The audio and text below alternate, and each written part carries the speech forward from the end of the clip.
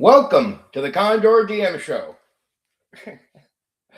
Tonight I'm covering the game Fudge, old school tabletop role playing game, which is what I cover here mainly, at least currently.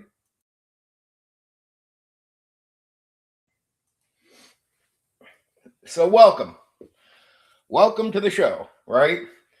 Now, I start early on some nights when I can, give some hours to just talk to people, more casual. So, if you want to talk to me about some other subjects, bring some other things up, now would be the appropriate time, or during this time would be the appropriate time to do so, right?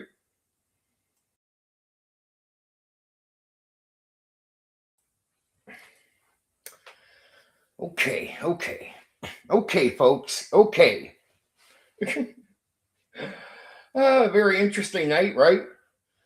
I like to get away from a lot of the drama. I do, I guess, when I come to the online world, when I got more time at home than I should, when it's not normal for me to be this free. I don't like looking at all the drama. So I come here just to escape a bit of that and talk to you guys for a while before I cover Fudge. It's going to be good coverage. And Fudge is like something like GURPS. It's like a mechanical system made for a lot of different ideas. And that's that and Fudge and GURPS games like this inspired me to make my Neo TTRPG System, which is pretty much in the same vein. It's a system I use to make all kinds of different games, right? I got two currently, but I mean, it was one of the inspirations was making a mechanic system that I could use on different ideas, different themes, right? Very inspirational. Now, GURPS and Fudge were put out as mechanic systems for you to take and do what you want. That hasn't been my approach. I just made a system that I personally like, and then I make the themes and that and the worlds for you to play with, right? But Fudge is a good system, and it has it's being used for other games, right? Like the ideas from Fudge. Same thing with GURPS, right? So people, even though the system is put out there for people to use any way they want at home, some people make products based off these games, Fudge and GURPS and whatnot, right? Good stuff. Good stuff. When somebody gets around, I'm here to talk. Now, on a planned stream like this, you've got to be sub to chat with me. And people get plenty of time to do so, to have subbed, be ready, because these streams are like a privilege. And I'm sorry that there's a delay when you sub here. If you sub at the last second for a stream, you're going to wait a while, because, I mean, it defeats the purpose if you could just sub and in 5 or 10 minutes you can chat, because then it's like, well, it's a privilege to chat here with me. That's the way I take it. Like, I do this for supporters. Streams are for people that support me. So welcome to the Condor DM Show. Tonight I'm covering Fudge. Tomorrow night I'll be covering Metamorphosis Alpha, but tonight is covering Fudge, the gaming system. There is no exact setting for me to cover with this one, but we'll go over a bit of a rundown that I made that talks about the settings, the expansion stuff, a little bit of that, little hint in there, right, on that information.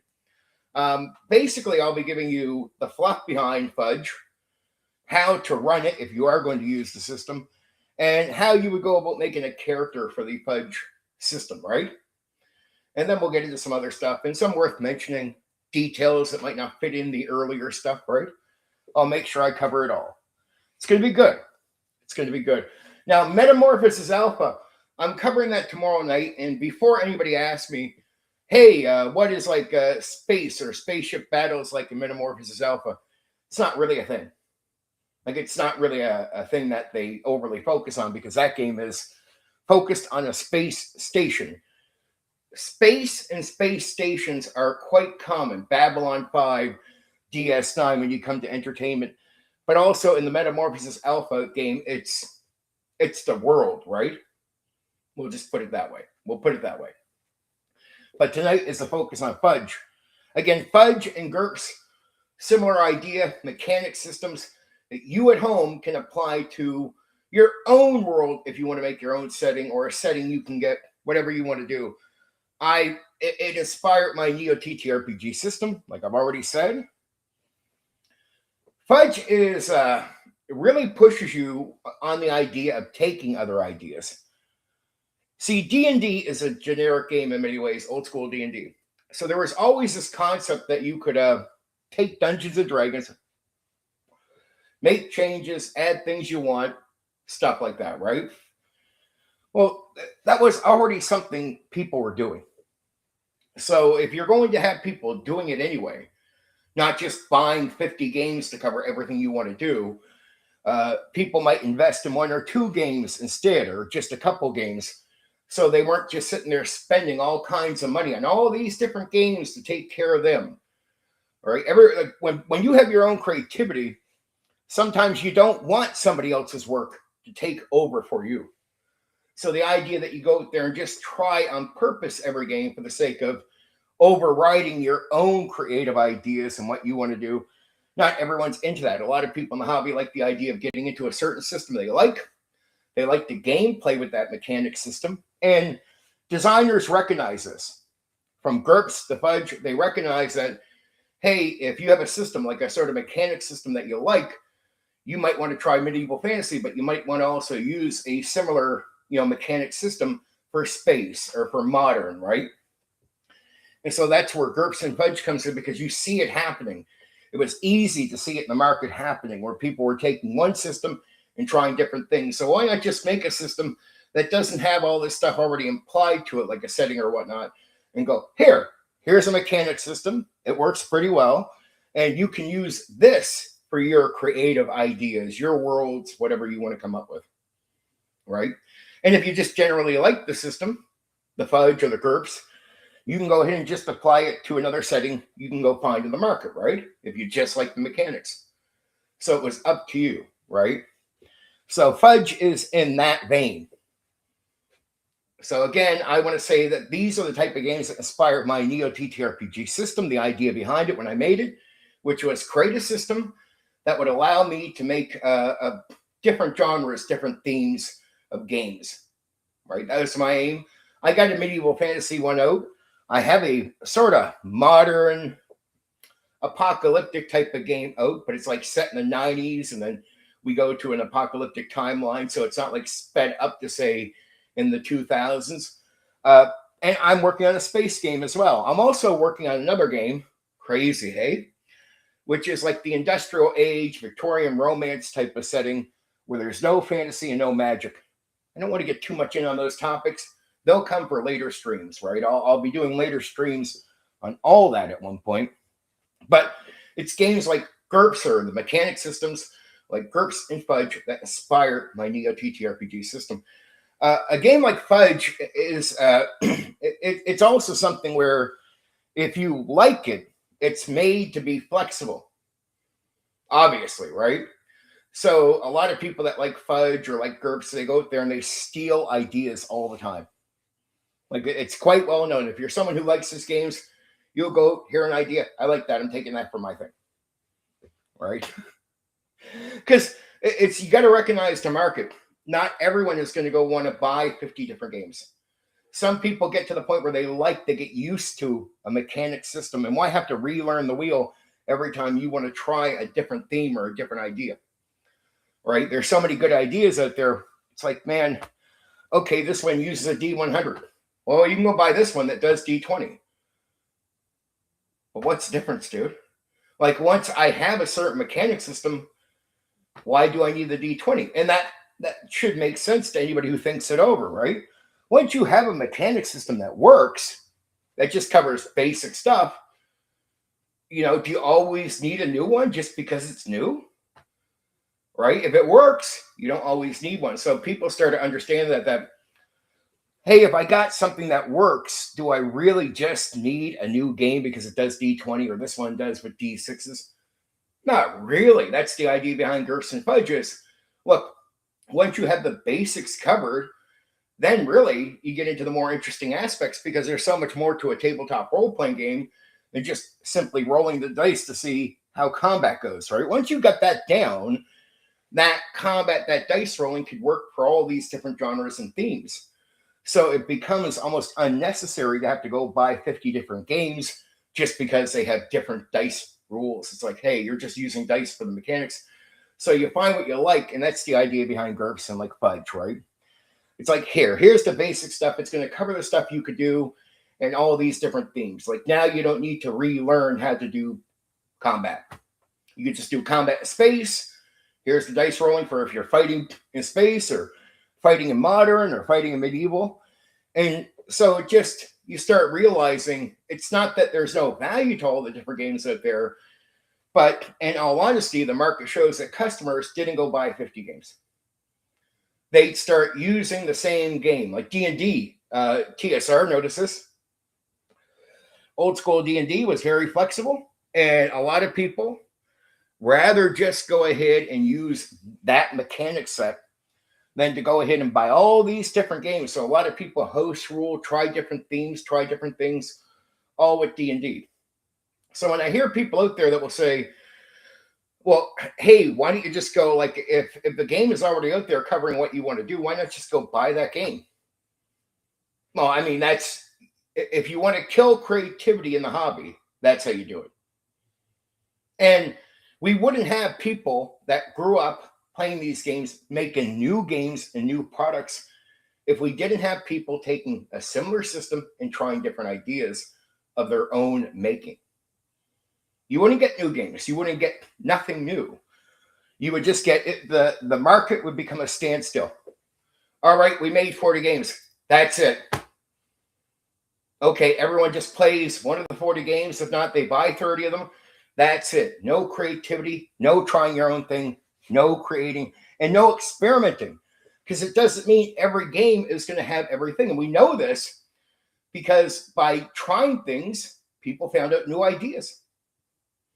So if you don't get out there with your own creativity, if you try to cover all your, smother your creativity with all of these other games, and you put your creativity on the burner, you get no new ideas, you get no new games, you get no new concepts. And yeah, it's like, well, Stephen, how many rules are you going to make? Well, I get that. And you don't always need new rules. That's another thing I would suggest. I'm not saying you always need a new set of rules, but what about the themes? What about the ideas? Right? Just the basic element of role playing, the characters, the themes behind them. It's like, if you stand still, you don't get anything. If you don't go through a creative process, you don't create anything. Creative process is amazing, right? It's amazing. And it's an amazing experience. Not just that you're creating something, it is fun. I just talked about Mysteria recently, a setting for Dungeons and Dragons. Well, that's all sandboxed out by the people making it. So they created it in steps. And how they created? They gamed. They gamed with it like a sandbox, improvising, playing the game, and like making things up as they would game with Mysteria. And then afterwards, after gaming sessions, the people making it would then give all the detail to the stuff. And you're going to get Mysteria with a really weird world, right? With a hollow earth where it's like a living museum. You get all these ideas from trying things. And remember, so you're not always looking for a new mechanic with a tabletop role-playing game. That's not always necessary at all. Once you get a mechanic, in many ways, you really don't need another one. You don't need it's like this dice roll allows me to attack. Okay, well, if I can do it with D20, I don't need to do it with D100 too. I don't, unless but new rules can be still to this day. People come up with ways of using rules in unique ways where it's like, yeah, the rule exists, but now it's being used in a way you never thought of before. That's all through creativity, experimenting, and trying.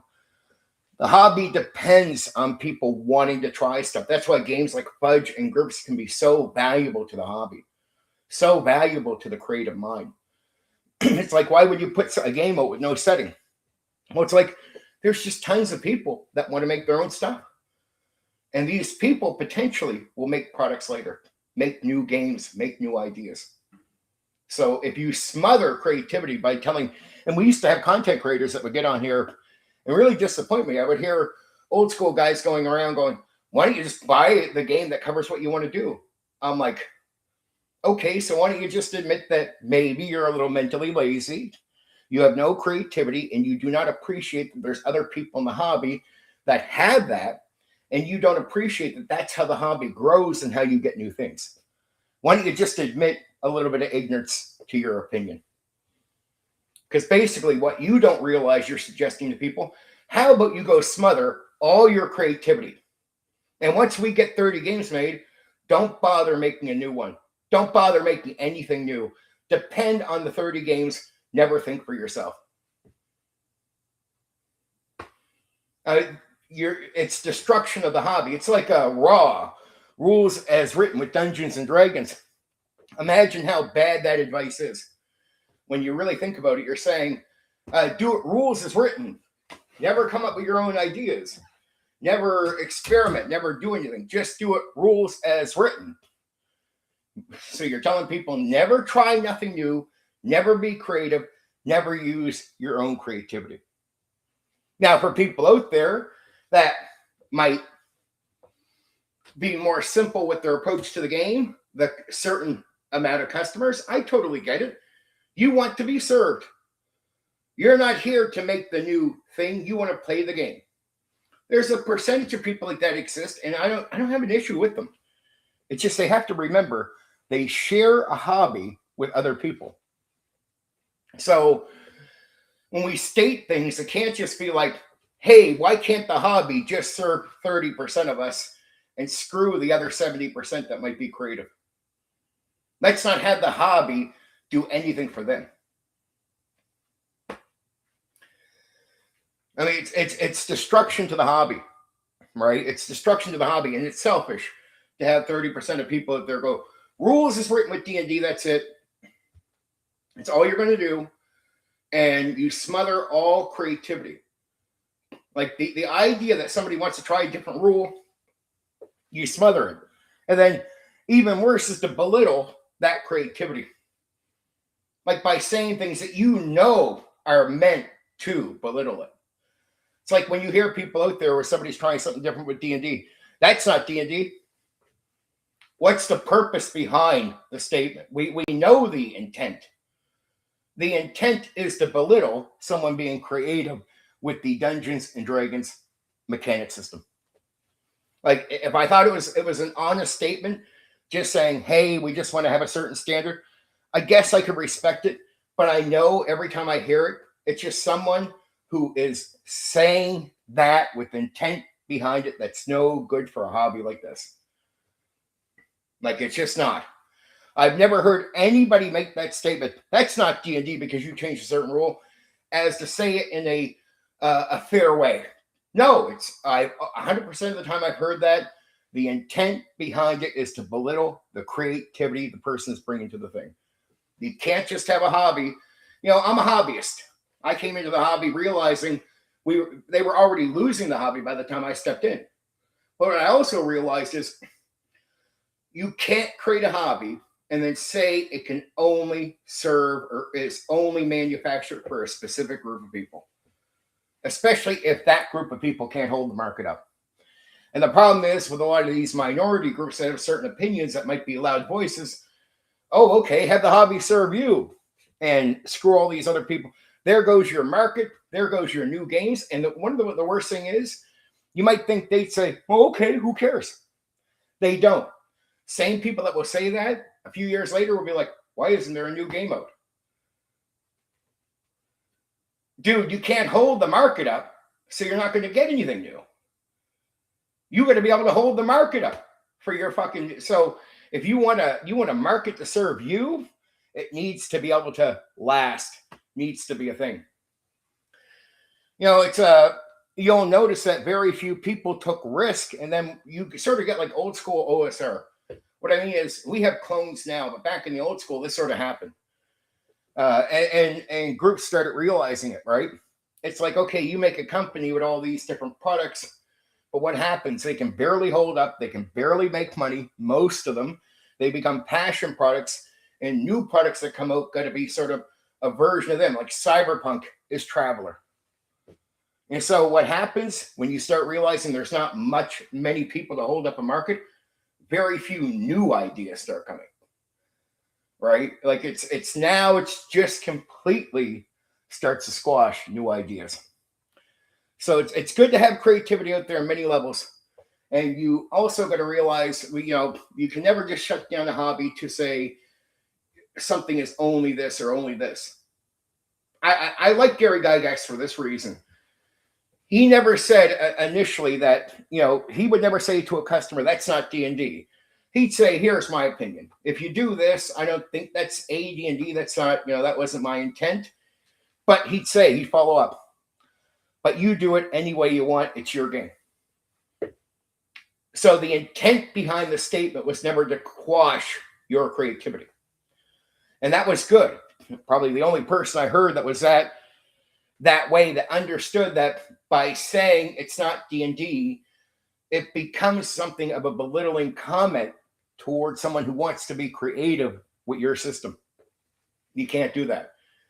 Gary Gygax, as much as he was flawed in life and not perfect, you have to give him, he recognized some things, obviously. So you get games like Fudge and GURPS that come out recognizing people want to be creative at home. And we should thank those systems for the people that made them for bringing them out, because I know for sure Fudge and GURPS help people come up with their own ideas and make new products later. So when we look at Fudge and GURPS, there should be an appreciation for what they add, the value that they add to a hobby like this. They give the tools needed, a basic starting set of tools for someone to go, I want to do this. And at no point does Fudge say you can't use a new rule or make an adjustment.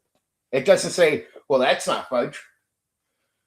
Now, Fudge is all about, you got a new rule, you want to make a change, go ahead. Right? Fair enough.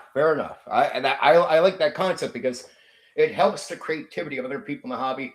And that creativity is going to grow the hobby and grow the market. So I have no problem with an audience member or a customer in the hobby that says, I'd rather just run the game as it is or play the game as it is and play a module, say, from D&D. I have no problem. If you're just here to be served and have the experience, I think you belong here. And it's what I say is we should be serving every element of the hobby and not have a small group of people try to own the hobby for themselves. You can't do that. You can't do that. No, I don't get mad at what the market does now, like Wizards of the Coast. I just say, if it fails on the market, they should be criticized for sticking with something that's failing. That would be my only argument. I have no problem with them doing something different with D&D. I have no problem with them doing something different with whatever product they put out. But the only criticism they should experience is not that they did something different. We shouldn't shun that, to be honest. Well, you could say, hey, I don't like the fact that you can have a personal opinion, but you can't say anybody in the hobby can't be served. You can't say the hobby is owned by you. A lot of people in the hobby want to pretend that somehow the hobby belongs to them. Like we have a certain view of D&D, so the hobby belongs to us. No, it doesn't, dude.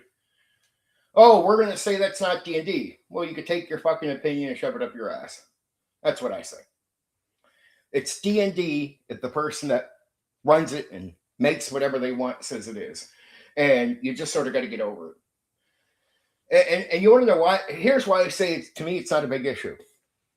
What they're doing still won't hurt you. And if you make sure that the creative door is open, no matter how much somebody in this type of hobby, the market tries to change directions, it's not going to work if you leave the door open and don't create tribalism. Because what happens when you create a clash between groups is people don't come together. That's when the hobby really starts changing. Because now this group over here starts doing 2-hour sessions.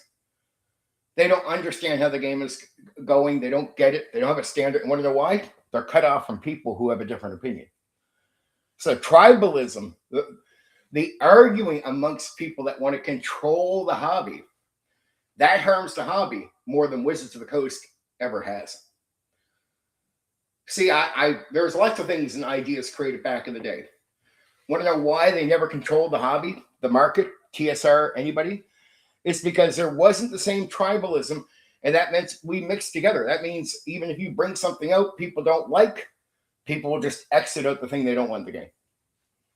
They just ignore it. TSR, check out the whole market history on TSR. Many ideas in their games would be ignored. Just plain out ignored. And you had people talking to each other. So ideas and concepts spread. What hurts us is not Wizards of the Coast in their attempt to alter how the hobby's going. It'd be impossible for them to do that if you didn't have tribalism. So the second you come out and say, oh, there's this group over here and screw them, they're tourists, that starts creating a wall. That's friction right there. That's tribalism you're creating. And now what happens when you start doing that wall? Well, now people with our opinions outside of them are not going to communicate to them.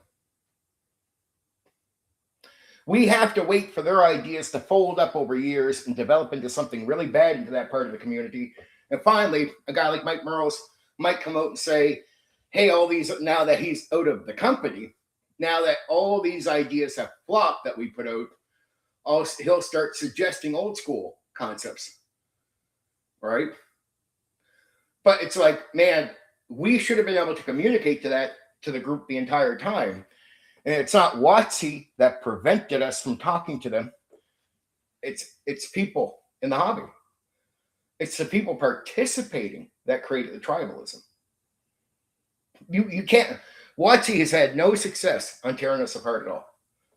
100% of that is the people caring about little issues, being super nerds over stupid things, getting stuck in conversations that take you nowhere. Like, you can't define something so we can move forward with the conversation. That's why if I say tabletop role-playing games and I define something as something, I don't want something vague that doesn't match up to tear away from that. I can't define that. And then we talk about that. No, now we got to go back here. And then we got to spend fucking 20 years in a meaningless fucking conversation that gets nowhere. What a waste of fucking time. Waste of fucking life. Right? My opinion. Just a waste of time. That's why I like to define things to say, this is what this is. We could say that started here. We could say, that's that. Let's move forward. Because that type of conversation moves things forward so we're not stuck over arguing over little fucking details, because even when you're not vague, many nerds in the hobby want to treat your argument as vague so they can bring up shit that's unrelated to what you're saying, as if it is vague enough to bring that thing in. So it's like, if I say this is this, you say, no, it's not. Well, no. I defined it. I made it quite clear what I meant by it. So the second you step back here and you go away from what I've defined clearly, now we're stuck in something for the next 30 years, no conversation, fucking meaningless to even have the discussion. Now it's all about you just want to be right. That's a waste of time. Waste of time. Waste of time, because it doesn't progress what we're talking about. So that's why I think all that stuff is important. That's why, and I think it's important to talk about this stuff on the night I'm talking about Fudge, or even the night I talked about GURPS, because these are mechanical systems that are all here to aid you with your creativity. That's why there's no setting with Fudge originally. And there doesn't need to be one. You make the setting. Right? Again, we should never try to own the hobby as one small group, because no small group in the hobby, because the hobby's not that big, no one small group in the hobby can hold the market up. And the problem is, Every group wants the market to continue and keep making new stuff for them. So you can't pretend that's not a thing. Every group wants the market to continue and serve them. So it's like, oh, hey, D&D guys with your raw stuff, and you can't be more open-minded to say the tournament gameplay they push all the time, raw. And you say that's not D&D with bad intent. It's to smother creativity. Well, if the market starts serving you, the companies go to business. And what happens with the OSR? I guarantee the OSR will start to diminish because there's only so much money to be made. And a lot of people get into the OSR making clones, and they don't make nothing new. Why are all these clones coming out with almost no new ideas? Barely. It's because there's just not much money. There's not much of a market to keep creating new. It happened in the old school, like I said already. You go back to the old school and you get a few new ideas, and then you start getting things layered on top of that. With not much new coming out, because at a certain point, if people aren't making much money, well, that's how the market works. People want to make money, baby. So if you want people to serve you, there has to be a ladder where they can start and move up, and there's more potential. And if you as a customer base cannot give that incentive to people to make products, you start getting bad products or clone products. You, instead of getting something new where the people take risks, you start getting products where people are guaranteed to get money off you, and you might be satisfied with that for a little while, but you'll get sick of the same. Right? So creativity is needed. The way we look at the market, you can't own the market. You can't say creativity is nowhere.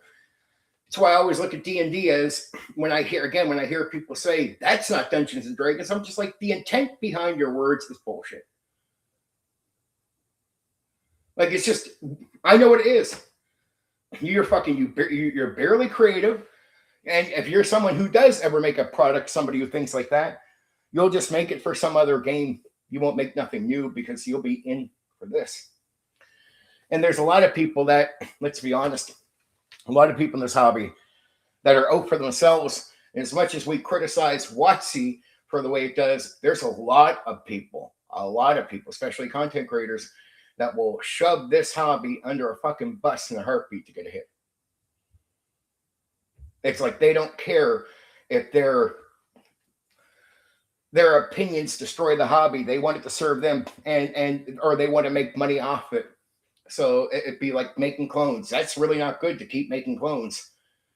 But if people want some money and they're selfish, the idea of caring about the hobby will mean nothing to them. That means they'll shove the hobby under the bus. You get that with some content creators doing the content on here.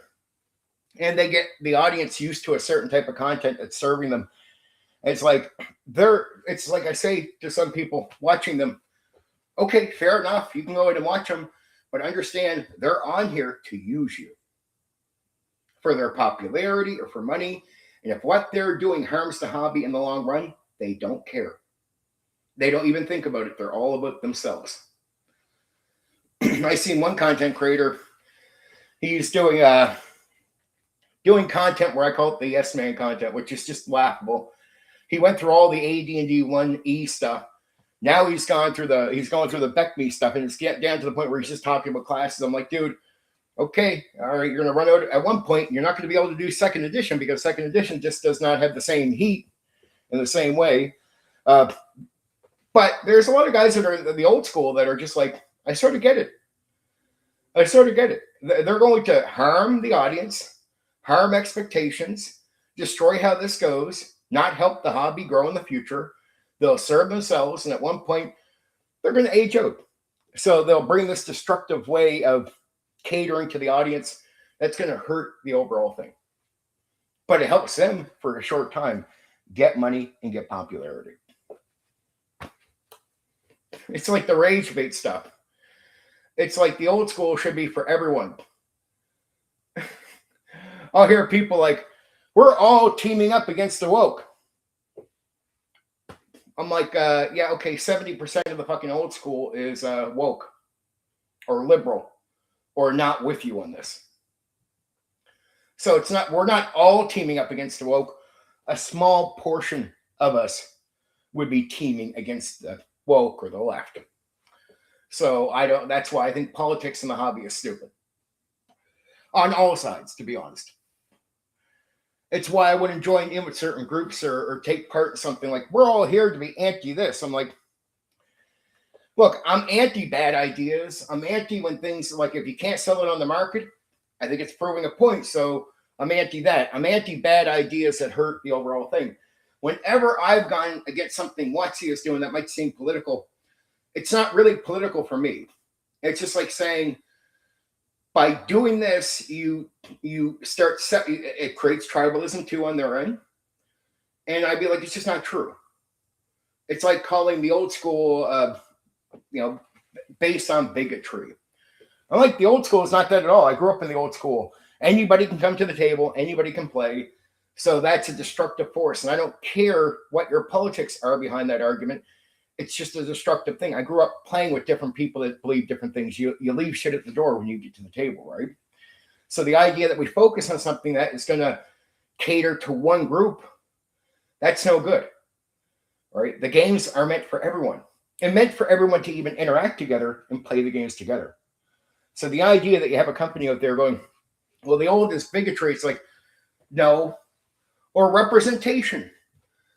I don't care what your politics are at the end of the day, but I look at the hobby like, what do we do here?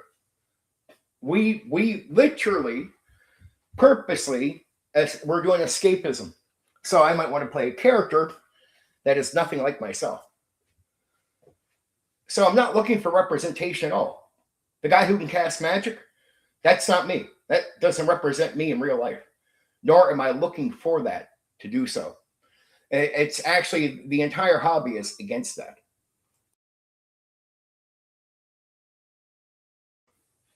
Just hearing if someone's at my door or not. But it's the hobby is anti-representation.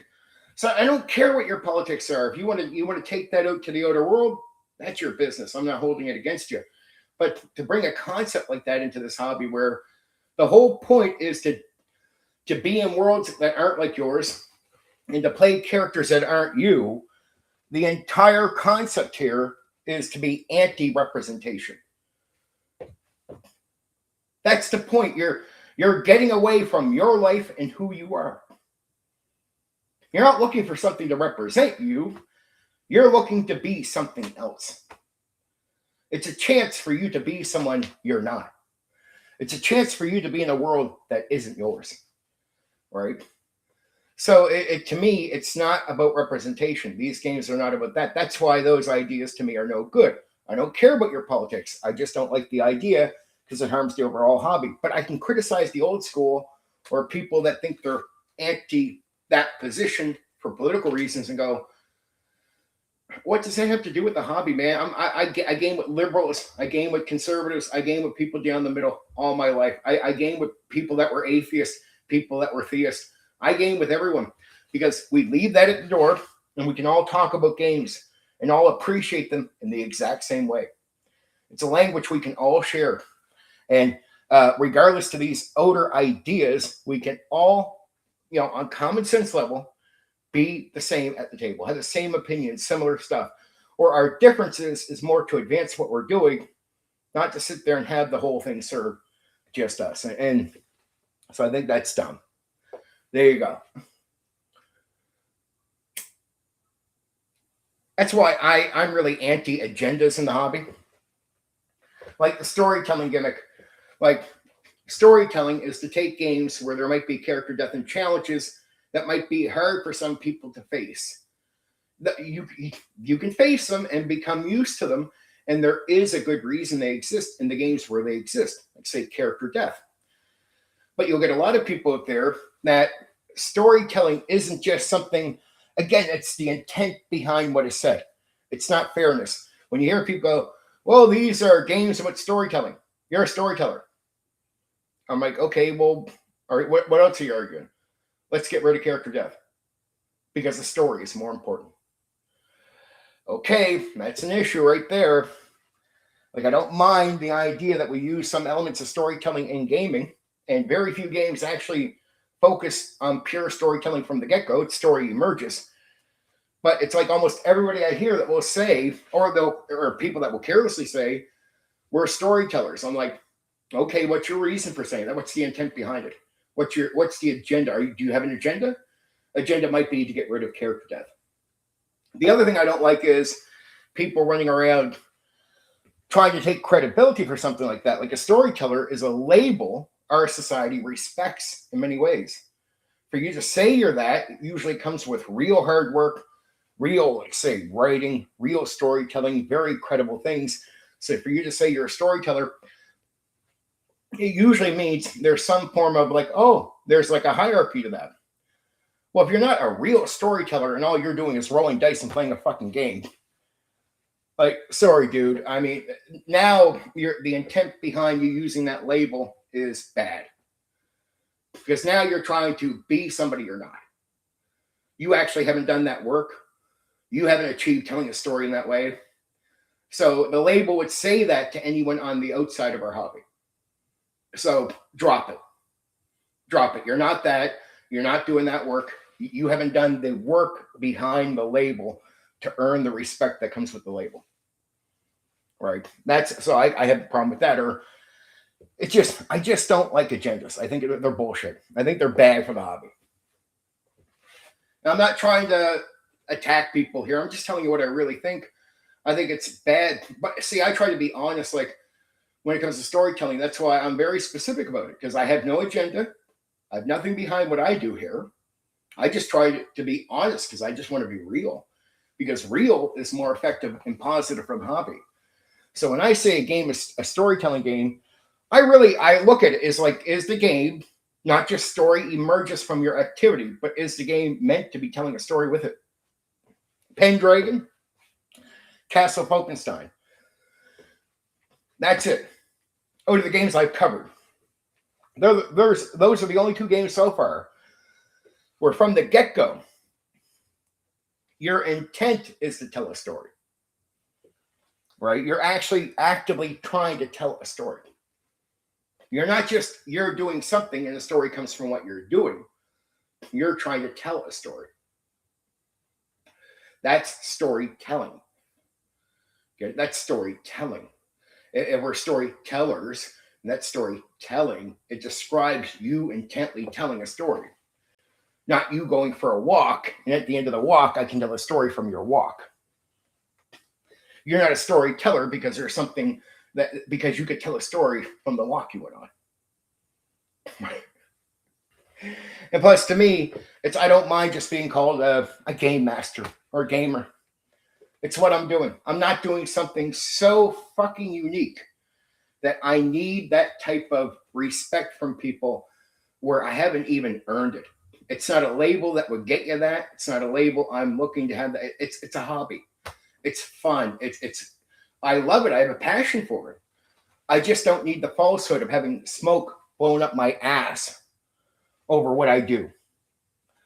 You know what I mean? I don't need smoke blown up my ass in a false way over playing tabletop role-playing games. Never needed that. It's not my thing. And a lot of people don't want to hear this. This is why I have to challenge. Like I ask people all the time, like, look, I'm a very honest guy when it comes to the hobby, but I think these things need to be said. But what happens if I do a lot of content you like, but you say, take this bit where I say this here and you refuse to support me? You kick me out of the conversation. And you kick anybody who doesn't agree with you, who doesn't walk the fucking line out of the conversation. Because for people to take part in the conversation, they have to be welcome to it.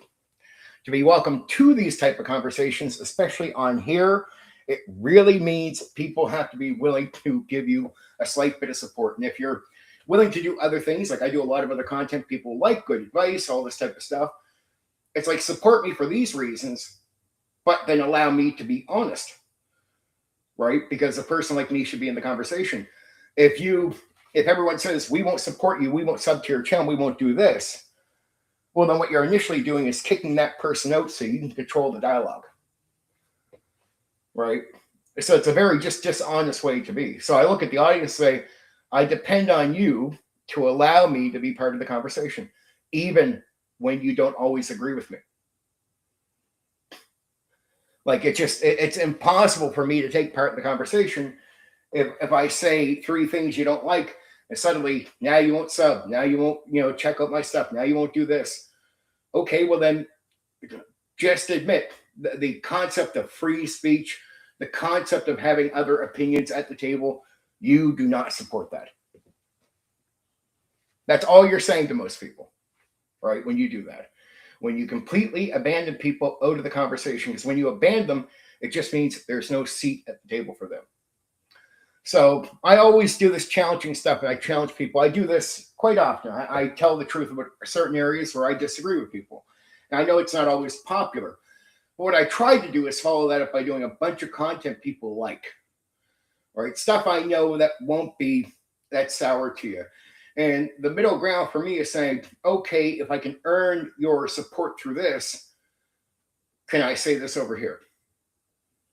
And if you tell me all this other content that you like doesn't earn your support because I said 3 things over here that you don't like, and that's the reason you're cutting me off. I mean, and then complain, and even worse, the same people that will do that, well, then it will take years for their bad ideas to fall apart. And then years later, really late into the game, they'll be like, man, why isn't this happening? Why don't we have this? Well, dude, if you allowed other ideas to be part of the conversation, maybe you would. But then you got to wait 10 years. Here's 10 years gone to find out your ideas were no good. And then people only start saying it then when it's so late into the game for you to have the experience. It's gone.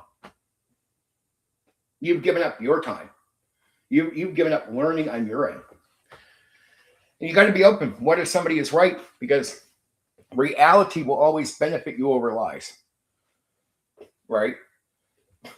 Reality will always benefit you over being stuck in your own bullshit, as they say. I learned this the hard way. But I didn't learn it by just losing complete, all this time. But I learned it by I stick on certain ideas, and then, because I gamed so much, I would discover things no matter how much I didn't want things to be true, because I wanted things to be a certain way. I'd start discovering, okay, all right, yeah, I guess that works. Or realizing by focusing on a certain detail, the conversations got stuck. And it would take me 5 years to get out of that mindset and go, okay, let's establish something. Fair enough, I'll let that one go. Let's talk about further on that thing. And then realizing the benefit of moving forward on the topic.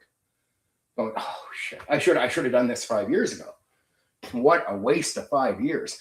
For some guys out there, they get stuck in certain things, or they're not open to certain things, or it will take 20 years to break through to them and go, you should have been open to different ideas the entire time. You should have heard people out, let people be at the table, right? So I know you guys are going to hear often from me talking about things that you might not agree with. Not often, but I mean, it's just in certain areas, right?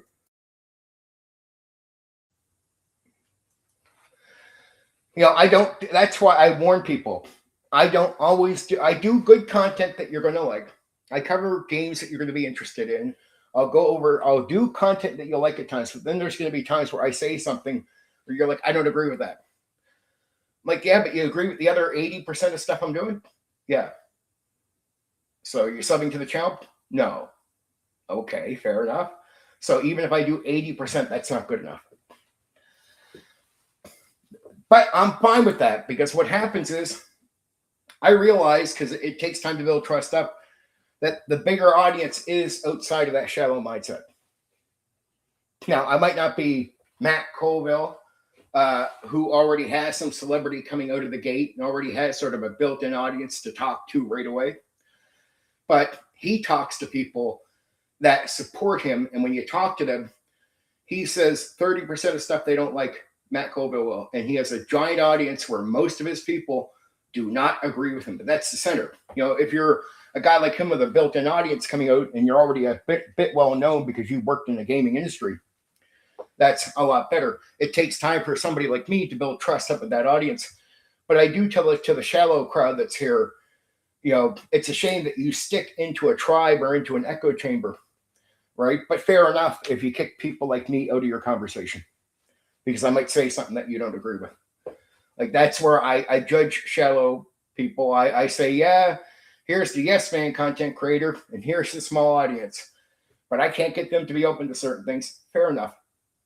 Fair enough. You're not the majority, but fair enough. And I think you harm yourself in the process. Now, some people might come across here wanting to chat when they first see the stream, but I warn people. Warning, you can't just sub and talk right away. It would cheapen the whole thing of making that a delay. I try to warn people, you got to be supporting of me to talk here. So if you could just sub and, in 5 or 10 minutes start talking and then just unsub at the end of the stream, that would defeat that entire process. So I make you wait for a bit if you do sub to talk. Because I want to know that you're here to support me. And remember, this is for supporters. I do videos for the open public. The streams that are public are here for you to watch. I hope you appreciate them. And you can even comment in the comment section, right? So that's still open to you on the stream. But for the live chat, it is a privilege, right? For the free open streams. You got to, at the very least, support me on a basic level of subbing to the channel. And if you support me that way, you get to chat. It's a privilege that comes with the support. I appreciate the support. This is me giving back to people that support me in that way. Right? And I have many different levels. It's like, look, if you financially support me, you get the members only content. Now, I don't do a bunch of members only content. Some people get sour on that. I've heard some people have opinions about if chat's going through, like you say, you have a lot of chatters and you're only responding to people that pay money. Some people get really sour about that stuff. I personally would never do that. And even to the guys that will chat with anyone, I heard one guy say on X, they handle bigger crowds better. No, I don't think they handle bigger crowds better at all. I think guy named Mike on X that I seen say that. I'm like, no, they don't. Because if you look at their bigger crowd, it's not that big, to be honest, compared to some of the guys that are just doing money. But it's not they manage them better. They're choosy because they're still using your comment to say what they want to say. So if you're bothered, like say someone pays, they do a super chat, and you respond. Okay. Say a big audience that's floating through. You're like, well, I don't like guys that only talk to them. And then you'll point at another YouTuber that has a pretty big audience, and it goes through, and he'll respond to some people, the people that do the money, but he'll respond to other people as well. Understand, even at that stage, that guy is still doing it in a selfish way. Because he's not picking out just anyone. It's not like he's replying to every comment going through. He's not handling the big crowd the way you think.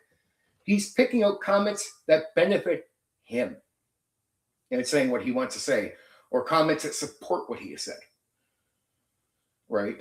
So I have not seen old school tabletop role-playing game YouTubers handle a big crowd well. Right? So any claim there's again this, I don't mind the Mike guy that's on X. I don't want to say his whole name. I don't want to direct any personal attack on him or send anybody to his stuff. But a guy named Mike on X that I know, he said these guys handle bigger crowds as well. And he mentioned 3 guys. One of the guys doesn't have a big crowd at all. Very minimal amount going through. One guy does, but he doesn't handle it well because he's unable to answer to everyone. And that's initially what that guy would mean. But I'm like, oh, he's not. He answers to the money stuff. And then anything that supports him, not even all of it, either stuff, he'll pick out stuff that either supports him or gives him what he needs to talk, right? But alcohol-free beer. Alcohol-free. I don't know if I'd ever drink beer with alcohol-free, but I guess if you become accustomed to drinking beer, Mr. Black Rose, then I could see, because I know some people out there that enjoy the taste of beer so much that they'll actually drink that stuff. Personally, I'm someone who doesn't. I only drank that one time on my birthday recently after like fucking years of not drinking. But if I were going to drink, it would be with the intent to get the buzz, I guess. Though I get it. I used to say that in the past. I'd see people drinking non-alcoholic beer, and I'd be like, dude, I drink water before I drink that. Save your money. I used to say to people, but if you become accustomed to it, I guess. Now I'll talk about a few subjects here before I hit Fudge tonight. Because Fudge is another GURPS system, which doesn't really have a setting initially with it. It's all about helping your creativity. Now I talked about a few subjects I know people are touchy about, like the raw thing with D&D, because I know the intent behind many people that will say, well, that's not D&D. Well, I'm like, you're not saying that because you care about Dungeons and Dragons. You say that so you can, first off, you say it because you lack creativity. Every person I've ever heard say that's not D&D, I'm like, yeah, okay, you just don't have a creative bone in your body. That's fair enough. That's number one. That's number one rule. Next is you're trying to control the hobby to have the hobby serve you. So the intent behind these statements to me always becomes BS, right? It's like, I wish it was somebody out there just going, I like Gary Gygax is the only person I heard make the statement in a way where I'm like, I know his intent is not bad. He said, they were asking, what's AD&D 1E? And he says, well, to me, it's this. And if you're not doing that, it's not AD&D 1E to me. But he follows it up. Though it is your game, you do what you want with it. And pretty much in not so many words, he's like, to him, like if that's D&D to you, that's D&D to you. So the intent behind his statement is not to kill creativity. It's not to control the hobby. It's not to dismiss a certain group of people, right? I remember coming on years ago, there'd be old school content creators. I swear Black Rose that would get on and say this. Well, why bother making some of your own ideas with D&D when you can just go buy one of the 50 games that do the thing for you? I'm like, well, there's a way to smother all creativity in the hobby right there. And I'm like, we wouldn't have a hobby. We wouldn't have new products. We wouldn't have new games. We wouldn't have new ideas if that advice was followed by the majority of people in the hobby. Imagine you get creative guys up there and they're like, hey, I got this creative idea with a... No, dude, shut down all thinking. Stop all creativity. Go buy one of the 50 games out there and let someone else take care of all the thinking for you. Don't think. Don't be creative. Don't do nothing. See, at least GURPS, and the reason GURPS and Fudge even exist is recognizing that people want to do their own thing. And a lot of people out there didn't want to buy 50 games and spend all kinds of money.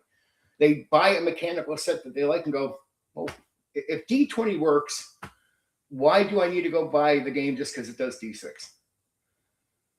Right? If I already have a mechanic set that works, why can't I just try this new idea with D&D?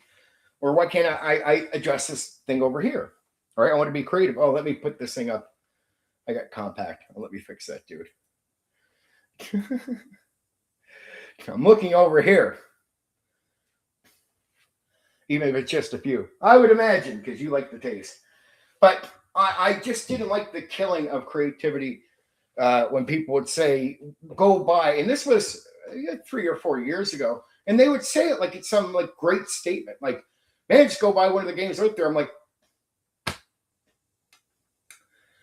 so at least on the market, finally people realize people do want to try their own setting without needing to buy 50 different mechanic sets to do so, right? So it was like, here, you could use Fudge or you could use GURPS, and you can add to it. You can even adjust the rules, and you can bring your own ideas to it, your own setting, your own class, whatever you want to do. You can adjust everything here. You can add to it because they realized people were creative and wanted to try their own ideas. What's the, like, I mean, it's just, it was so thoughtless to hear comments like, man, you don't need to make up, you don't need to change D&D, just go buy one of these 50 games. I'm like, so the whole hobby depends on the creativity of people to make new stuff, right? Yeah. So you want to pitch to people that they should put all of their creativity away and let other people do the thinking for them and absolutely smother all creativity in the hobby. Because every new game, every new concept you get comes from people 100% of the time. 100% of the time, I'll be right about this. It comes from people. Any new product, any new thing comes from people taking something that's already there, like a game that already exists. They try it and they try something different with it. So if you get a new rule it's because they tried something different, like a host rule. Or if you get a new idea for a setting, it's because either the design team for TSR or somebody outside of that with OSR stuff decided to make their own setting with their own ideas, with their own classes.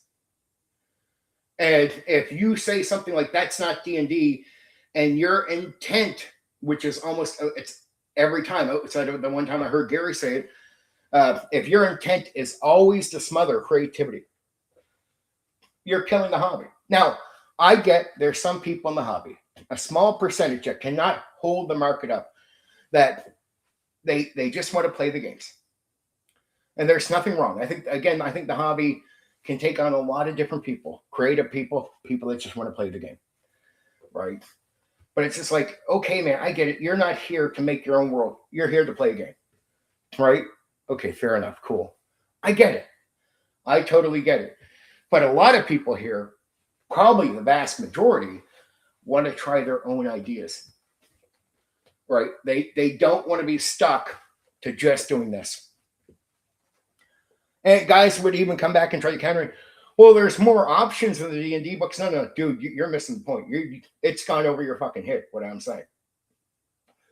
People might like something. Like, say I try D&D, and I like the mechanic set, and over here there's a theme with another game. And I don't like the feel to that mechanic set. So it has the theme, but I like the feel. I become accustomed to this. I might want to try ideas with this. I might even find the way this works a little better for what I envision. The combat for D&D or that system, I find that type of combat, the way it works, to be more appealing to my idea.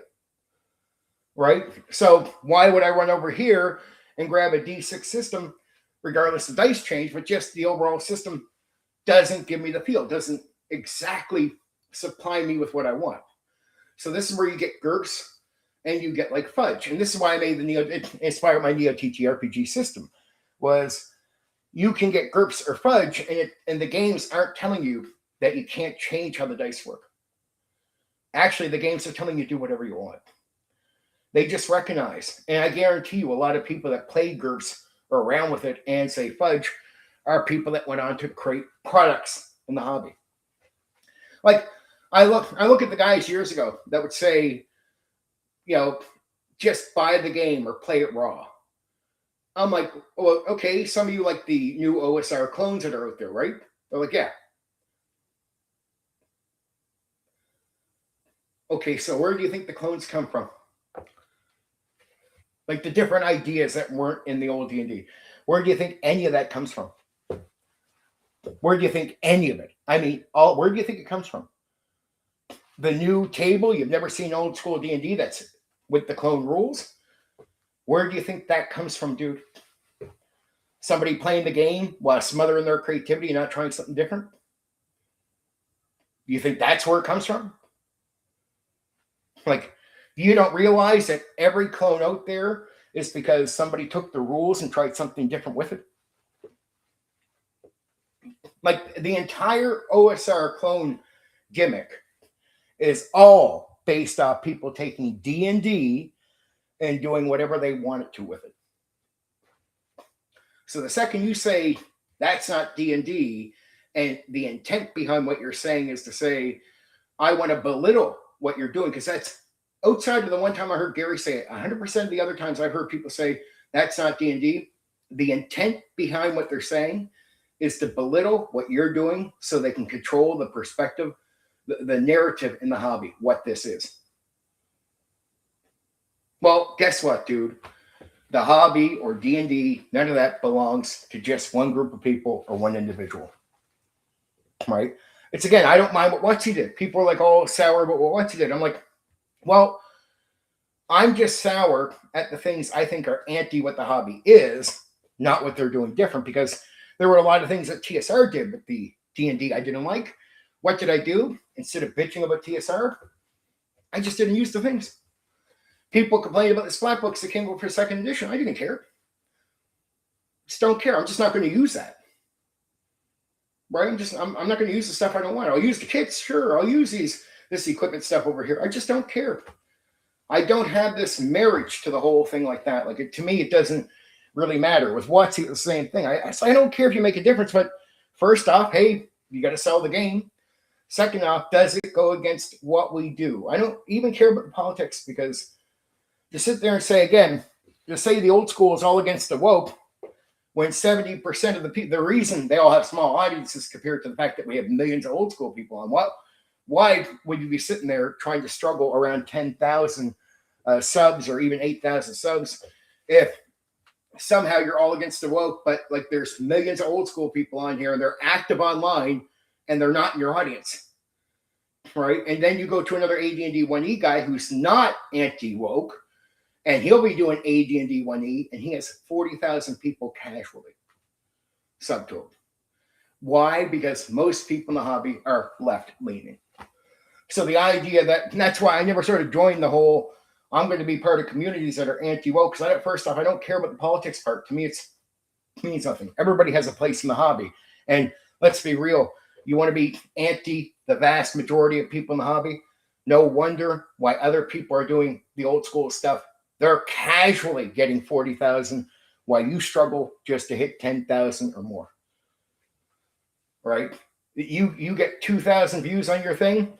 The guy over 40,000, he gets 8,000, 10,000, 25,000, 30,000 views, sometimes 100,000 views. And he's doing the same content, but the thing is, he's not anti-woke. Again, if you're a representation of the old school, and we have millions of active people online that are active in purchasing, active in watching content, why aren't they following you? So basically what you have to explain to certain people is you're not representing anybody. You're a minority. You're a minority of an already minority. The old school is a minority. Even with millions of people, we still are a minority overall in the hobby compared to the new school, right? And it's not just all old D&D guys either, right? There's a variety of different groups in the hobby, but we're a minority.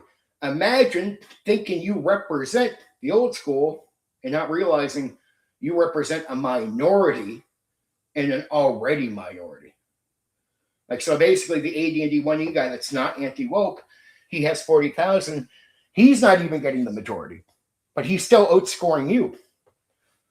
So you're a tiny minority. You're not even a large one, and an already minority in the hobby. So you're not teaming up to be anti-woke nothing. It's a wasted argument. That's why I would make videos. If you check out my videos in the past, you'll notice I don't go anti-woke. I would talk about things like representation. I wouldn't care about the politics. I don't care if you have that opinion outside the game, but I'd be like, well, we escape by playing people that are not ourselves. We purposely look to be people that aren't us, cast magic, do things we can't do. So the concept of representation in the hobby is the stupidest thing ever, no matter where you stand in politics. The whole point of the hobby, for players especially, is to escape and be somebody that is not yourself. The hobby, in an essence, without anything, just in principle, is anti-representation.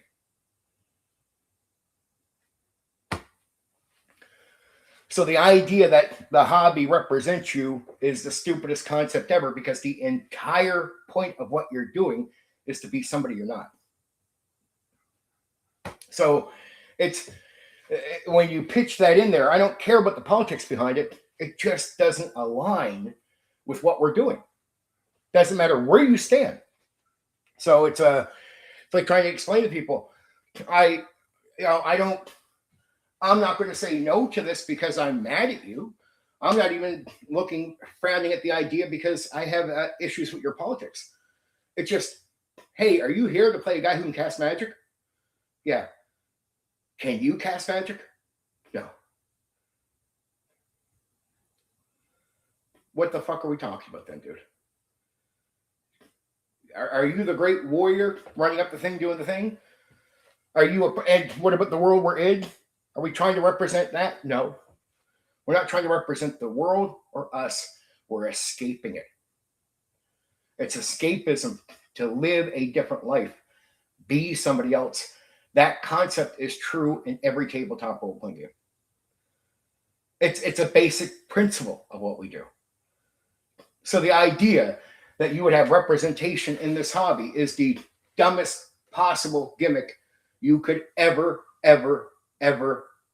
push. Ever. Like, some credibility might be like people not wanting to play fantasy all the time. Fair enough. Or they want to play humans, right? Because it's relatable. But it doesn't mean they're wanting to play humans because it's a representation of themselves. It's a more because it's relatable in a certain way, but not in always. You're still going to play people that are not you in a world that is not designed with you in mind. So the concept, that's why I looked at the wheelchair thing and I just said, like, look, I'm not mad at people, but look, I have ran the game for people in wheelchairs. Many. I have no issues. I love everyone. I have no issues.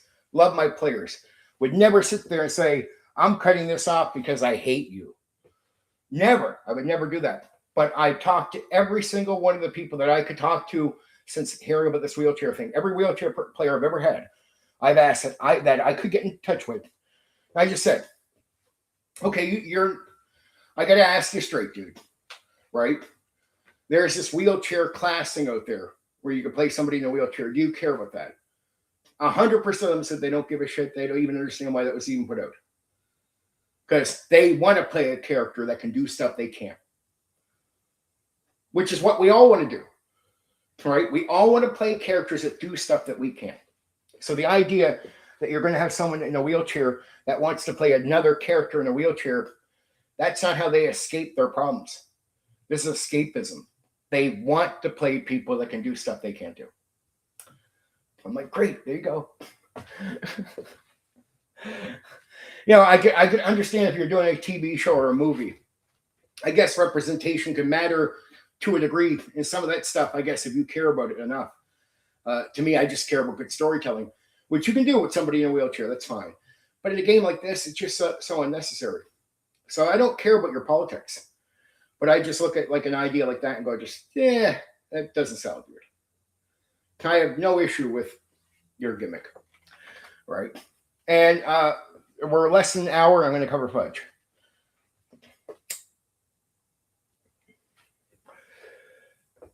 I don't know how you feel about any of that there, Mr. Black Rose, but... So I've never had a problem even with what WotC does. People do. They're like, it's changing how I don't give a shit. I've never been married to the settings. They're going to change Ravenloft. Don't give a fuck. And I can run the Ravenloft that exists. So it's, my importance is not creating a wall. Here's what I hate. I don't care what WotC does. I hate the fact that we in the hobby create tribalism. We, not the company. We create walls. I hear you. We create walls, but what happens when we go like, we'll be anti-woke? Okay, that means we can't talk to these people now. Because they won't talk to us, no matter how much we want that to be open. We would love them to come over and talk. Nope, they'll be offended and they won't. So you can, they got to get over it. Well, they're not going to, so you just won't talk to them. And you can picture with them, but now you've created a wall, right? You've created where they won't talk to you. Now we can't influence them. So when they start on their only 2-hour sessions, how can you tell them there's something better? That's the way of the future. I'm not trying to control the future, dude. I don't care if you keep doing 2 hours. If people don't get it, they'll come by my pacing one, right? Oh, okay. Just keep listening. I'll take care of that. I just wonder what you thought about some of that stuff, because I know you have some thoughts on some of this stuff, but I can talk about it. It's like I have no issues with people wanting to continue to do 2-hour sessions. People are like, they'll hear my video about pacing and about flow, and they think I'm attacking what they do. I'm saying, well, first off, what you do doesn't have to be the whole future. It doesn't have to be what everybody does, right? All I'm saying is the old way of doing it has been forgotten. And the way they paint the picture of the old way of doing it is wrong. So I'm like, the reason you tell me you don't do 8 hours is it's incorrect because you don't understand why we did 8 hours, why it worked. So all I want to do is educate people, right? Well, no, I hear you. That's why I said just keep doing your thing. I totally got that. Somebody pointed that out. You just keep busy. I'll just keep talking. I'll take care of this. But I was like, I don't want to control people. So it's the way people will react to the video. Like I got one comment where a guy he was full of shit. So you know what happened? If you're going to lie and start name calling, you go away. But I realized from his reaction is some people take it the wrong way. I'm not trying to control how you game. Right? But about what you said about all the earlier tribalism play style, I agree. Yeah, I don't care if most people want to do short sessions going forward. The only thing I want to inject into it is the truth. And I go, well, your reason for only doing 2-hour sessions and your reason for frowning at 8-hour sessions is incorrect. So it's like basically what I'm saying is your reasoning is based on lies. So you're not doing the 2-hour session based on the truth. Like you're okay with that, and I'm fine with you doing that. But you're not doing it based on the truth. I want you to know the truth about why people did 8-hour sessions. It wasn't because we grind harder than you. It isn't because we work harder at it than you do. It's not because we just have more passion than the new school person. Not at all. Right? What I would tell and what I want to explain to them is if my experience was what you went through, yeah, I wouldn't want to do 8-hour sessions back in the day. I wouldn't want to. I agree. If the only thing I knew about gaming was we half-ass, we never stay in character, we don't hit a pace, we don't hit a flow, and that was my 3 hours of grind, 25% of the game is not really in the game, that would get boring to me. I wouldn't want to do 8 hours either. I would not want to do 8 hours like that because that would be strenuous and that would seem really hard. But my video about pacing and flow, and I want people to listen to it in full so they understand it, not take it as an attack, is to explain to people that it's like, look, the reason we hit 8-hour sessions wasn't because we grinded harder. It's because we hit a flow, and in that flow, you don't feel the grind. So time goes by, it feels like faster. You enjoy yourself longer. You don't get tired. You actually want to play the 8 hours. When I hear people going about their 2-hour sessions, it's like, dude, I don't mind what you do. I'm not trying to control. I just want the truth to be out there so more people can consider it. And it's not an argument who controls the future. I don't care if people keep doing shorter sessions, but I want people to know that their reason for giving up on 8-hour sessions is false. It's not even true. It's like, I want to tell them, like, the reason we get to 8 hours is we would focus on playing the game and get into a flow. And through that flow, it's fun, right? So time passes really fast. You do 8 hours, like breathing, and then you want to do that again. Nowadays, it's on the cell phone. It's 25% of the session out of character. The DM looking at the book. That part of what they're doing is boring. And what it does is it mentally grinds them down during 2 or 3 hours. So by the end of a 2 to 3 hour session, if you're doing 25% out of the game, because you're not in flow, and flow is something where you play for, like, say you start a session, you play for 10 minutes in, and at one point, if as long as your mind keeps focused on what you're doing, you'll start hearing a player say something they're doing with their character, and you'll be like, oh, why don't we do this instead? No, you're doing that wrong, man. In that moment, you're starting to really play the game. And what will happen is you're now in a pace, in a flow. You start focusing, and you start just doing that. You're not breaking away from that either. That's why some guys are really picky about this. And old designers would put into their games rulings over rules, because what they mean is if the DM has to look up the rule and pause that momentum of pace, don't do it. Just put the book aside, rule on it, like yourself, right? Rulings over rules. Because old designers understood from their own game testing that once you get that 10 minutes in and a player starts playing, that they hit a pace. And behind that goes momentum, and you go into a flow. And then what will happen is you'll start just playing the game. Okay, now you're looking through the things, talking to the other players' characters, and you do that. And if you do that for an hour or 2 hours, and I said, all right, we're at the end of the session, I guarantee people that are playing in that flow will be like, what do you mean it's the end? It's been 2 hours, dude. No way. That's in that flow is why you get to 8 hours.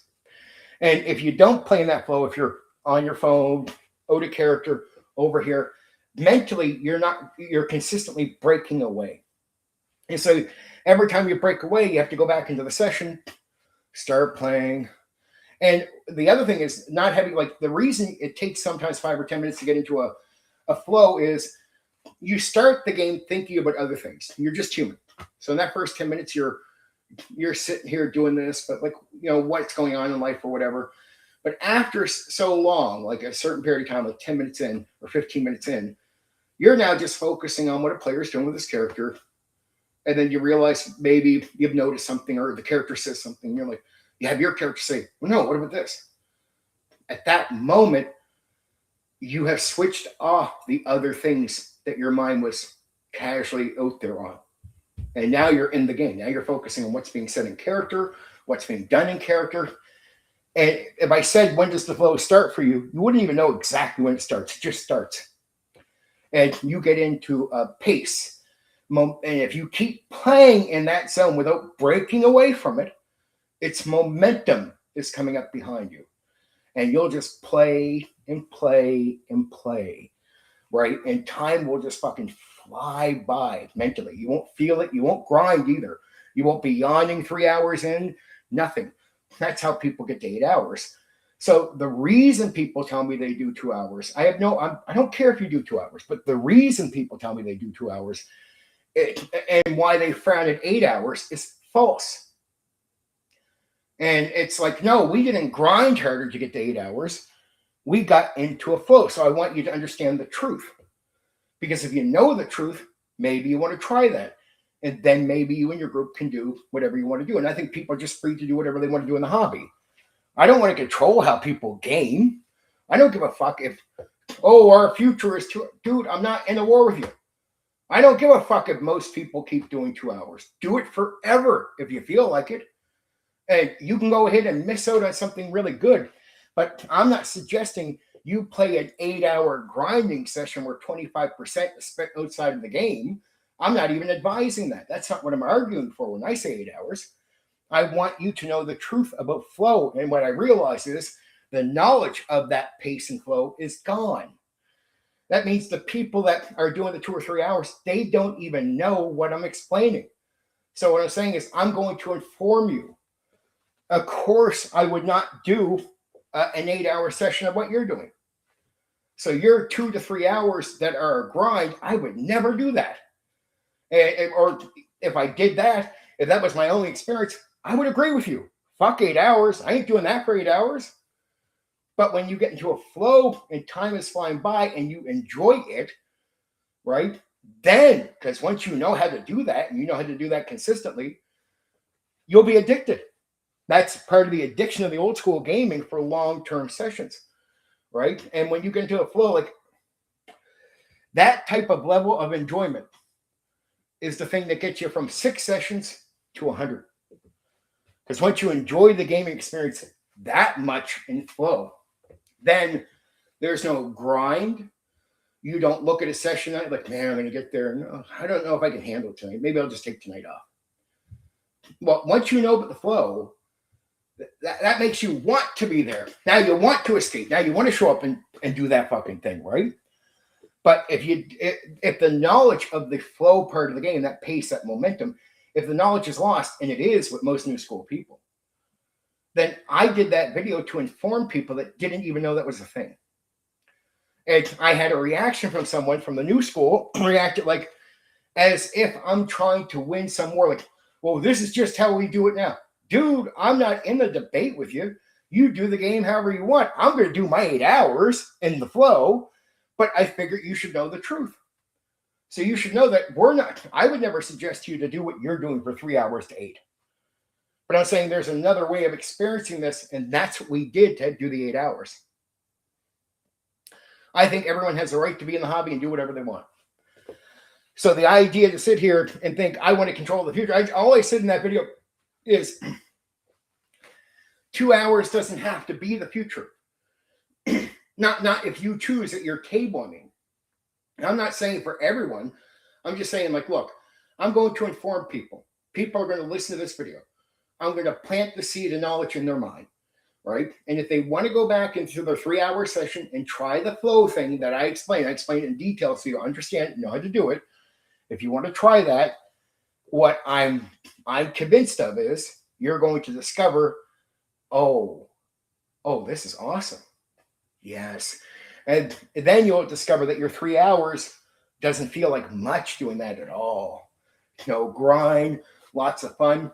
And then you'll be like, I could do 4 hours of this.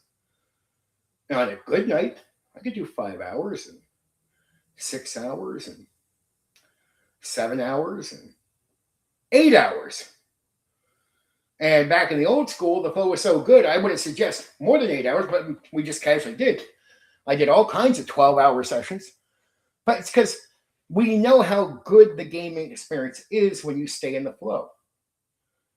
Right? And that's old school knowledge. This, just in today's world, because we have tribalism and most old school people don't talk to new school people have a different experience with the game, which is texting on the phone, people, 2 guys over here talking out a character, the DM, because there's so many things to look up in the book over here doing. And this is not in pause. They're not even pause. They don't even call this a pause. This is not like getting a piece of pizza or having a bathroom break. This is in the middle of their fucking sessions. And 25% of the time they're doing this. Like in the middle of a session on the phone, 2 guys talking over here. It pretty much is pause, but they don't even count it. It's just casually part of their experience. And what happens is that means they're out of the flow. That means they break. They got to go back in. And because their minds are elsewhere, what about the text? What about this? What about this? It's hard to ever get back in the flow. And imagine never being in the flow for like 3 hours. Imagine, and then combat. Why do they like combat? Some of them, even though combat can be repetitive and boring, and they'll admit this to you. But why do they like combat? Why do they skip a lot of other elements in the game? It's because combat can be so long that at one point, out of nowhere, you get into a flow during combat. Because it's usually you try to not pause too much over combat. So you go into combat and you're in it for a long time. But at one point, even though it's a little repetitive and boring, you'll hit the flow state and it will feel semi-good. And you'll just assume all these other areas, searching a room, doesn't have flow. It does. Doing the social interaction without an automatic dice roll to bypass, that's going to be, no, you hit flow with that too. Right? But if you only hit flow in combat, you'll bypass everything where you think that's not existent. You'll go to the only areas where you've had a little bit of fun in the game. I yearn for those days when we played as much as 19 hours. Nowadays, we barely exceed 12. But you're still doing 12 because you understand the flow, Black Rose. You're old school DM. Most of the guys, it saddens me to think that they think we're in some addition war with them. Like, I'm talking about pacing in the game, dude. I'm not talking about old school versus new school in that way. I'm not trying to win I'm not trying to have narrative control. If everyone in the new school says this, we just want to do 2-hour sessions forever. Okay, dude. You miss out. You go ahead. Play your fucking sessions where you fucking grind through and you're bored all the time. If that's the way of the future, it's just not for me. And then they were like, one guy said to me, well, we just like these shorter runs. I'm like, yeah, based on what you're doing, I can understand why it's just not lasting that long. But we had short run sessions and short run games back in the day. So the idea that that's just a new thing now, it's like, no, we had all kinds of games where you do 2 or 3 hours of sessions, depending on the game outside of D&D, all kinds of games that did little spurt shoots and bursts. But hey, if I'm just telling them, I get that you're doing it, but you're doing it for very negative reasons. Like, you're having a shittier time than me. That's why you're only doing the 2 hours. All I'm suggesting to you is and what I'm saying to people is follow my advice on this pace and flow, and you'll have a better time. It is better than doing this with your DM looking at the book and two guys talking over here. It's better. It's a better experience for the DM because the DM gets into the flow too, and the players. It's like all I'm saying is, hey, you can be opposed to what I'm saying, but it will be more fun, and it works just as well now as it did then. It's just the knowledge of that is gone because there's so much of a wall between the new school and the old school, people don't talk. And I hate to say it, most of the older guys that play new school games are mediocre and had a hard time doing proper gaming. Meaning, the new school has a lot of guys that fail to do old school gaming good. I'm just being real with you now. Right? Because the top quality guys, the reasons they don't rush to the new game, like, well, why would you stay old school? Because I can still go have a session tonight, say if I want to, with second edition AD&D, and it will be fucking awesome. If you say, oh, like, well, why don't you play the new game? Do I need to? I can be as creative as I want, use all the ideas. It doesn't matter that the system was made decades ago. I can have new ideas with it right now. So if I'm having this fucking fantastic time, why would I go to a system that is likely to break up? Because there is parts of 5e, because I ran it now, that I know for sure, break the cycle.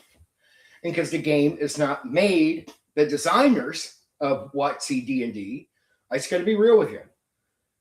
They don't know none of this stuff. I'm not being mean. Mike Merles, he's the guy who led the team for 5e. Okay, he never made 3rd edition. He never made 4th edition. He never made 5e. All ideas came from other guys. So this guy leading the team, and he has, say, compared to me, just as a DM. In 1 year, out of all the decades I ran games, I could pick 1 year back in the 90s. And I've done more DMing in 1 year, than Mike Merles has done in his entire time in the hobby.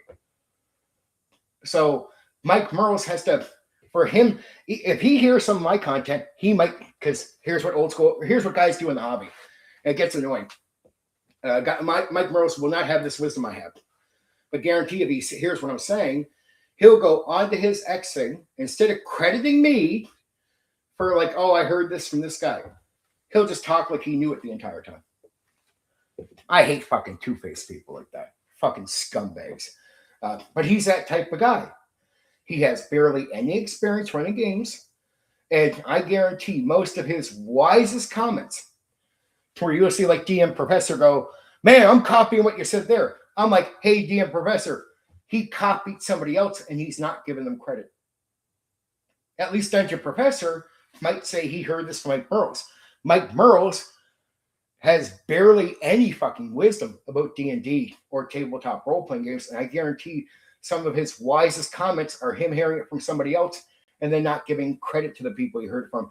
And in the old school, content creators constantly on here do this with what I say.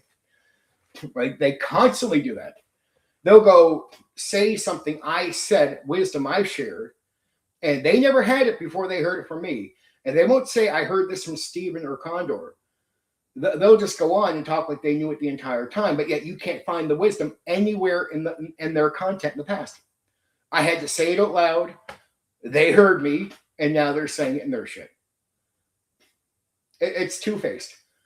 It's absolutely fucking two-faced. At least I'll give Dungeon Professor that one thing. The guy will credit when he hears an idea from somebody else. Very few guys do that. That's a very honest way to be. When it's not your idea, you got the idea from somebody else. You should say that. But Mike Merles, I guarantee, 90% of the most clever things, most wisest things he says are not his. It's not his wisdom. What I mean is, when I say it's your wisdom, is I tell you what I discovered with my mind, not from what somebody just told me. All right? When Mike Merles says something that sounds like wisdom, he had to hear it from somebody. He didn't discover it with his mind. Like when I say I know about old school designers and what their intent were for the game, I discovered it by thinking it out and taking in what they said. The guys that will copy me, they didn't do that. They had to hear me speak first. Then they take that idea and talk like they knew about it the entire time. Like Mike Merle's, look at his wisdom. He'll make a statement. I'm like, where in Mike's past did he ever hint at this at all? Nowhere. And he didn't just discover it with his mind. He heard somebody else say that, and he doesn't give them credit for it.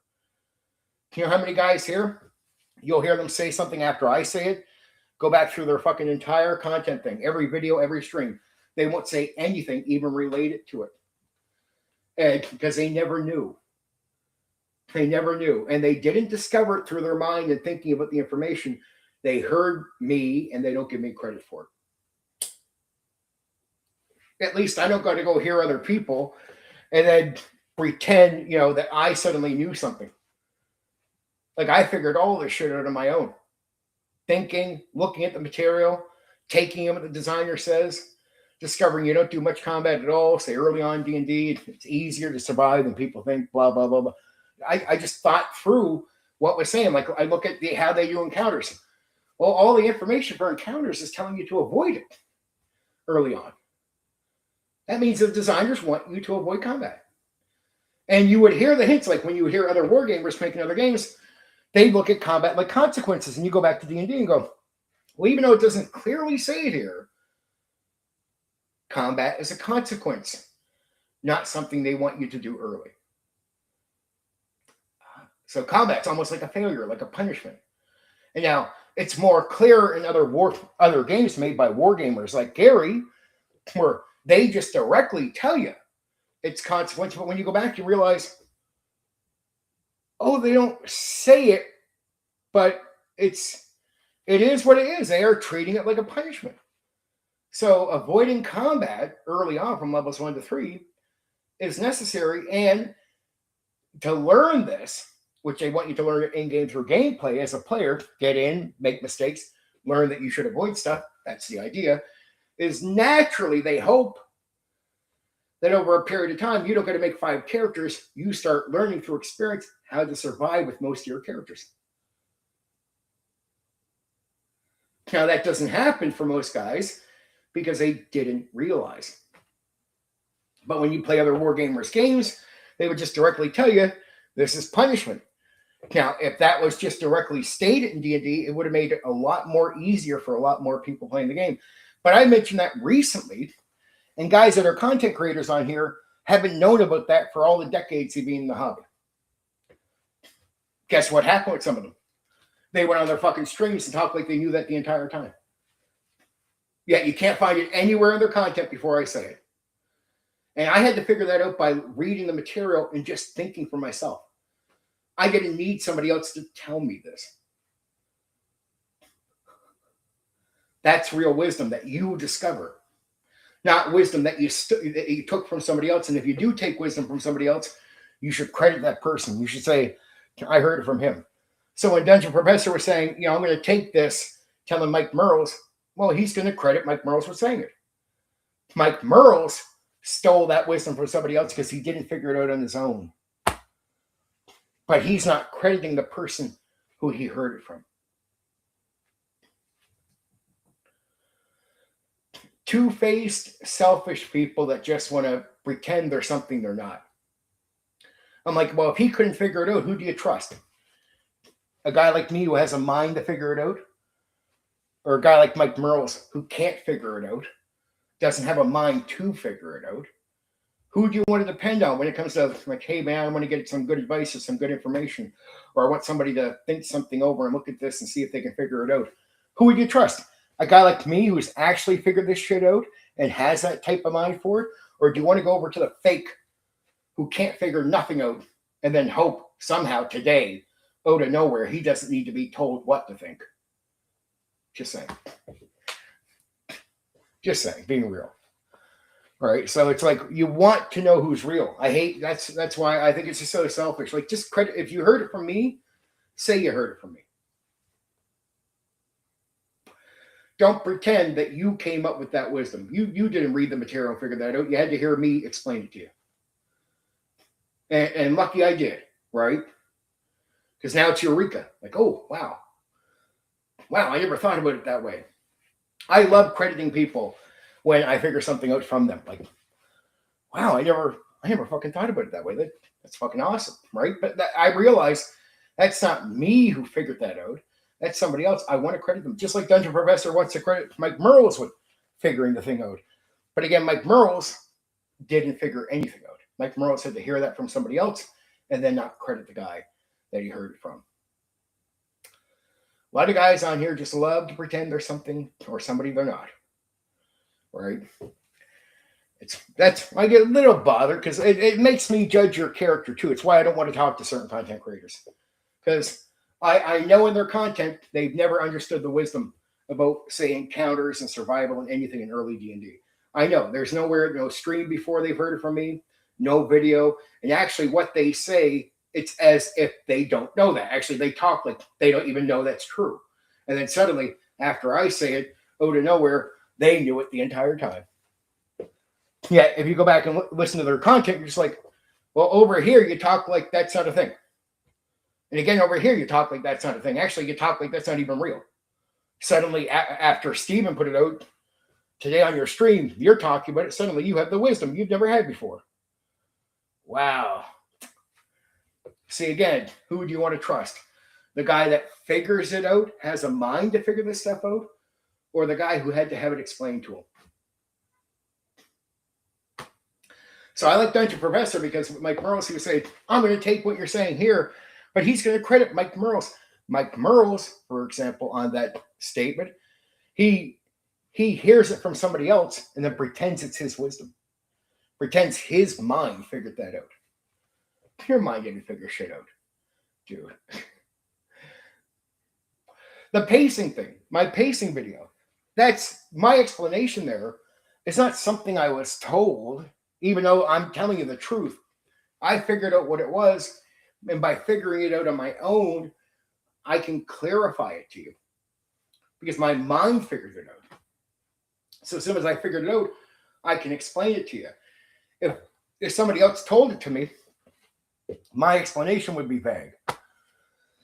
It would still share the wisdom with you, but it'd be vague. The reason I can clearly state about the pace and momentum and flow is because without anybody telling me that's what's happening, my mind put it together and that's what's happening. I figured it out by thinking it through. Same thing with encounters in D&D, just that early D&D where you don't want to get much combat because what the game is telling you is to avoid most combat from levels 1 to 3. And it makes the game survivable. They want the DM to understand that. They want players to learn it through gameplay. You go in, you make mistakes, you get in fights that you shouldn't, and they're hoping that you figure out, guess what? You shouldn't really be rushing up to the goblins to fight them at like level 2 and 1 and 3. You shouldn't be rushing into a fight at all, not just with a dragon, even with goblins, right? And you really discover just, even though it's not clearly stated in D&D, when you get over to another Wargamers game, they tell you their combat is mostly punishment or consequences. Now, D&D doesn't say it directly, but from the early levels, it is treated like a consequence. Like, in a way, if you end up in combat, for the most part, it's like a consequence. And in many cases, it's like a failure. That's why in the encounters, it's just to negotiate your way out. Or if you ever do get into the fight, the consequence, do things like, take out leaders. That's why there's a moral system there. Not fight it out like the fight is a good thing. Like, no, just try to cut it down because the fight is so dangerous and is against what you're trying to do, which is survive. In early D&D, the idea is to survive as the farmer. So at one point, as you level up, you become the guy who can handle the fight. You become the hero over time. Right? You got to survive to the point of becoming the hero. And how do you level up in old school D&D? That's why there's things like every gold piece is an experience point. Your treasure is experience. And then what do you do with that treasure? You get enough experience through that mainly, and avoiding combat, but and other things you can do. But you gather up all this experience and your treasure, and then the percentage of your treasure is used to do what? Things like training. Now, some people won't do this But it's just, I'm not saying you're doing D&D wrong or anything. I don't care how you do D&D, but I'm saying this is the designer's intent, is to balance out how much treasure you're getting by making you need to spend it over here. You need to spend it on training, and you need to get new equipment. So now you're not just in piles of money. That's how it balances out how much treasure you're getting. So you're just not getting filthy rich. You got to use that money to train here, to get new equipment. And then you should be running out of money and need more money. And if you do what the designers intend, at that point, all your equipment now becomes very valuable. That's why going back and seeing the Rust Monster makes you want to, oh shit, okay, get away. 15 minutes, I'm going to cover Fudge. 15 minutes. And then we start Fudge.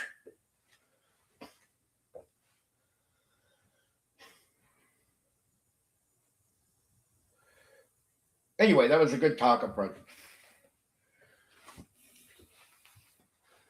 And there's nothing wrong with pushing standards. You should want people to want to have higher standards in the hobby.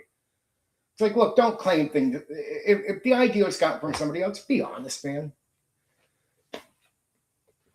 Because again, don't you want to be able to talk to the guy who has the mind to figure that out? Isn't he better for the content? Isn't he better for your panel? Like the food. Always like the food. But like I see guys doing panels out here. They're doing panels and talks. And I'm like, I look at the audience and go, well, you don't got an investment in this in the same way. Don't you want the best people to be talking about these subjects so they can help you?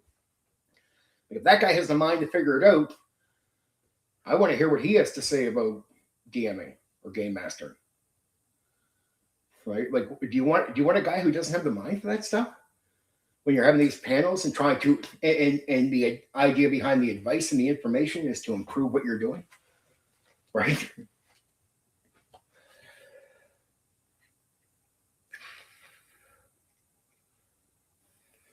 Food is always good. Well, it depends. Unless it's fucking curry. Not a big fan of curry. I like Italian food. Italian food and normal, I'm from an Irish family. So I like British stuff, fish and chips, stuff like that, like old school. I like simple food. It's not even simple to me because you can spice all that stuff up. It's fucking beautiful. I love fish and chips. And then Italian food. I like lasagnas and pizzas and stuff like that. A little bit of Greek, only because it's not even so much a little bit of Greek. There's like one main dish. I think they call them doniers here in Nova Scotia. They're more popular now than they were when I was young. When I was young, it was like a little secret gem we had in Nova Scotia because they weren't popular in other parts of Canada or even in the States. I would tell Americans and other Canadians, like, hey, I'm getting a donier tonight. They're like, what's that? Now, when you mention it, a lot of people will know what a donier is, right? It's a popular food. But when I was young, nobody fucking knew what it was. It was Greek food. Now, I guess over in Greece and that, you would have heard about it, but it was just not big. Usually, I like peanut butter too. Peanut butter fudge is good. As long as it's real peanut butter. Nowadays, a lot of peanut butter they make is just chemicals that taste like peanut butter. When I discovered that, man, that was a horror story in itself. Like, you discover how they make a lot of peanut butter nowadays, and you're like, wait, how much peanuts is in that? Like, what, 5%? How the fuck is that peanut butter? Greek fudge. Chocolate. I like some like salty chocolate, peanut butter. You could mix other things into it. Marshmallows. I'm not one of those people. Here's one thing I see them doing now. That it's pushing to certain group of people here in Nova Scotia, but I see it in certain communities in the States doing it where they use Kool-Aid and pineapple pieces and sugar. And I'm like, well, there's heart attack food. I'll avoid that. It's some of the most unhealthy shit I've ever seen. So like imagine you get pineapples, you take it out, you got the pineapple juice, it's already going to be sweet and semi-fattening and all this, even though it's somewhat healthy if you're not adding stuff to it. But if you add Kool-Aid and then like a shitload of sugar and you put the pineapple back in, well, okay. I hope you don't sit on your ass too much because you're going to get fucking a lot bigger and you're going to have a fucking heart attack from eating food like that.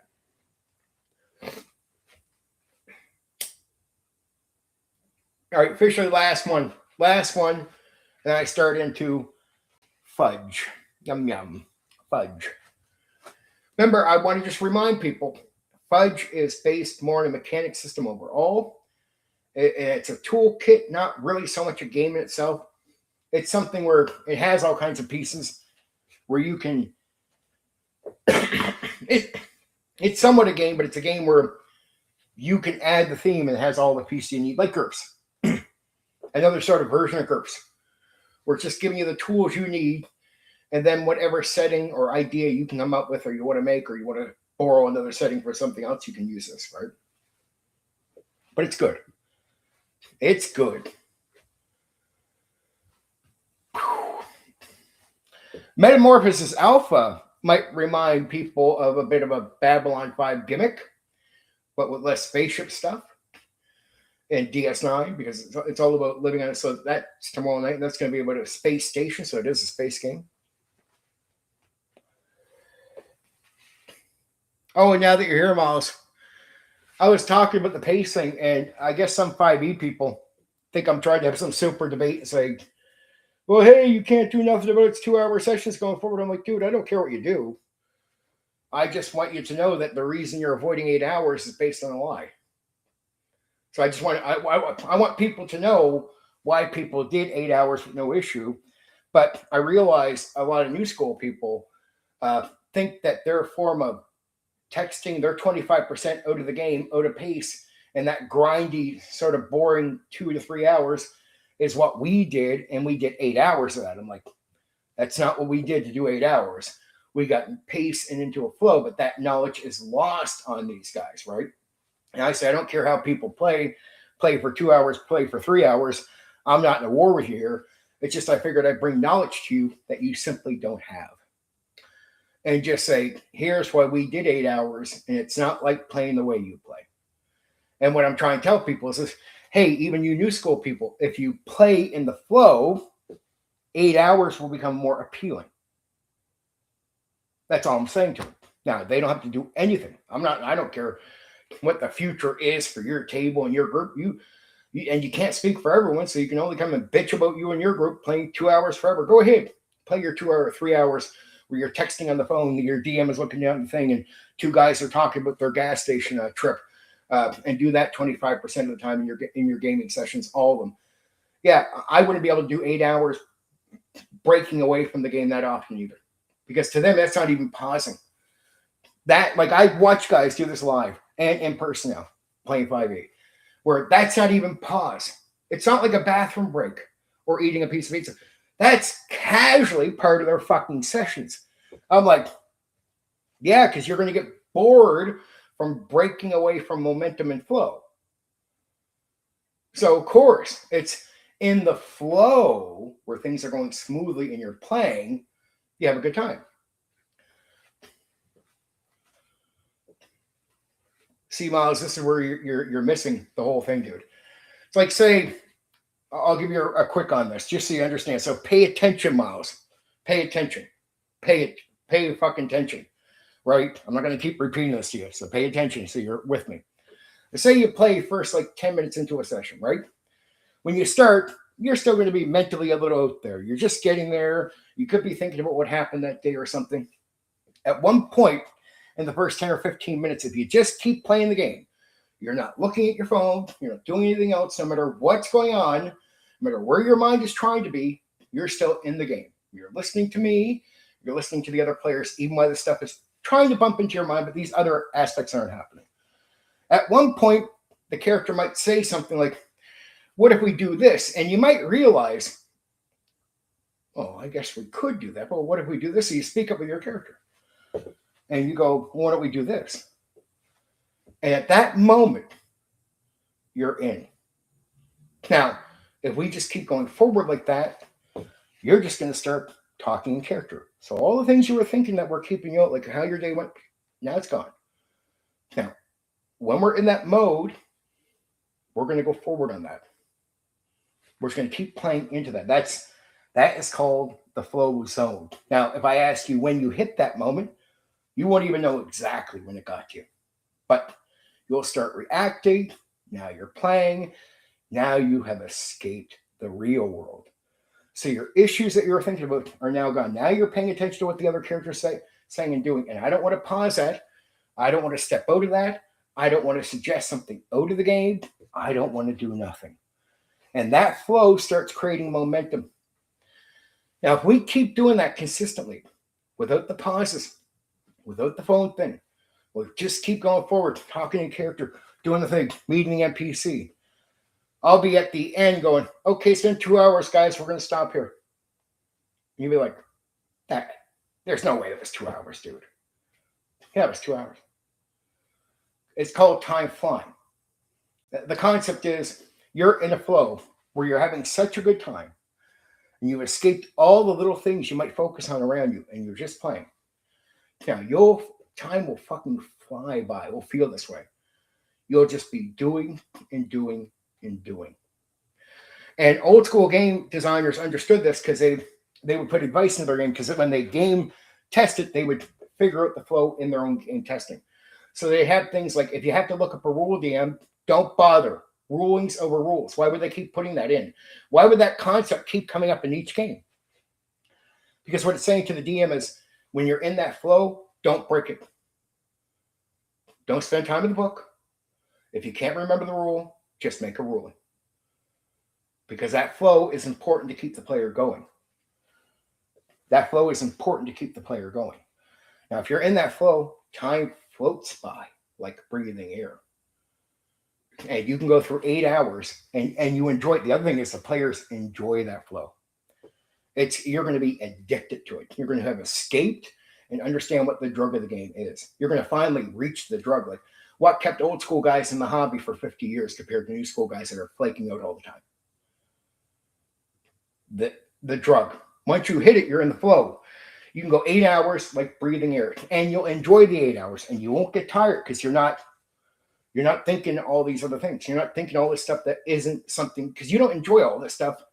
You enjoy the game stuff, but it takes you flow. Now, why do a lot of new school guys prefer combat over, say, searching a room or some of the social interaction? Why do they enjoy that more?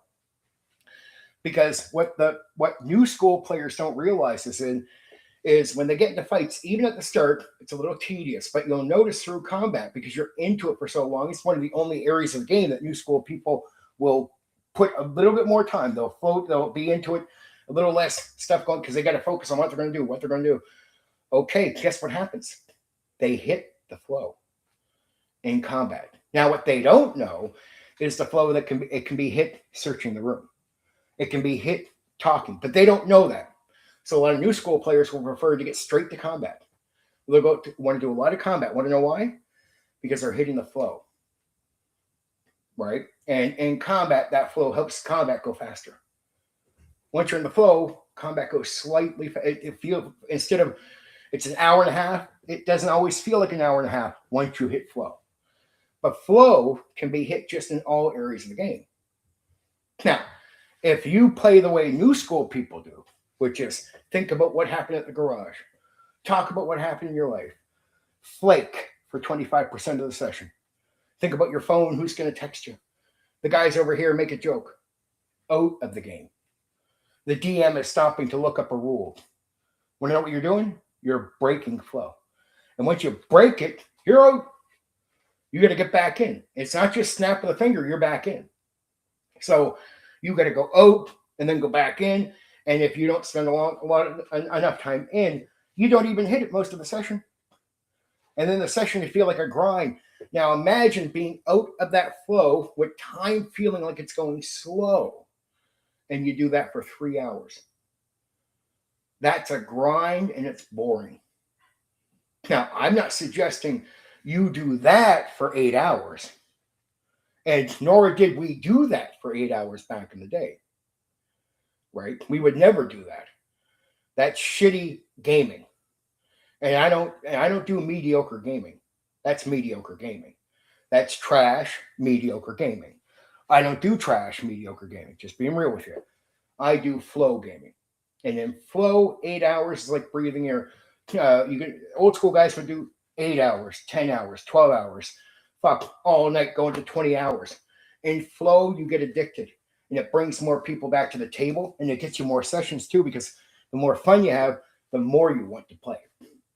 So instead of ending at 6 sessions, you want to keep going once you know what flow addictive play is like. Because you don't want to stop playing. You want to keep having the experience of flow with the character that you're developing. If you don't have that flow going on, well, you're grinding. You're flaking in. No, you enjoy some of the combat because there's some flow there. But that's not enough to get you through 100 sessions. It's not enough to get you beyond 2 or 3 hours of wanting to play. So what you're doing is not what I'm talking about, right? And that's some cases, that's exactly what it is for new people. See, they don't even know it because there's tribalism in our hobby now. So there's walls between us. Oh, you're going to like Fudge, Bill. But there's walls between us. So a lot of new school guys never talk to guys like me. So I'm glad you're here, Miles. I really am. And I have a video on this to explaining it. But what I just explained to you should make sense.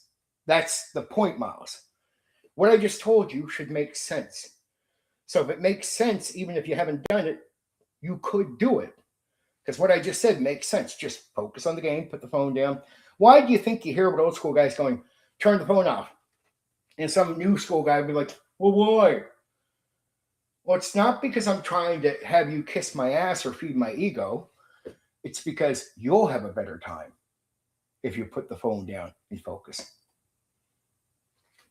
It's about your experience, not about kissing my ass. Right. So that's why when I give out advice, it's real. Right. So just to say, Miles, in the future, there you go, dude. That's the flow. That's why we did 8-hour sessions. So when you tell me you can't picture doing that, yeah, you can do it. Flow, you can. The style of gaming you're talking that you probably took part in, yeah, I couldn't do that for 8 hours. We used to play Friday nights till Sunday afternoon, sleep only 3 or 4 hours, keep playing. Bill's pure fucking old school, just like Black Roses. But Bill gets what I'm saying by flow right away. My explanation to him is like, that's what we did. I love old school guys because to them, it's not a brag thing. It's just second nature. Like my flow explanation is just putting words to something Bill understands. Like he just did. Right? I'm a guy out here doing content and doing videos and that because I can verbalize what we did. Right? But as soon as I explain to a guy like Bill, Bill's like, yeah, I've done that. I know, but I'm pretty good at verbalizing what we did, so I can teach guys like Miles here exactly what the game was like, right? When things were simpler, when we just understood this is focus on the game. See, it is basic when you want to cut it down. You hear old school guys, just focus on playing the game, man. It's right to say that, but I'm going into it in a way that Miles, a new school guy like Miles, needs to hear the deeper explanation. Because to him, just focusing on the game wouldn't cut it. That's the problem. New school is so accustomed to a different way. They need the wisdom. Yeah, I fell asleep, Game Master. I love Bill. Me and Bill are so, and Black Rose will recognize that. But Bill, I'm fucking glad you're here for tonight too. But Bill totally gets it. Real old school guys, they just get it. I verbalize it pretty well, but old school guys, some of them might not be able to verbalize it the way I just did to you, but it's like they'll recognize it as what they did. So that's what Bill just hears it and goes, that's what I did. Yeah, I know. Right? Now, the guys like Bill or people, a lot of old school guys would just tell you just focus on the game. Yeah. Holy fuck. Totally. Now, it doesn't mean we didn't take pauses, but if you see old school guys sitting there talking out of the game and the DM looking at the book, we're on pause. That's not the session. you'll know officially we're on pause. That's a bathroom break, right? We pause because we know once we go back, it's go back, get into the flow, and have a great time. They play for hours, pass out with the dice in your hand, right? But we pause. The problem is for new school guys, like maybe not exactly Miles' experience, but something similar. But on new school guys, them doing the phone thing and jokes outside of the game with the DM looking at the book, that's actually considered during session. They don't even get, that's not even bathroom break. They actually consider that's how they fucking play the game. I'm like, holy fuck, man. No wonder. Yeah, I wouldn't be able to do that for 8 hours either. But here we are. Here we are, guys. Okay. Hope you're ready. Love y'all. You know the deal. And Miles, I hope that helps you. I hope it at least helps you understand. Right? Even if you don't get a guy that runs it that way, I hope that makes a lot of sense to you, because it should. That's me making something more than just a simple statement you might not get. I've just explained it into a way that you can't really avoid. Hi, Rose. Oh, Black Rose, yes. Okay, here we go. Fudge influences and birth of the game. The problem Fudge was trying to solve. By the early 1990s, many role-playing games had become increasingly detailed and mechanically complex. Players could choose from games featuring large skill lists, detailed combat systems, extensive character options, numerous charts, Rollmaster or Chartmaster, and subsystems. At the same time, many gaming groups were already modifying published rules to fit their own preferences. Stephen O'Sullivan looked at this reality and asked a simple question. What if a game was designed from the beginning to be customized? Right? Like purposely customized. Like give it to you and go, here. It's made for you to do whatever you want to do.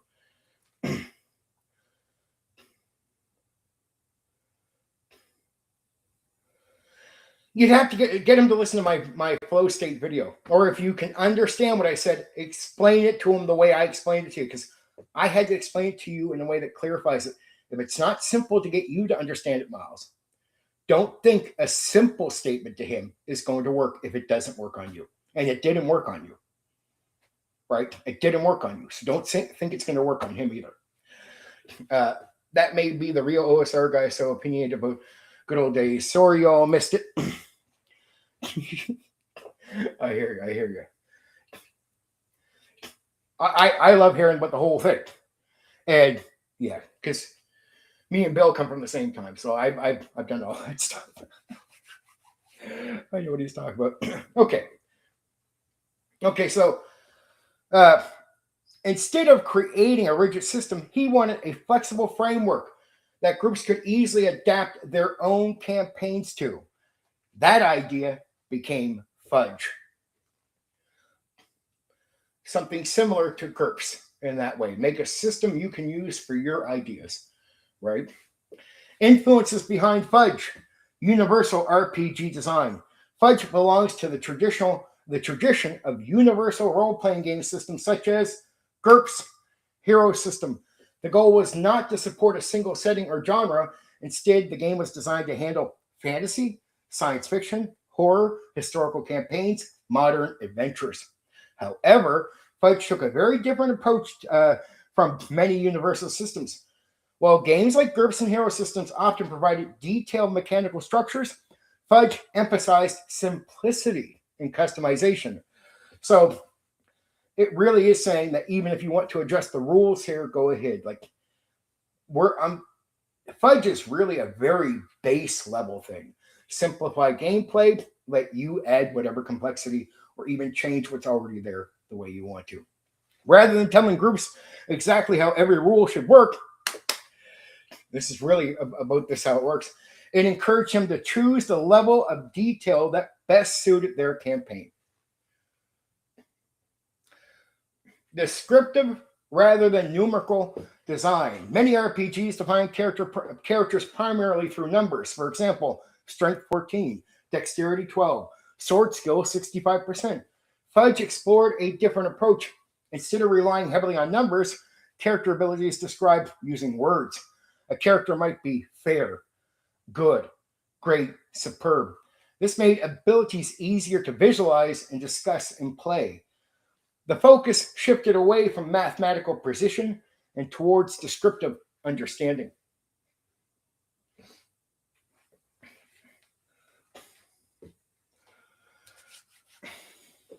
Okay, one of Fudge's most famous ideas is its adjective ladder.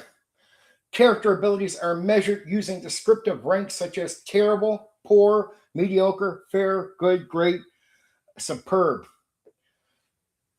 This system became one of the defining features of Fudge. Rather than asking whether a character has a skill rating of 16 or 14 or 16, players think in terms of how competent a character actually is within the game world. The adjective ladder would later influence many narrative-focused RPG designs. So it's about thinking about just quality verbally rather than thinking of it related to numbers. So high number, he's really good. We could say he's great. You know what I mean? He's superb. So it's changing how you perceive that, right? Homebrew and customization culture. The RPG hobby in the 1980s and early 1990s was filled with host rules. Groups routinely modified skills, combat systems, magic systems, character creation rules. Fudge embraced this reality. Now, see, there's a lot of content creators on here that came to the old school late or were very secluded with their own personal group at home. And even though they make videos and they're content creators on here, when they talk about this stuff, they'll talk about raw, they'll talk as if this didn't happen. Now, if you're a public game master like me who met a lot of people in the hobby and actually really active back in the old school era, the reason I would get sour with the way these guys would talk raw all the time is because I watched so many people not do that. Like just the majority, the vast majority changed the core rules, not taking options from the book, but just outright change rules for D&D especially, right? Just outright change stuff, eliminated stuff, changed all the time. And that was the majority, not like some.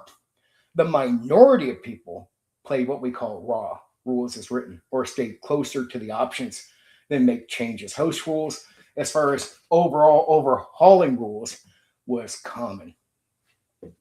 So Fudge embraced this reality. Instead of presenting customization as something players might do after buying the game, it built customization directly into the design philosophy. In many ways, Fudge formalized practices that many gaming groups were already using. It's just looking at the market and what people are doing and realizing they're doing this.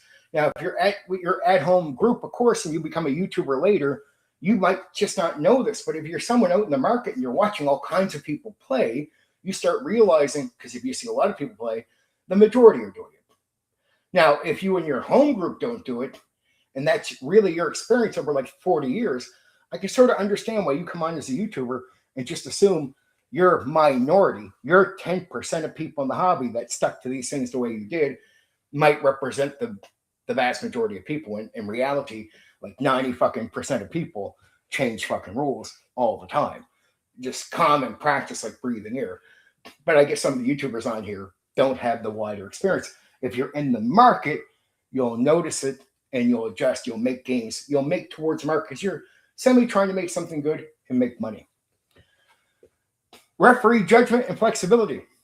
Fudge places a significant trust in the game master. Rather than attempting to create rules for every possible situation, the game encourages rulings based on circumstances, logic, genre expectations, and common sense. This is also about the pacing thing I told you about, but also what did old school game design expect? The best person in your group would be running the game. And people not capable would not be doing this. It's not like it was trying to be ignorant. It just assumed if you're not really capable of running a game, you're not going to. So the capable people will step up. We don't get to make a game worried about that. No, see, Bill's too old school. He gets it too. You change things. You just do. Though, Bill, if you go around, a little frustrating, you'll see quite a few of the old school tabletop role-playing game YouTubers who were very secluded with their groups talk like we all did raw with no changes. It frustrated me for a few years here because I would tell them, like, trust me, that's not all we did, guys. I know you talk like we do that, but it's not. Like, and I would tell them, you're a minority of people in the hobby. And they wouldn't believe me. But I'm like, well, there's millions of active old school people online. You notice how you only have a few thousand people watching you, like, or sub to you? Well, and we have millions of active online? It's because you don't represent as many as you think you do. That's what I would tell people. But they didn't get it. I was just like, no, but you're a minority. But fair enough. It's in their minds, they weren't. A lot of these YouTubers around think that they represent a majority view.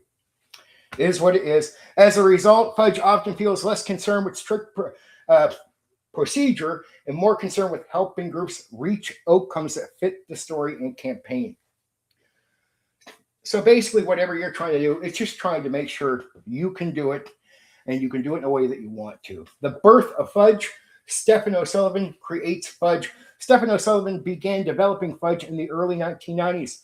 His goal was to create a game that was flexible, genre neutral, easy to modify, easy to learn. Result was Fudge. The name originally stood for Freedom Universal Do-It-Yourself Gaming Engine. Let me say it again. Fudge, Freeform Universal Do-It-Yourself Gaming Engine. I actually have freedom written there to correct my mind. It's Freeform. Although, that's a human mistake. Although most players simply refer to it as Fudge. Yep, we talked about that a little earlier. All the old school guys, me, Black Rose, Bill, when I say we've done like 10, 20 hours, like Bill's more like me, like machine gaming when I was young, where you go fucking on the weekend and you're passing out, literally, like you see players like, or even me, the game master at one point, you guys checked something. Steven. Yeah, dude. All right, dude.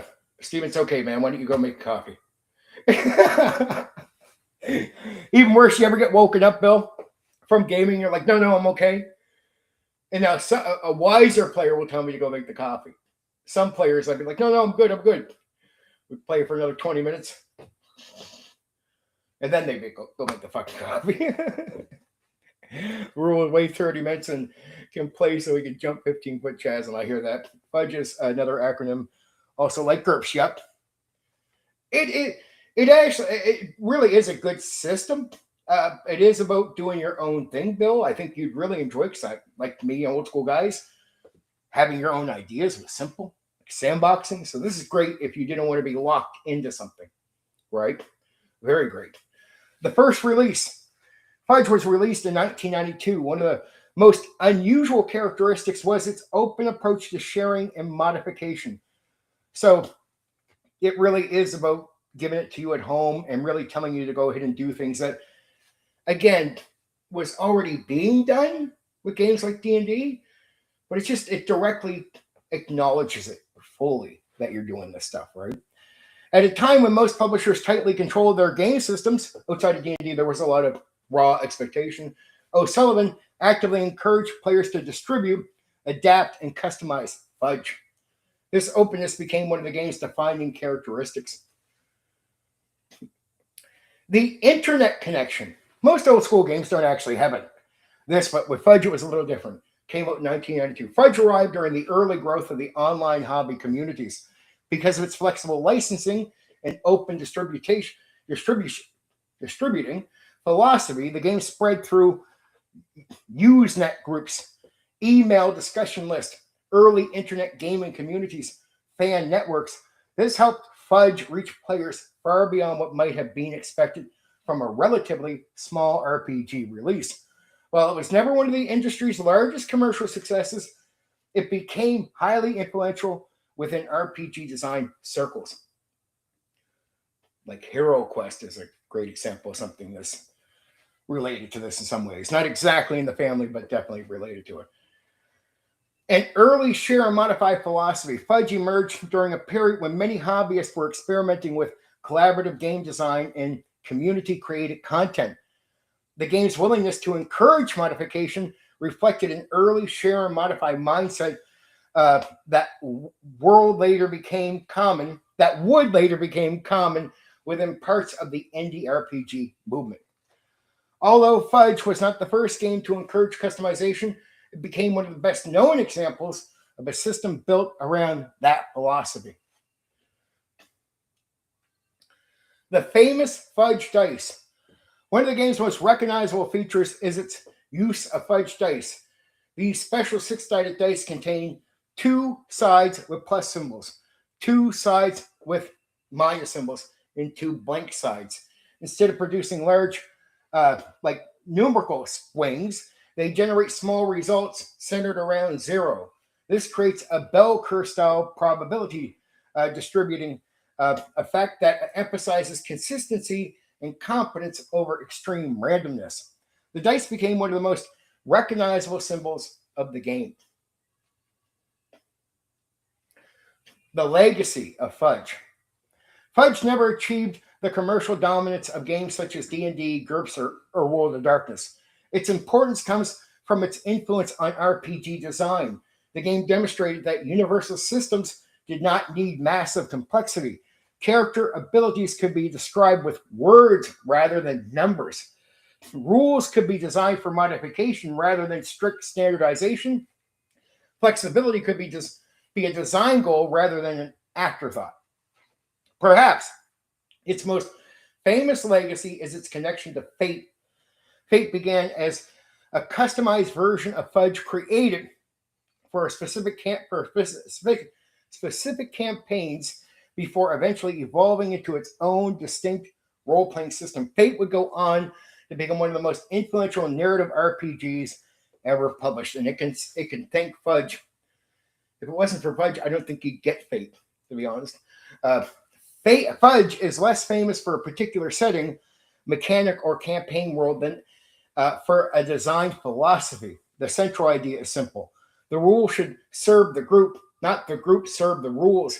That philosophy helped make Fudge one of the most influential universal RPG systems of the 1990s, an important stepping stone in the evolution of modern RPG design. So it's just basically saying the rule should be helping you, not you trying to adjust to the rules to, play to it. It's saying, what do you want to do? Whatever you want to do, these rules want you to be able to do that. Just give you a basic set of rules. So instead of having to make up a game of your own, in a way, it just gives you the basic stuff. And it says, now you can come up with your classes, your ideas, stuff like this if you want to. There's more to it, though. That's just the opening fluff.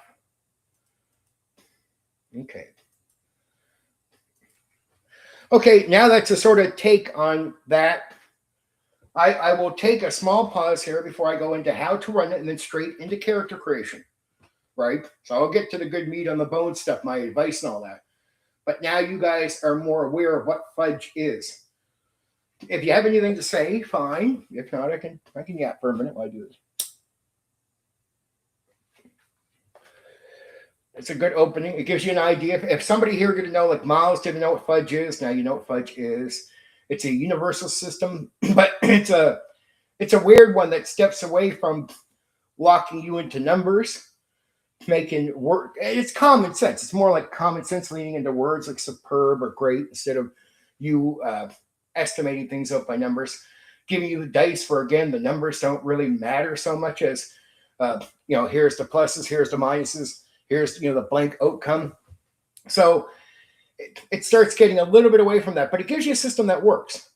So all these things work. They work for, and we'll get into it as I go through the meat and the mechanics, but they work for every part of the game. But it's very simple. It is not like GURPS is it's complex, but it just has all the complexity you need for all these different genres. Where this is different.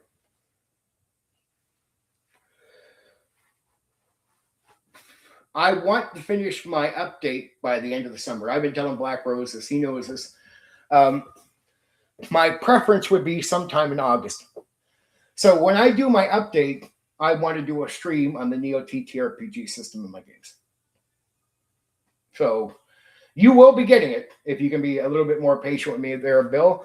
I got many games to cover, many stuff like that, but I don't want to over promote the game right now because it is in a sort of old rough state. It's not bad, but it's in a rough state, like my early PDF understanding and work. And so when I put the big update out, I want to do a stream. I want to do promotion. I want to talk about it. Right now, I tell people about it when I do talk about it is it's at a very cheap price on purpose on drive-through. So if you purchase it now, the new update PDF at the very least, because it will go up in price, you don't have to pay for that. You'll already have your gimmick, right? So you buy it and you get, but there's a bunch of extra too right now. If you buy either game has adventures, all kinds of extras. Now, when I put up the new PDFs, all the extra material is going away because the extra material has some AI art. So I'm going to get rid of all AI art related stuff on there. Like the extra material, like in the main PDFs, I only get the covers with the AI stuff. And only the covers. The rest I took out on purpose when I did other updates, right? Because I was listening to people criticize the AI art thing. So I took that serious and I adjusted. But I have a bunch of extra material in there. I'll be real with you. I will be taking it all down and replacing it with the new cleaned up PDFs for both, right? But I'm scrolling. It is old school. Bill, I guarantee here, I'll give you a basic idea of the mechanic system so you can understand it. You'll appreciate this. It's not meant to be hard to understand. Cool. And it's cheap. Trust me, it's definitely, at least the meat that's in there right now. It's my first ever put together game with a PDF. So it reads well. All the information's in there as far as reading. But the updates you'll be happier with it when you get it. So if you're willing to buy this cheaper right now, you'll get it when I put it on price, but you get it for free. It's just you get the update for free. That's a good thing. And download all the extra material that I have on there, not just the main PDF when you buy it, because that extra material, it goes away. I will be taking it down because the extra stuff still has some of the AI art in it, right? I just never took it over the extra bits I put up on it. But I'll give you a basic rundown. And it's the same for each game, just to make the dice mechanics so you can understand. D100 versus target, and it's not percentage. It's just like D20 versus target. It's D100 versus target number. Roll the target number or above to succeed, right? It's meant to be simple. I'm old school. I'm not trying to make a complex mechanical dice system. This is me leaning into the old school. So it's D100 over the target number, and D10s and D6s is for damage, duration of magic, stuff like that, right? So, and you can use 2 D10s as D100. So in reality, to play the game, you only need D10s and D6s. That's it. So, 2 D10s can act like a D100. So you only need D10s and D6s to play the game. It's a very simple dice mechanic on purpose. That's me leaning back into the old school thing. And people like simple, and even the new crowd and the old crowd. So I was like, okay, I'll stick to simple. D6 and D10s take care of damage, duration, stuff like that, and a few other little minor things. But when it comes to and this is skill too. So if you're doing skills, it's D100 versus target number. If you need a dice roll, D100 versus target number, match it or roll above. If you're doing combat to attack, D100 versus target number, roll the target number above to attack, right? Everything is D100. And on top of that, if you get the Skullhorn version, you'll appreciate this. And it's made that you can use, it has basic rules, so you could use miniatures, but you can do pure theater of the mind. But I also have war rules, naval war rules, and even siege war rules. Oh, yeah. Shit loads of magic items in the Skullhorn one. And even almost like 80 monsters for you to use, and a whole setting. So it's everything in one package. It's not like you're needing to buy like a game master guide or a player's. It's not separated. It's everything in one. Setting, monsters, game master information, players to make character information. Everything is in one package on purpose. If you get the invasion, imagine the 1990s with an apocalypse hitting, not a nuclear one, but something like magic and a mix of like aliens take over type of thing. It's based in the 1990s because I like the technology we had in the 90s. So I wanted to go, well, what if I took the 1990s and went ahead with, potential, well, it is a complete set. So Invasion is another game, but it's all the same dice, D100. So it's all based on the same system. Remember, Fudge and GURPS is inspiration for me. So I use the same mechanics as far as dice mechanics for each game. I'll get these updated. My next game coming out after that, which I'm 70% done, is my space game. And then one that I've worked 30% on so far is an industrial age Victorian romance game with no magic. It's going to be a non-magic game completely.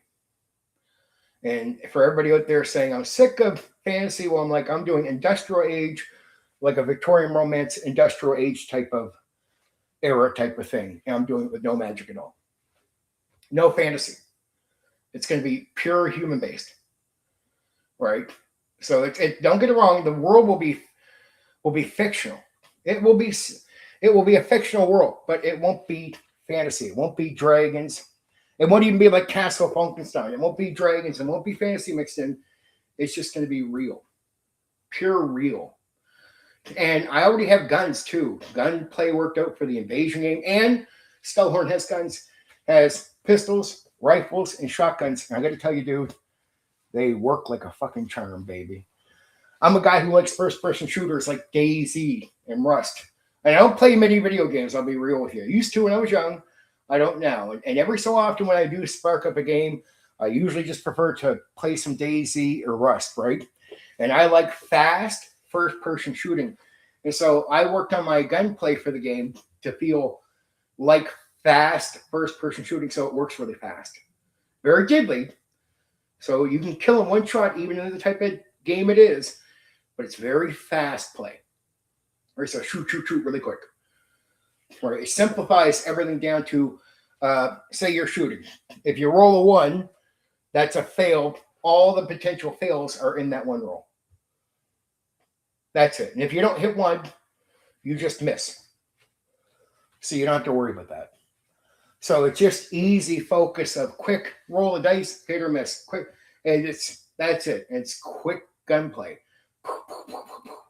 And I wanted it to feel that way because I'm a Rust DayZ guy, right? So it was like I like first-person shooters. I like the idea of fast gunplay. I wanted to feel as close to that at the table as I could get, right? So, and now in the Invasion modern day game, I got assault rifles, grenade launchers, grenades, rockets, the whole fucking 9 yards, right? And it kicks ass. I've done a lot of game testing. I love that game, personally. If you like guns especially, I got helicopters. I get the whole thing. It's good. And because I kept technology to the 90s, I don't mind technology beyond 2000, but it's crazy. Real world technology is so screwball that it just blows up everything, a lot of new stuff, right? So I like the idea that in the 90s, you still sort of have it down to where it's like you can measure out the fighting, right? You get what I'm saying? Like sort of works better for the game. So I took, and I'm a 90s kid. So I was like, yeah, I like the 90s. So I said, all I'm going to do is build up this sort of what I call modern invasion game. So it's modern as far as it's in the 90s. But it's not exactly 1990s. Don't get it wrong. It's just whatever happened to get it to where it is when you start the game happened in the 1990s. So it's not like a game that starts where it was like 2016. I don't know. It was more like 1991 or 2 or something. So it's that. That's the invasion. Now the space game will be a little different.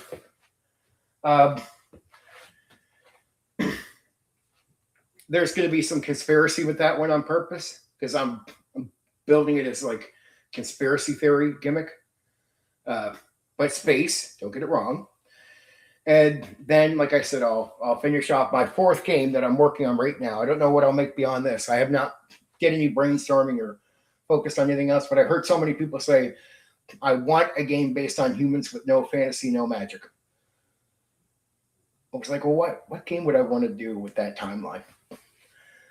That would be reasonable for me, where I could see a group of people playing it. I could do that. I'm like, I don't want to do the 1920s. I don't want to do anything else. I was like industrial age, Victorian romance type of period of time. It's like, yeah. Because what I can do is bring it out where there's no fantasy and then potentially add an expansion on that can go fantasy if you wanted to. And I'll give you the hint. You can play the game with no fantasy, or you'll take my expansion that I'm making along with it, and you can play it with that, which is Lycanthropy. Yeah, it's a lot of material. Now, it will shrink some, so I'm cutting some out, but it's a lot of stuff to read. And understand, man, that's an amateur version, but the way I look at it is like I made the game like this. I looked at Steam games, like when I first got Rust over 10 years ago, it was called Legacy.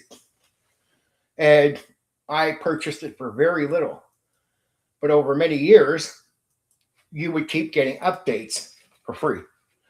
Now, I knew nothing about making PDFs when I first made this, so it took me a long time to learn the basic stuff. So when I say it's amateur, I could have went to Kickstarter, but I had no backers.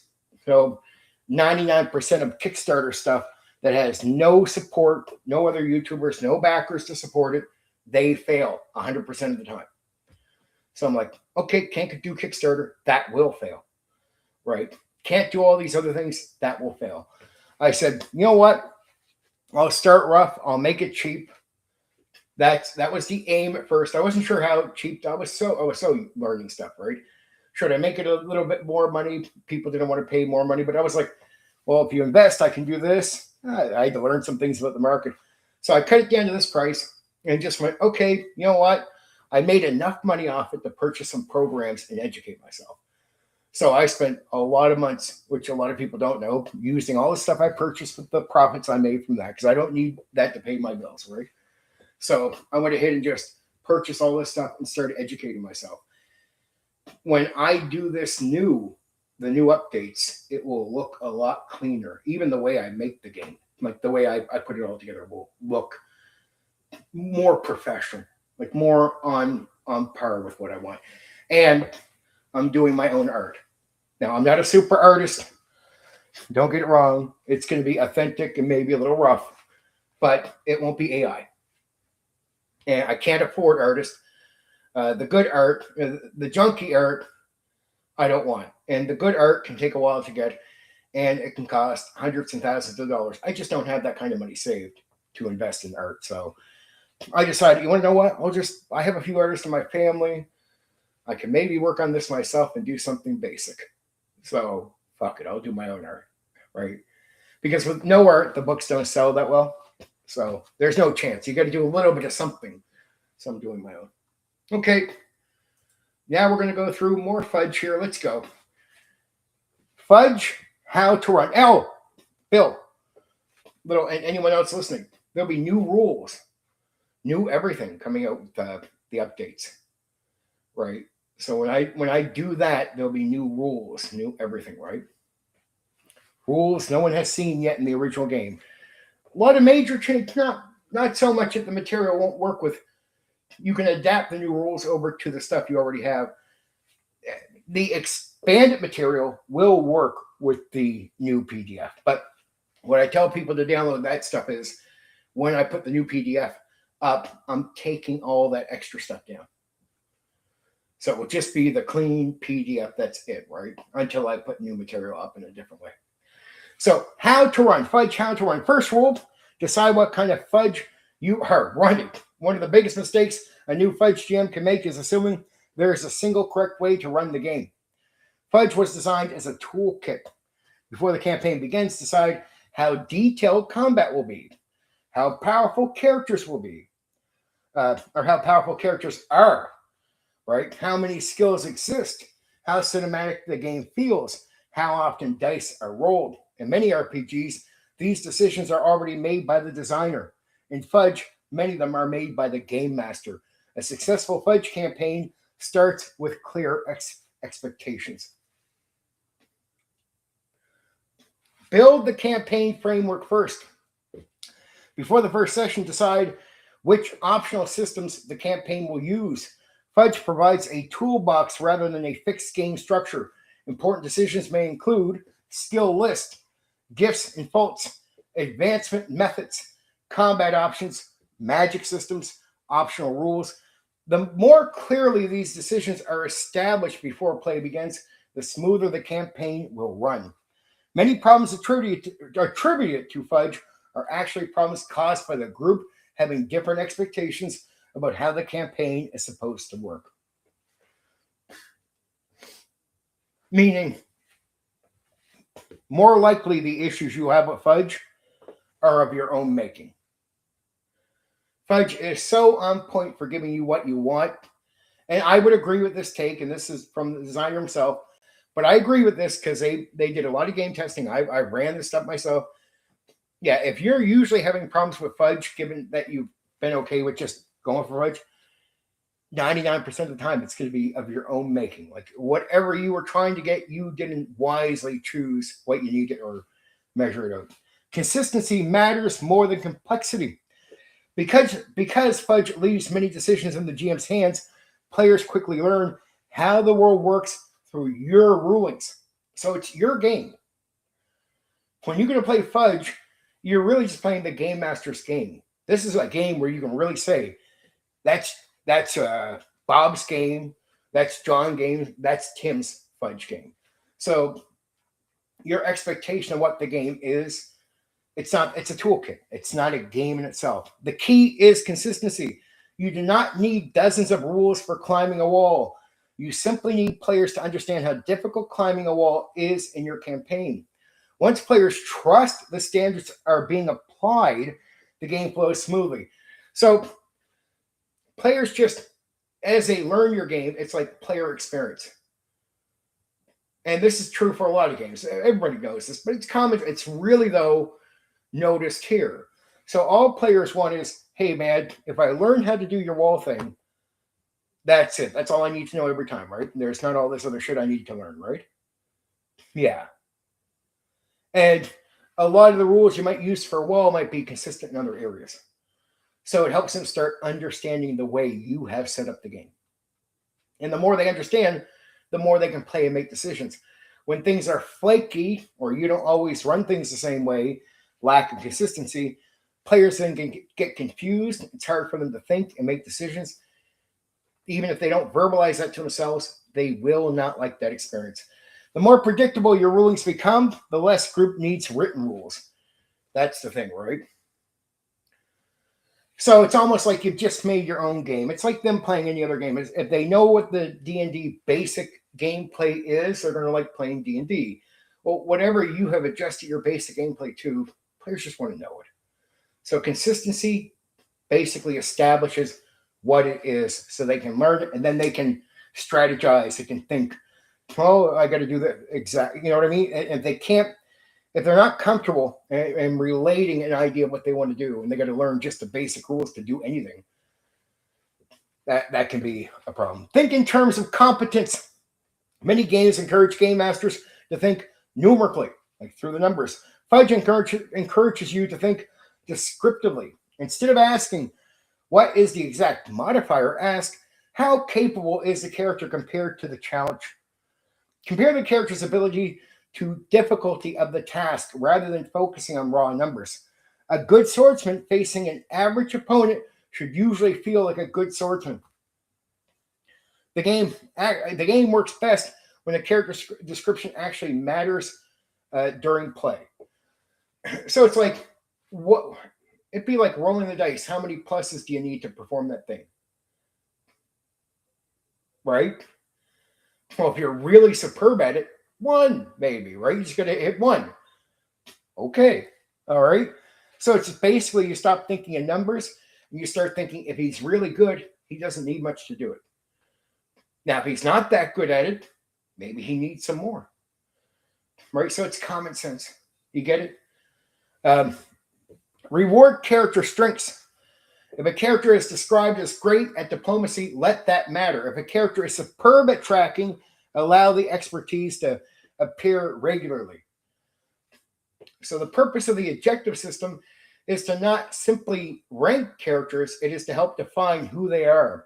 When players see their strengths consistently reflected in the world, the character sheet feels meaningful.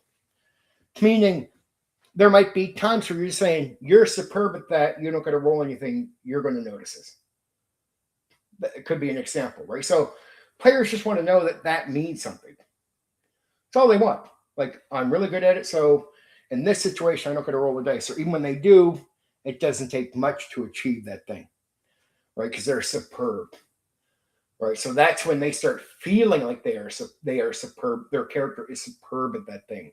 And that experience is good for the players. They want that, and that becomes meaningful. They can then read and go, yeah, my guy's really good at being a swordsman. And they know in your game, as long as you're consistent with it, they know that means something. It's not fake, right? It's a real thing. Don't roll for everything. Fudge often shines when rolls are reserved for situations where the outcome is genuinely important. Routine actions can often succeed automatically. If a skilled blacksmith is making a common horseshoe under normal conditions, there may be no reason to roll. Save rolls for moments where failure matters.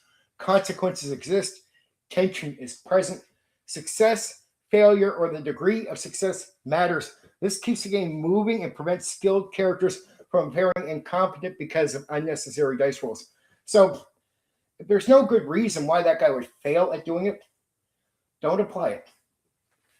And you might say to yourself, yeah, but in the real world, you could fail. No. We get this. Dude. It's not a disagreement. Yes, of course they can fail. Most times they wouldn't, right? Yeah. Well, then don't bother. It's a game. You can just bypass this and let the guy feel competent in being who he is. Like the character is competent at blacksmith. He'll make a horseshoe, no problem. Get it? So think that way. Don't be an exact nerd on these things, right? Just saying. I'm a nerd too, so saying it that way is not to insult anyone. Use difficulty as a story tool. Difficulty ratings are easy to adjust in Fudge. Take advantage of that. Rather than constantly increasing target numbers, think about why something is difficult.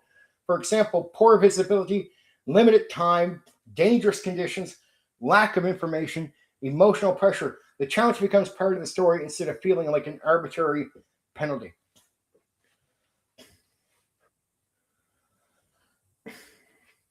So again, rather than constantly increasing target numbers, think about why something is difficult, right? So it's always like the poor visibility. It's like playing. It's descriptive. You can explain it, not just that you're putting some hard number in there or hard whatever. You can explain why something is, not just that you're making it more challenging for a game, right? It's something to play on the imagination. You can barely see, you can barely this. Encourage player creativity. Fudge tends to reward creative problem solving more than strict rule mastery. Players cannot always search a rule book for the best answer.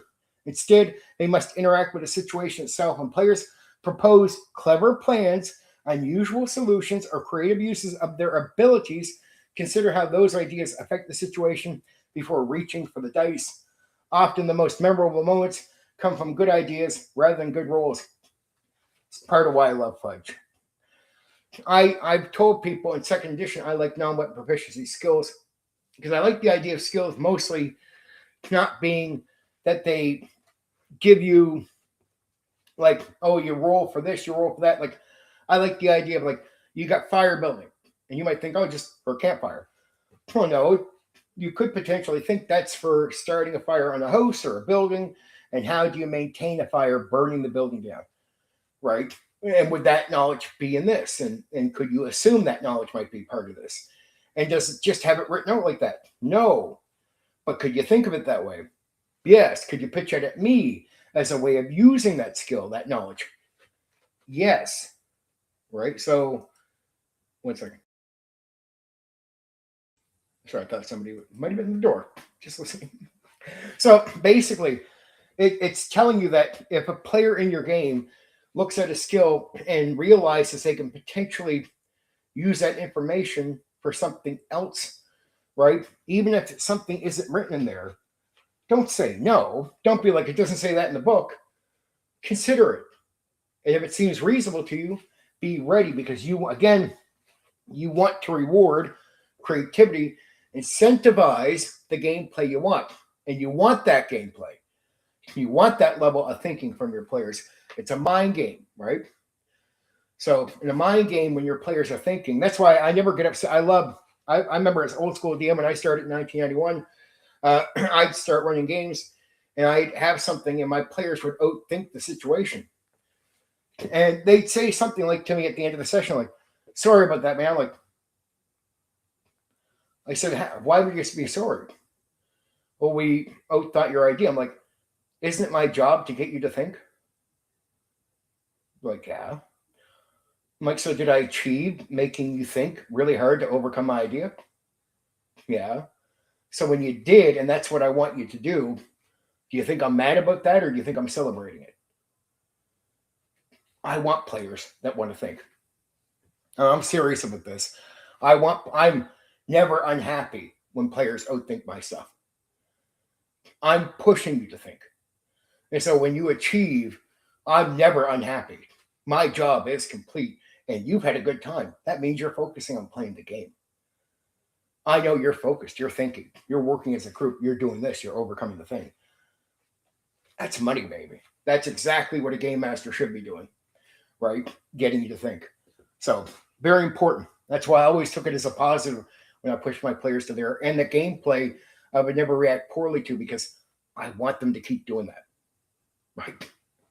Match the rules to the genre. Fudge can support many different genres. The same rules approach will not fit every campaign. A swashbuckling adventure may benefit from fast resolution and dramatic success. A gritty detective campaign may benefit from slower investigation and greater uncertainty.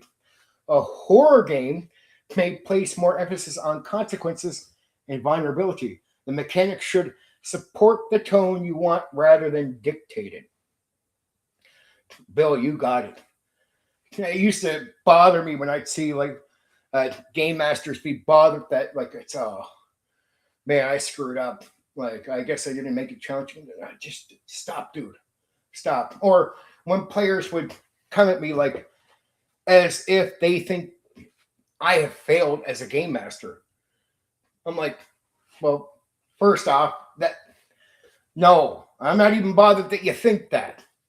But I want you to know I'm happy about it because I want you to think that's what I want from you. I want you to never think I'm mad about me getting you to think and overcoming stuff. So it's Bill gets the common sense of it, right? But there's a lot of people that lack common sense, even in the old school to the new school, right? If you met a lot of people, you know this right away. A lot of old school players have just told me over the years, sorry, man, like I sort of busted your idea. Nah, you're good. Right, you're good. Or the old view, Bill, of DM versus player character or versus players. I used to think that was stupid. I'm like, well, it's like DM versus player is a good thing. I'm like, okay, well, all right. Let me show you why that would be no good. Your character drops to his knees. He's starting to choke. What? Like he's starting to choke. You can barely breathe. Huh? All right, he falls over. He can't breathe now. Your character dies. I win. That's DM versus player. Or game. So to me, it's stupid. I'm here to make an experience for you, manage something. I'm not here to be against you because I'm not the goblin. I don't want to be the goblin. I want to be fair to the goblin. I want to referee between you and the goblin, but I have no stake in the goblin defeating you. I would have got away when it wasn't for those darn kids, Scooby-Doo. I hear you. But I don't like the idea of DM versus. To me, it was all about getting players to think, not about being against them. Right. So those old views just don't work for me. It's all about making an experience where I want people playing the game and thinking means you're playing the game. And I don't ever celebrate failure. It's just, to me, it's part of the game. I'm a fair. It's not uncaring. It's just I don't put my emotions behind the way I run in that area. I just let things happen. Right. I'm as fair as I can be, but I never view it as DM versus players. I never view it as. So that's what were they saying? Sort of we overcome your thing as if they beat me. I'm like, well, I'm not against you. So you've never defeated me at all. Different Fudge campaigns can feel very different. One reason Fudge can be difficult to describe is that different campaigns may use very different rule selections.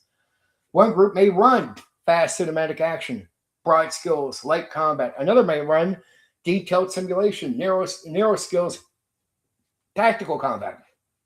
Both can be legitimate Fudge campaigns. This is one of the real discussions about Fudge play.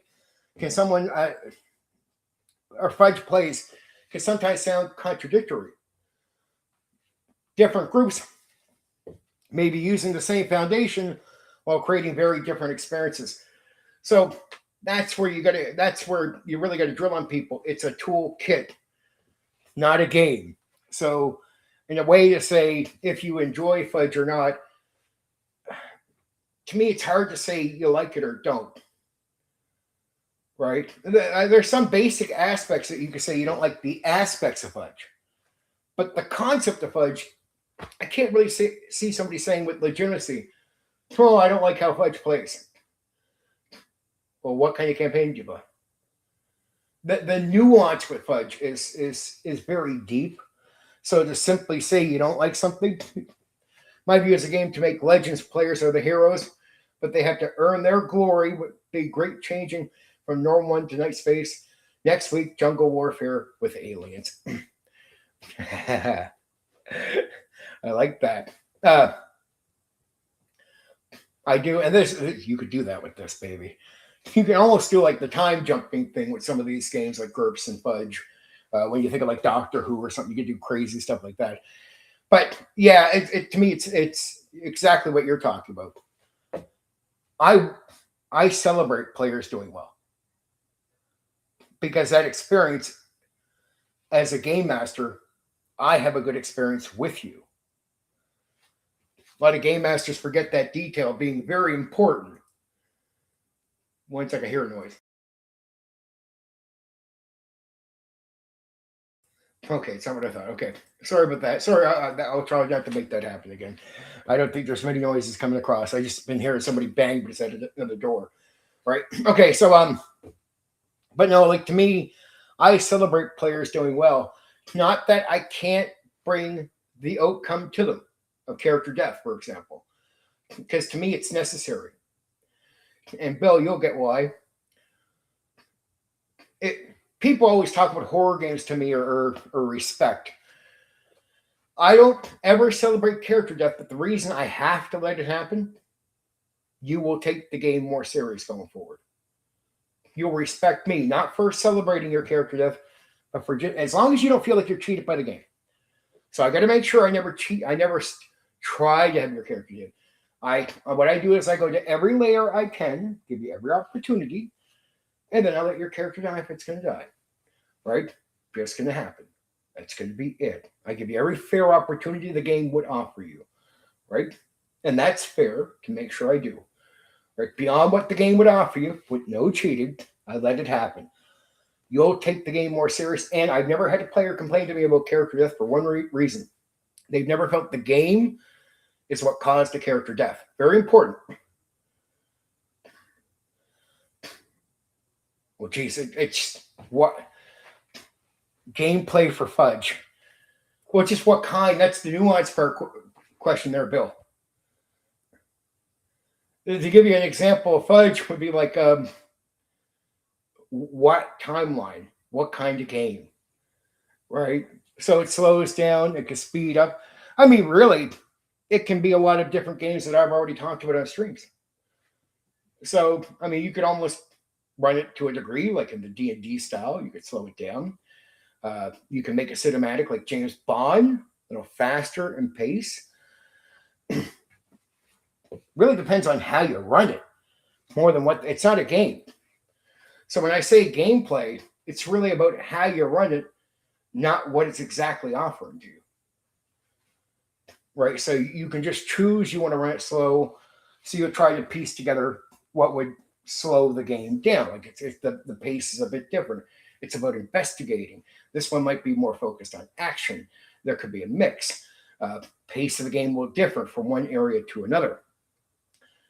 So that's a general question that goes like this. I'm not trying to dodge your question, Bill. I just hope you're starting to realize, because you're asking me a question that with this toolkit, it doesn't have a direct gameplay setup, which is what I've been explaining to you, right? So for you to say, that's why it's a contradictory part when people are looking at the gameplay. Like, what's it like here? Well, if you play a more cinematic game, if you try to aim more faster, you can do that. If you want to slow it down, you can do that. And gameplay is very basic. It's still just tabletop role-playing games. This one's more generic than anything. So any game I would describe to you, Fudge could somewhat repeat. Just about. GURPS, similar. Fudge, a little bit more simplistic. But almost any game I would describe as what you could potentially do with Fudge. To say Fudge has one style or one way of playing it, it doesn't. So even if I said this is how Fudge plays, that would just be one way of playing it out of like 100 ways of playing it. Do you get what I'm saying? So it's really hard to nail it down to say, this is how Fudge plays, because it will play different over to this thing than it would over to this thing. And that's what the point I'm trying to make is, with the nuance part, that's what I've been explaining to you. So I hope you caught that, Bill, because I don't want to seem like I'm dodging the question. I love answering questions. I don't mind challenging ones either. But it really comes down to, how do you want to experience a game? So, and I went through many different ways to run games. Like, you can go to my Bushido stream. I could do James Bond with it. I could do fast, slow. All that's covered in my own coverage. So it's almost any style you really want to do. And that's the point that it's trying to make to you, right? So it's like, I'll go back here just for a second.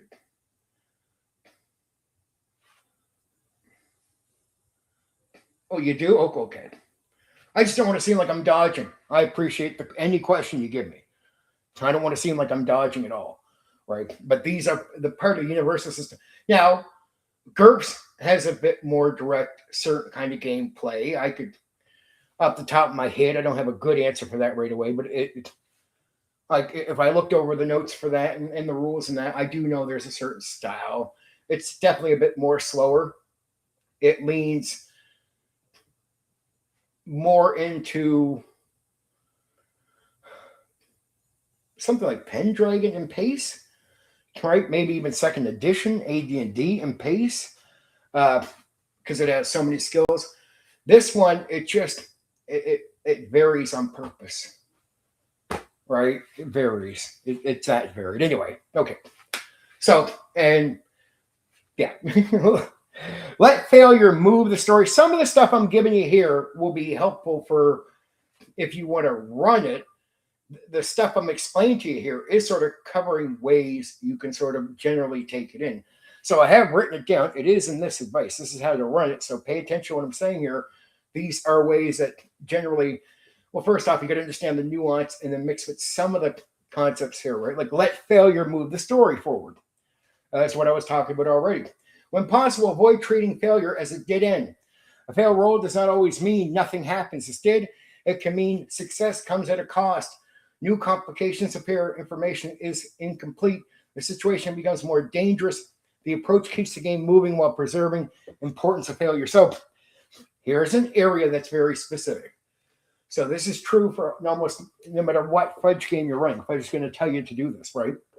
What I'm saying is, when you fail a dice roll, it's not like, okay, you can't find the thing, it's over, right? It just means it basically what it's saying is it make it more challenging now. So if you were trying to find something down the hall, you fail. Okay, like something has gotten in your way. A smell has come up, a noise has come up, some interference that's going to complicate the situation. Maybe there's somebody coming down, right? It doesn't mean you can't keep looking for the thing or doing the thing. It just now a complications come in, and let that be something players have to react to with their characters. So now it's something coming into the scene, something happening. Like here's a good example. So success comes at a cost. New complications appear. Information is incomplete, right? You thought you had all the information to find the thing. You start realizing we thought we knew it was down here, but maybe it's not down here, right? Maybe there's some sign that it could be somewhere else, or stuff like that. So the game is always telling you don't let failure be a dead end in the game. And that's true for all Fudge games. So that's a general truth, regardless of the nuance, right? Trust your judgment. So it's a lot of improvising and making stuff up in this game. That's another area where if you're game mastering it, this will be a common experience. Many RPGs train GMs to search for a correct rule. Fudge often asked a different question. When outcomes make most sense here, when the outcome makes the most sense here, the system assumes the GM can make reasonable judgments. You do not need a rule for every situation. You need fair decisions, clear communication, and a shared understanding of the campaign's tone. The more comfortable you become making rulings, the more naturally Fudge tends to run. So it's like in Traveler. In Traveler, the way you build trust with your players is it's really easy to run to a degree, but only if you do this right. So in Traveler, the players are going to expect the world reacts in a common sense way to what they do. And you are the world. You are this in many other games, but it really emphasizes in Traveler. In Traveler, it's a lot less about prepping and stuff like that. It's a lot about improvising or letting players lead where the game goes, period. You react with the world. So when you react in a way that makes sense to players, like through clear communication, stuff like that, but it just makes sense. The more the world reacts in a way that makes sense to players, the more you build trust with your players. Because now they can assume things, they can think about things, they can, again, take that consistency or the common sense of what you're saying and do that. Here, it's the same thing. Not just when it comes to reacting with the world, but reacting to anything they're doing, period. It has to be, look at the type of game it is, the situation. It's common sense and clearly communicating something why you're ruling on it this way. I'm going to say it's this because that makes sense. But in a way that it can make sense to your players. And if it makes sense to your players, they can say, yes, you can rule that way, you go forward. So it's building trust up through your judgment. The game trusts you and every style, the nuance. So even though there's all these different ways you can handle it, the free-form game mastering way is a very important thing.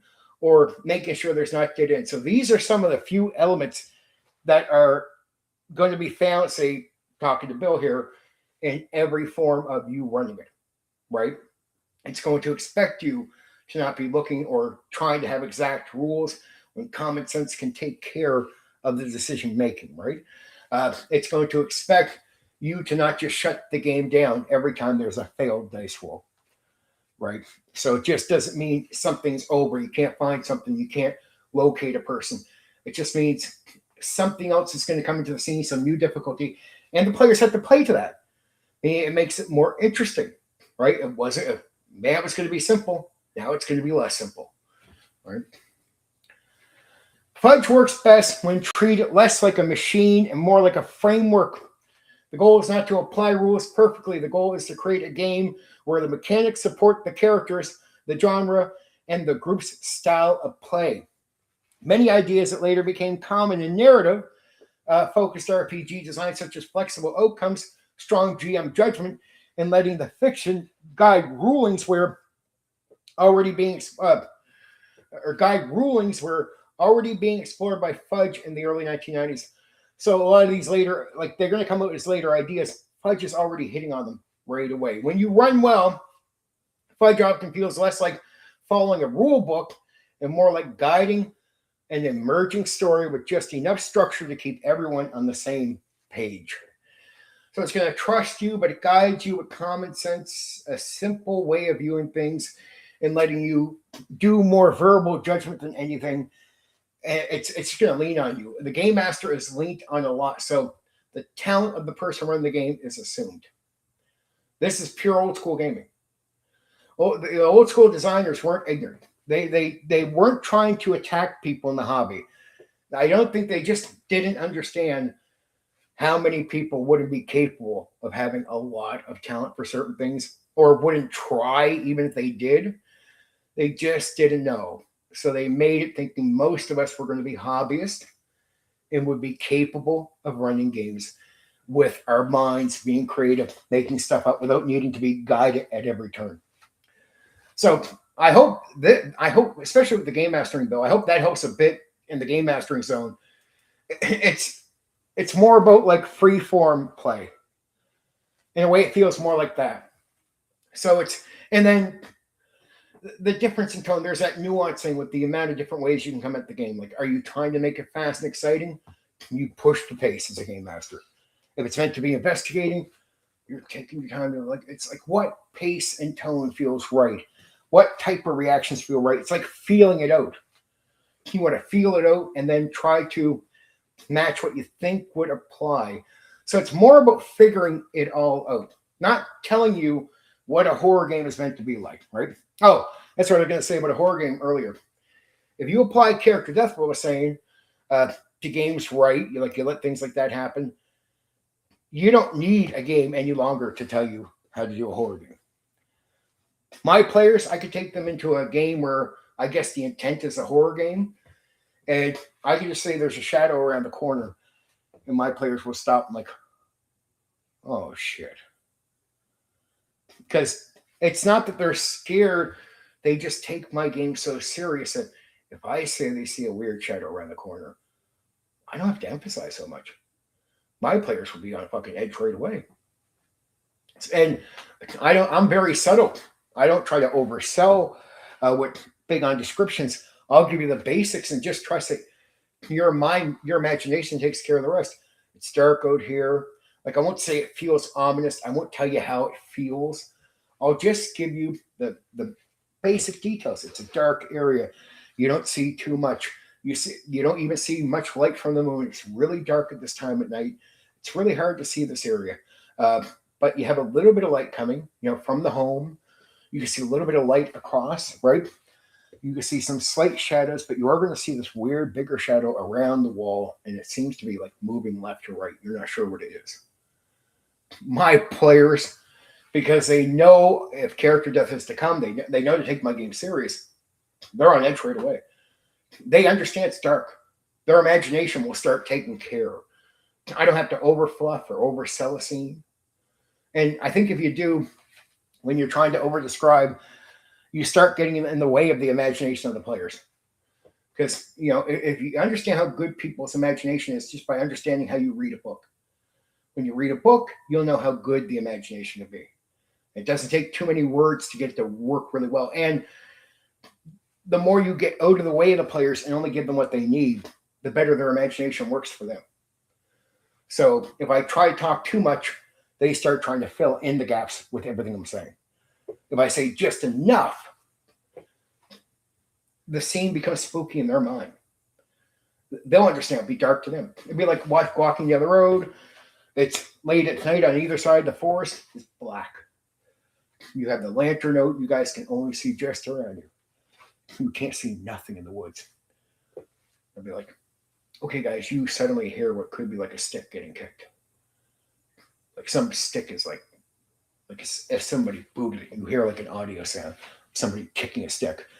You do something basic like that, they're fucking on edge. And also, I hear you. You get what I'm saying. Once you have already applied, character death has been gone through, and they got to that point with you, you have credibility. That credibility puts them on edge. You're in. But just to say, so that's a horror. You could do Fudge with horror.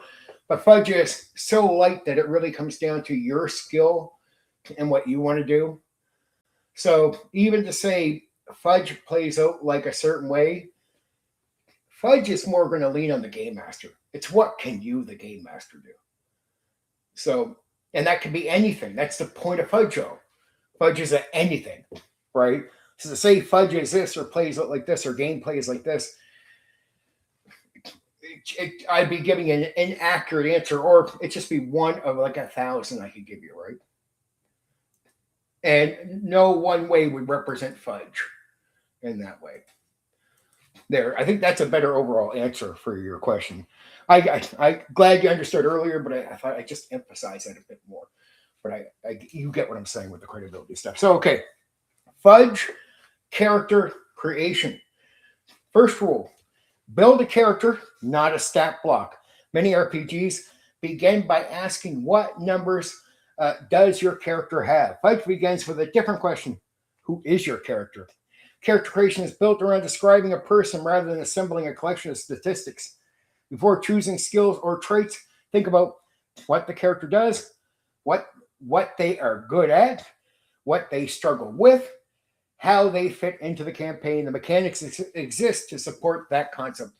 You know, this is going to sound, some of this I try not to make too generic, but so many old school games offer you character creation the same way.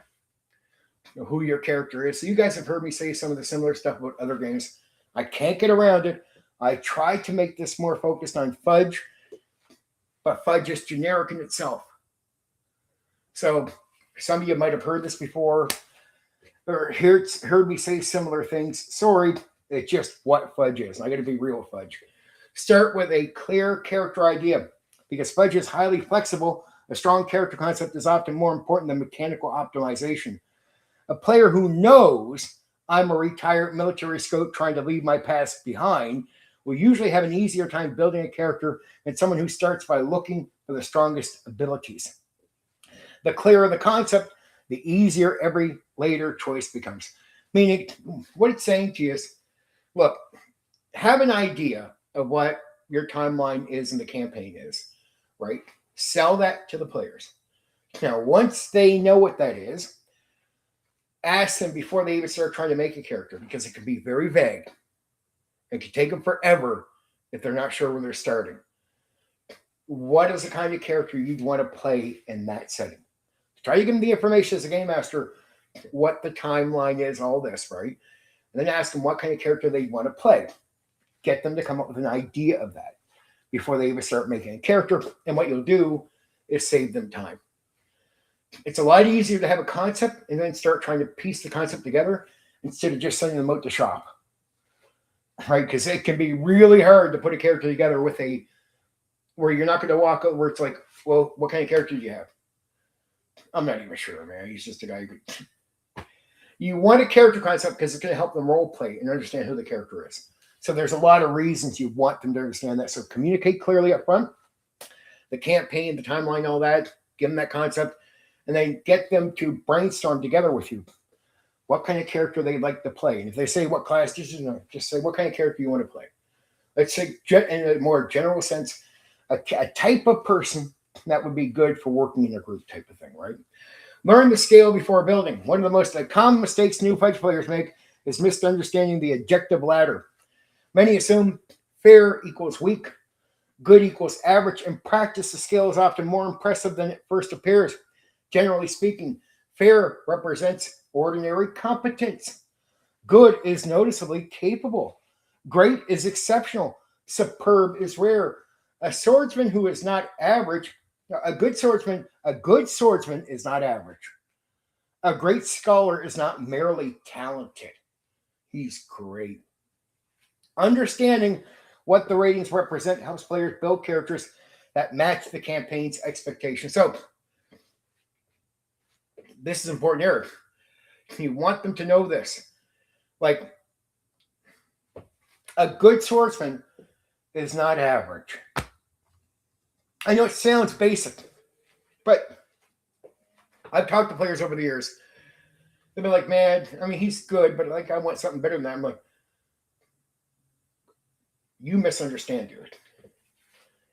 Good means he's good. And that's really, when I emphasize it that way, I really mean this. This is what the game is trying to put at you. Good is really good. Great is exceptional. Oh man, you are fucking tough. You are Highlander, baby. And if you're fucking the champion Highlander, you're superb.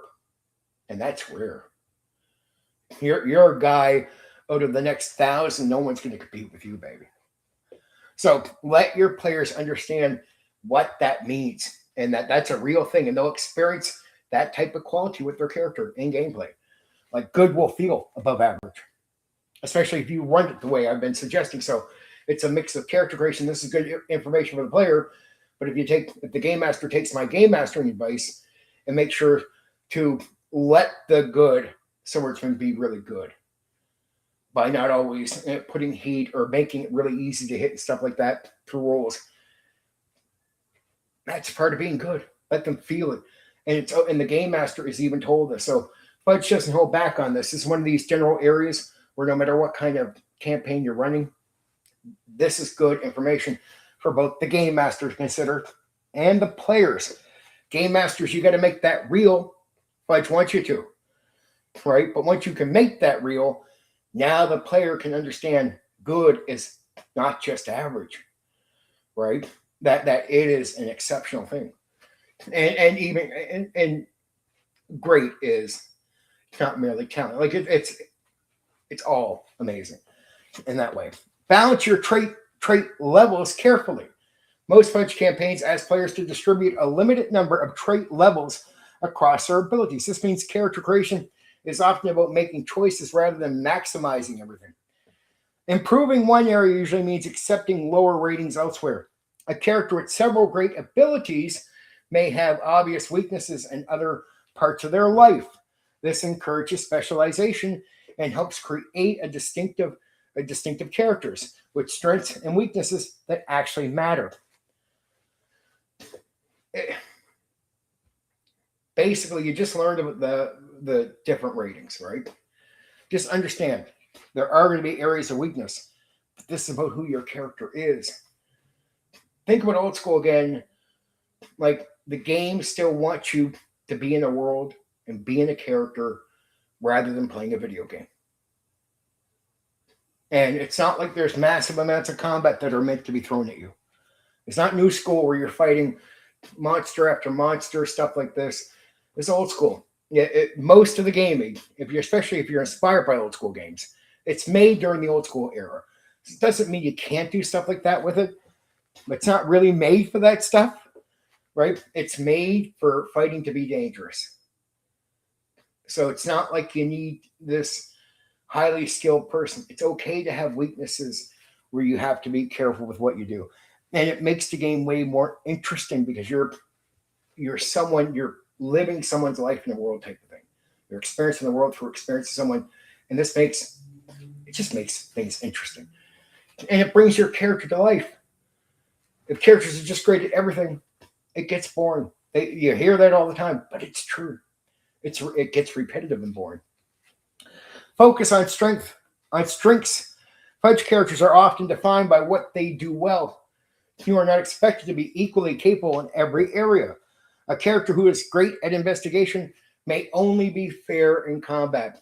A talented diplomat may be mediocre at wilderness survival. Strong identities tend to be more memorable than broad competences. So basically, accept the weaknesses, but where you're strong, you're fucking amazing. But you got to play that double-edged sword, but it is worth it because it says something about who your character is. He's not great at the wilderness. This guy can fucking talk his way to the thing, right? But man, if he gets lost in the woods, Let weaknesses exist. One of the easiest ways to create an interesting Fudge character is to accept the limitations. Like I'm saying, weakness helps define personalities, right? There'll be a reason you're not good.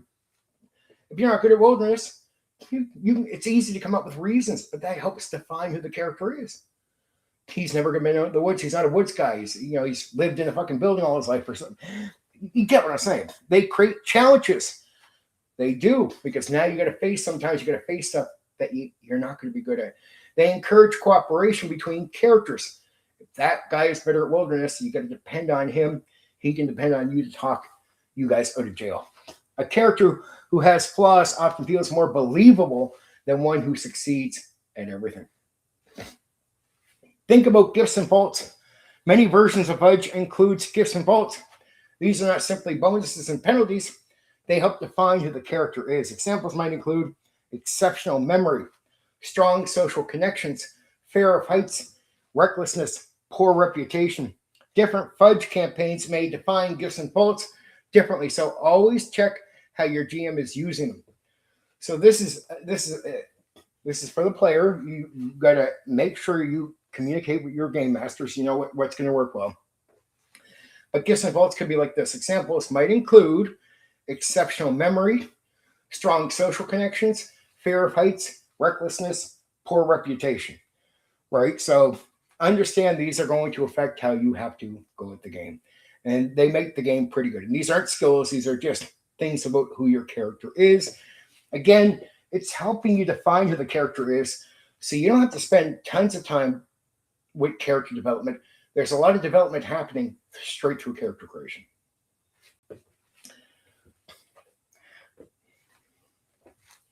So when choosing gifts and faults, think about how they will influence play rather than simply how powerful they are. Interesting traits usually create better stories. So it's like recklessness. That's a negative, but that's an interesting piece of the character. It's like, okay, I think I'm going to hold back here. Your character's reckless. Okay, fuck it. My guy's going to take a chance. That's going to be interesting. It's like, you get what I'm saying? Like playing to your negatives and even taking advantage of having a great memory, right? Like you have nothing to write something down with. You're like, okay, I'm going to try to remember exactly what it says there. And then later leaning on that type of thing so you can take that information down, right? Skills should reflect the character's life. When selecting skills, ask, how did the character spend their time before the campaign began? A sailor would probably know things a sailor would know. A doctor should possess medical knowledge.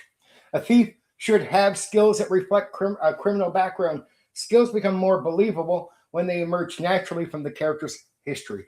So when you're deciding what kind of character you're going to make, there should be a common sense mix of a little bit of history and who the character is, which again makes shopping makes it easier to pick skills. Pick skills that align with the type of character you have. That's it. Just when it comes to character creation, you can be so vague, you can be all over the place. That's why when you define things before you get to these points, it's a lot easier to go, okay, I'm going to pick these ones. It's just easier to align it with who your character is. Understand the campaign's level of detail. One Fudge campaign may use a handful of broad abilities. Another may use an extensive skill list and detailed character options. Some GMs prefer broad skill categories, fast character creation, simpler resolution. Others prefer narrow skill definitions, greater specialization, more detailed characters. So remember, this is what I was saying to Bill there. It's hard to say this is one game. You can make the game more detailed if you're the Fudge GM, or you could even simplify it, take less skills, take this. So it's a tool kit in that way. All right. Before creating a character, understand how much detail GM has chosen for the campaign. This helps ensure your character fits the version of Fudge being used. So basically, if it's more simple in the skill selection, just make sure you take the skills that really fit your character. If there's a lot of nuance being offered with a lot of skills, well, then take a few skills that fit who your character is, but you can think outside the box, right? You might look at an extra one and go, that's a little odd, but my guy's an odd guy, so sure, I'll take this one. It doesn't mean you take all these odd skills, but it just opens the door to know there's a little bit of nuance. So be a little nuance in the way you approach making your character, right? Common sense.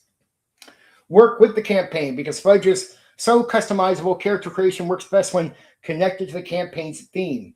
A perfect fantasy hero may not fit a gritty detective game. A master investigator might not belong in a lighthearted, swashbuckling adventure. Talk to the GM about tone, genre, expectations, character power level. Characters usually become stronger when they are built for the campaign rather than against it. Because a lot of what you're going to face in the campaign is going to be related to the aim of the campaign itself. So you want a character especially more built for what you're going to encounter, rather than like, man, you're great at investigating, but we're not doing much investigating. Yeah, I know. Well, you see right away that what you're going to be doing actively in the game might not end up aligning with your character. So make sure you're matching that up. Relationships matter. Fudge tends to benefit from characters who feel connected to the world.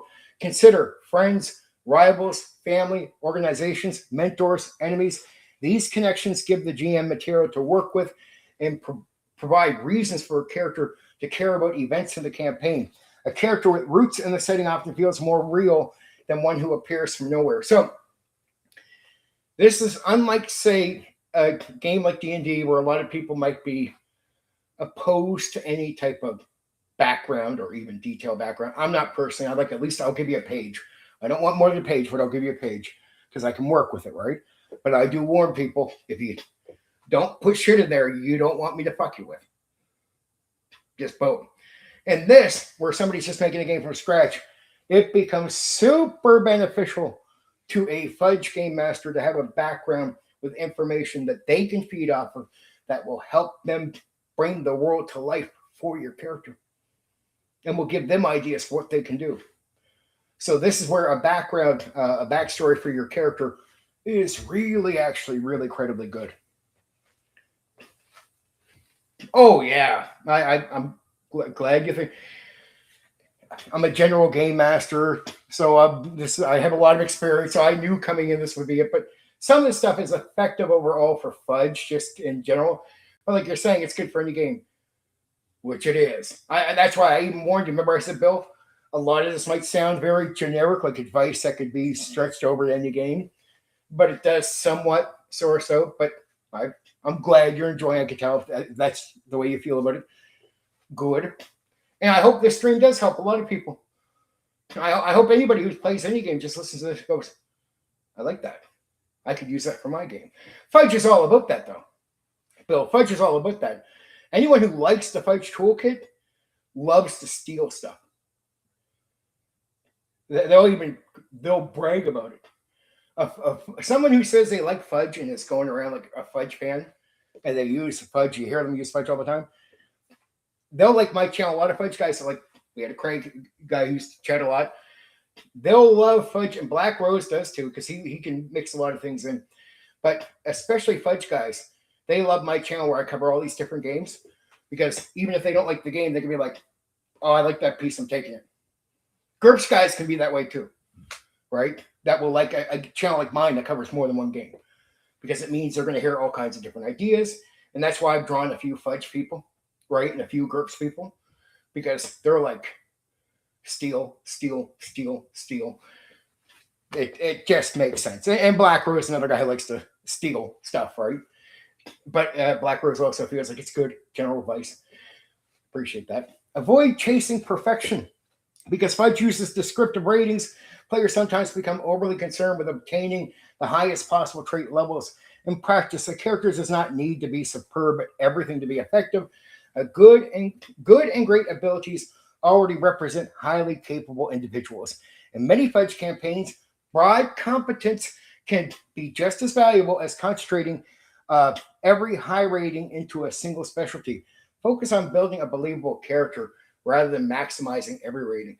Yeah, honestly, the believable character is the one you're going to feel. Like, that's a believable character is what you watch on a TV show, and that's your favorite thing about them. You get bored if the character was generic. Well, guess what? You'll have a similar experience if you play a character with no flaws. That's all perfect and everything. Trust me, that will be boring. Now, if you play, I guess, a board game, maybe not. But if you play old school role playing, like some of the guys here, they'll understand what I mean. You go into a game, if you play a guy with no real flaws, okay, you're playing Jane. But if you play a guy where sometimes you gotta, you're really good at some things, but sometimes you gotta go like, oh shit, like my guy sucks at this. Like there's something to it, man. There's flavor, there's edge, there's, oh fuck, really? I gotta deal with this. Trust me, I can't explain to you in perfect sense, but there is something that makes that person real to you. It's relatable. That's the main thing. People with flaws you can relate to instinctively without realizing it. That's why you'll be more relating to your character with flaws than you will with a character who has no issues at all. You won't even notice it. Like I had to explain, but it's called relating. When you relate with something, it's a lot easier to connect.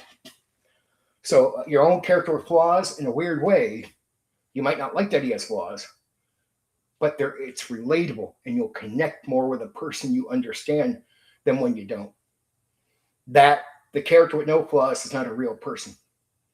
The character with flaws is real. So that's a good way to look at it. Leave room to grow. Some of the most enjoyable characters begin with unfinished stories. This is a lot of advice you get from D&D guys. I don't mind a page, but I agree. I don't want 3 pages. I don't want your whole story told to me. Right? There's going to be some of your story, and then we get in, and maybe we can even develop that background in the game. Oh, there were some basic couple lines on your parents. Oh, now let's get to know them a bit more. Maybe this is your father's brother. Blah, blah, blah. But anyway, some of the most enjoyable characters begin with unfinished stories. Consider questions such as, what does the character want? What do they fear? What are they trying to prove? What mistakes are they still carrying? Right? These unanswered questions create opportunities for development during play. It's true. It's like what do they want to achieve? Are they going to achieve it? What does it mean to achieve it? And over time, as they try or fail, it develops something about them. So the unanswered questions create opportunities for development during play.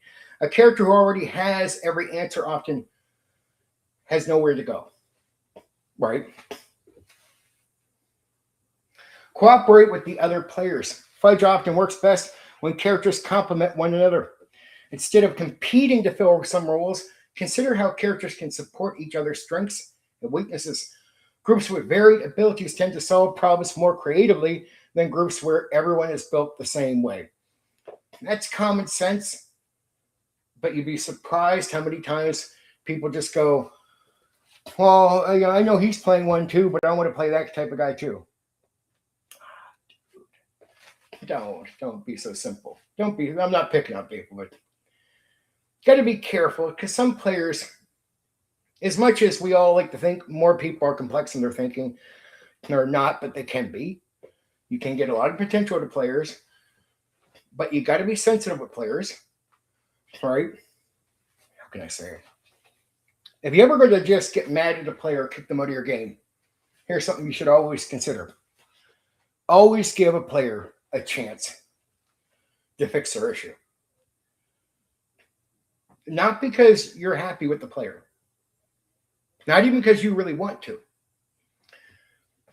The other players playing your game will always, because they might not understand why you feel a certain way. They are going to watch how you treat that player, because if you're willing to treat that player a certain way, what way would you treat them? Right? So that matters. Always give an opportunity. And if they fail, you let them go. But Fudge character creation is built around descriptive competence rather than numerical optimization. The objective ladder, trait allocation, gift, faults, and customizable skills structures all encourage players to think about who their character is before worrying about mechanical efficiency. The strongest Fudge characters are rarely the ones with the highest ratings. They are the ones whose strengths, weaknesses, and backgrounds come together to create someone who feels real and belongs in the campaign world. Okay.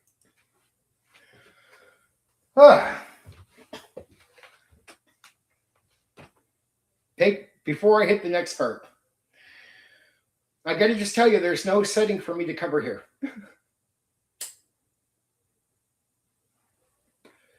I got a worth mentioning area and mention some stuff. We're gonna do some scattered little notes here before I end the whole gimmick, at least to cover it, to officially say it's over. But I am taking. We're at a time out. I hope you guys are enjoying. Fudge is good if you want to just do it your way. For someone with talent, like if you have a lot of experience, Fudge is really good.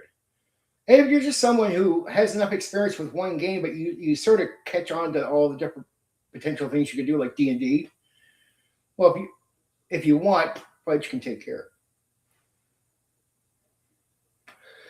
There is settings Black Rose, but let me be clear, because I mostly gave with the guys that had their own, and I had my own. There is expansions that come with ideas for settings and stuff like that. So there is expansions beyond the 1970.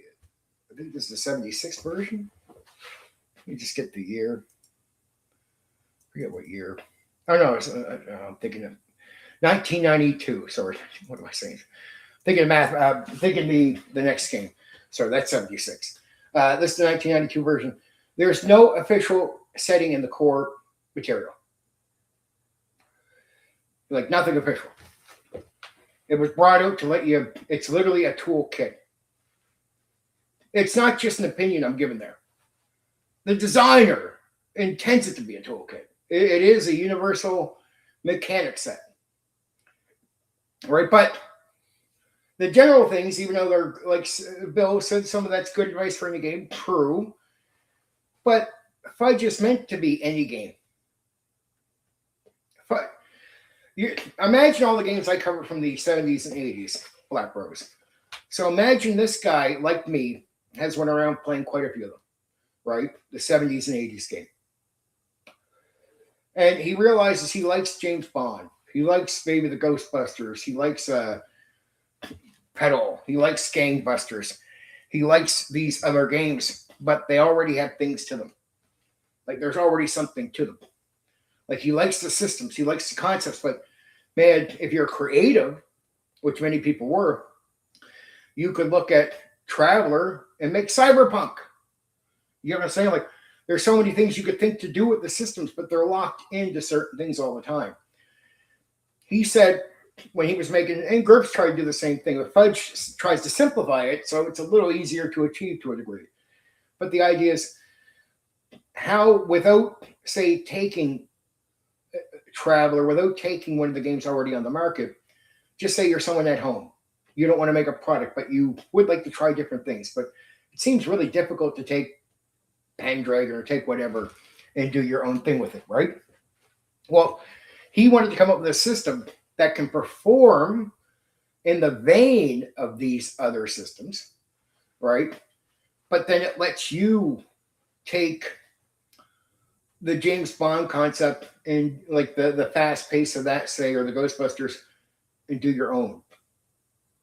Or if you wanted a slower game, like some of the slower games like Gangbusters, here's a way to do your own. Like these rules will allow you to do it as long as you, and again, if you have the experience with some of these games, then you sort of know pacing. Pacing is very important to understand.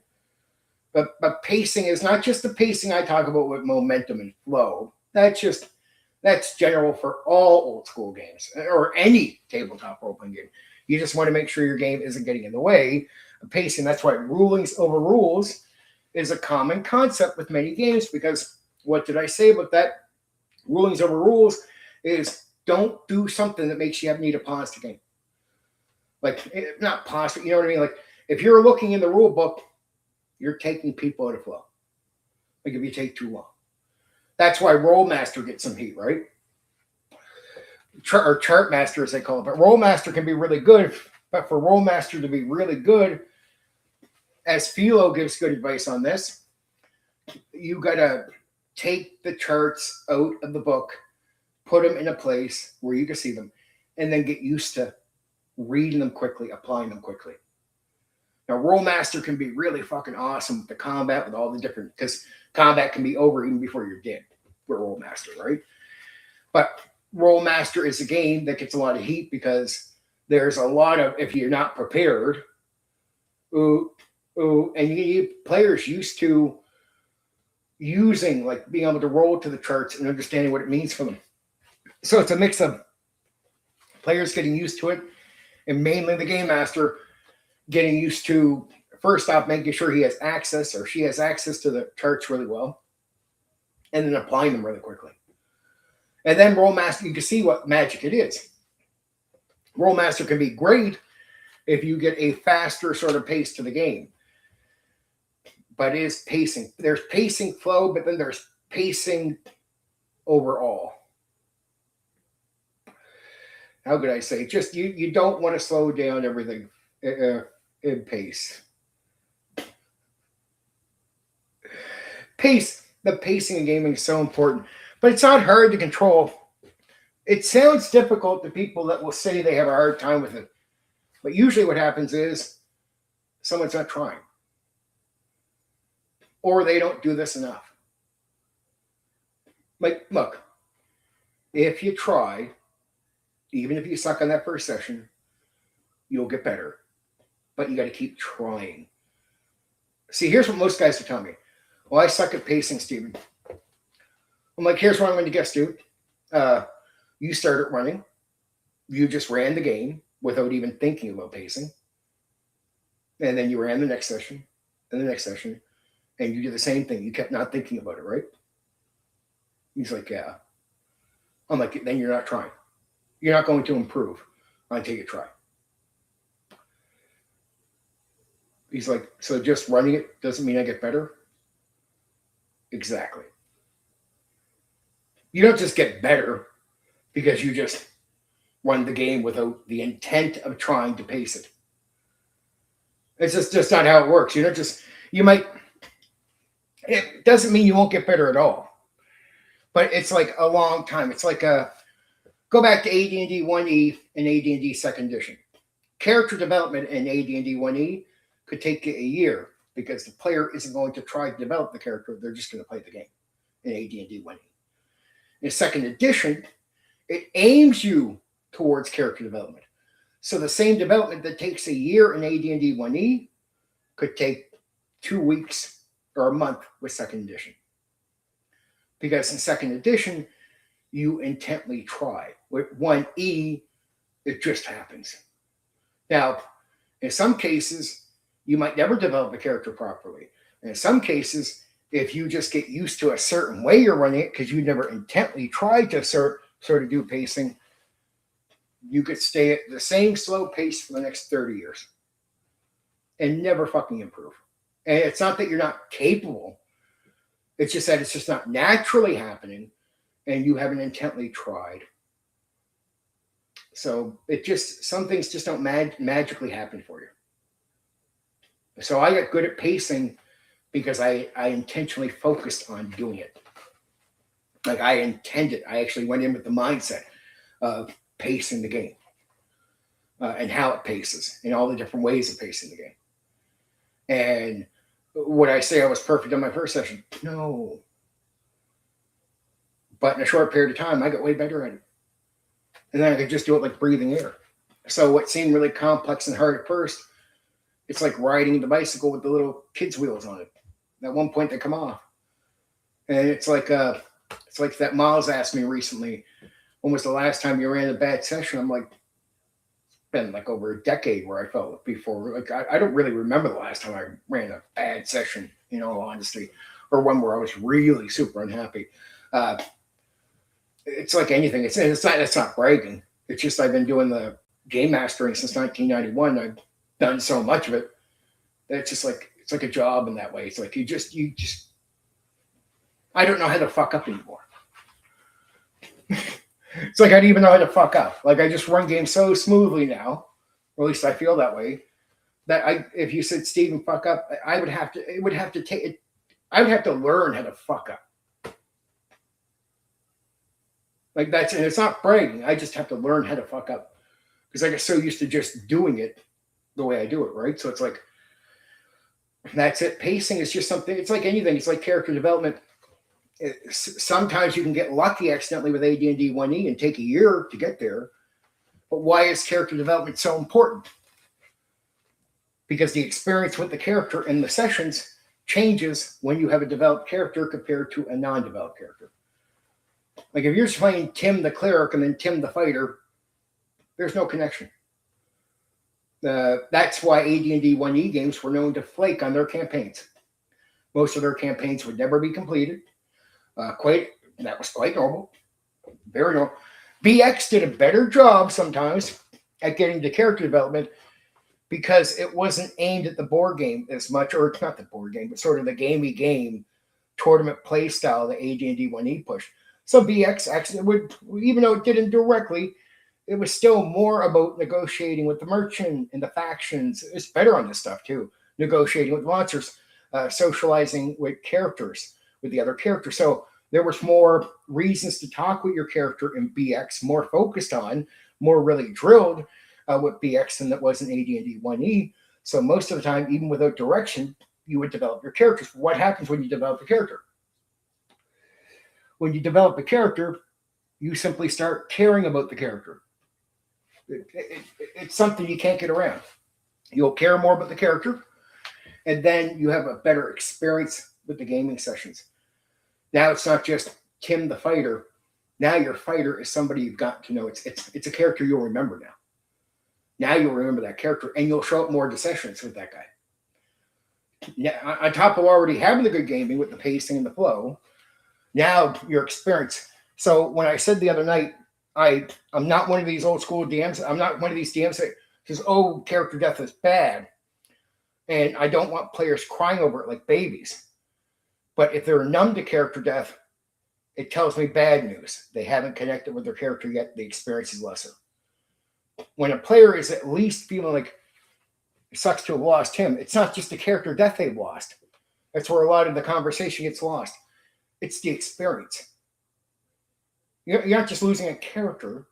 You're losing a fucking grand experience. When you're playing that character you develop, that is fucking great gaming. That's great gaming. And when that stops, even at the end of a campaign, you can feel this way. A good campaign with a developed character, even without character death, ask players at the end of a campaign, there can be disappointment feeling. They're not crying like babies. They're not children. But hey, that's why it's not hard to get players to go back after a few years and do some interesting stuff with their old characters. And they want to. Because there's an end. It's like watching a good TV show, right? And you get to that last episode and you're like, man, this is gone. Like the characters have been developed in front of you. The game can do the same thing for you. So you're not just losing a character when you've connected with them, when you made a personality. You're losing a gaming experience. And losing a game experience can be very disappointing because it's not it's not going to be quickly got back to. You got to start with a new character. Be patient. You'll get there at one point with a new character. But you're not instantly going back to that quality of play. There is a quality of play that the pacing is going to be good if you do that right. But there is a quality of the connected, developed character that isn't instantly going to come back to you. So as you're starting a new campaign, you got to explain that to players. Don't expect to feel the same way right away with this guy as you did with the last game. And then you got to explain to your players.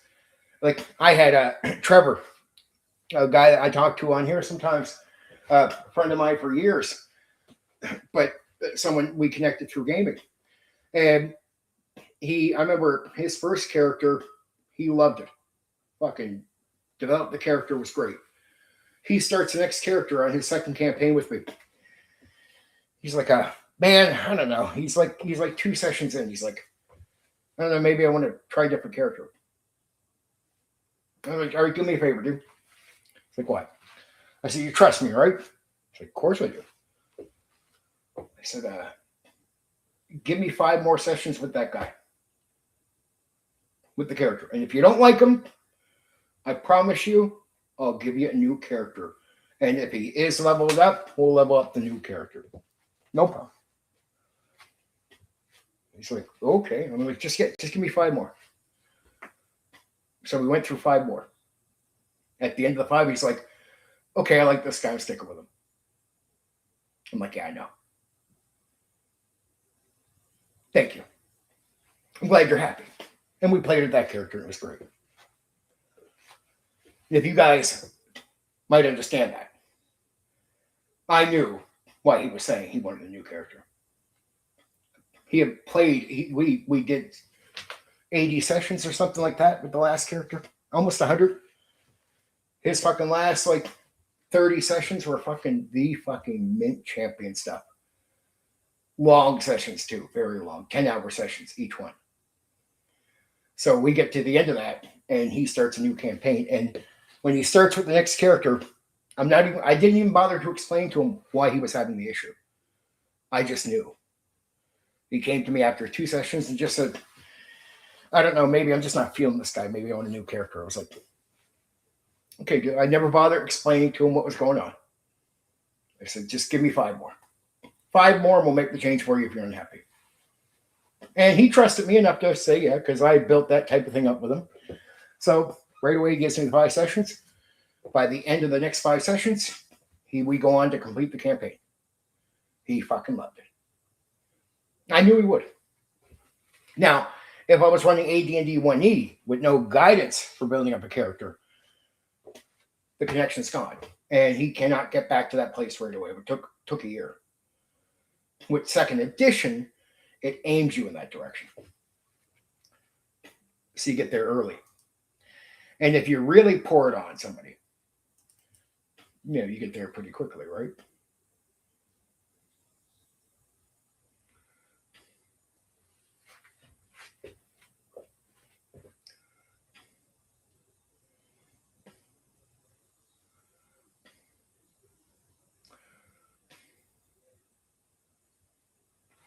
Okay.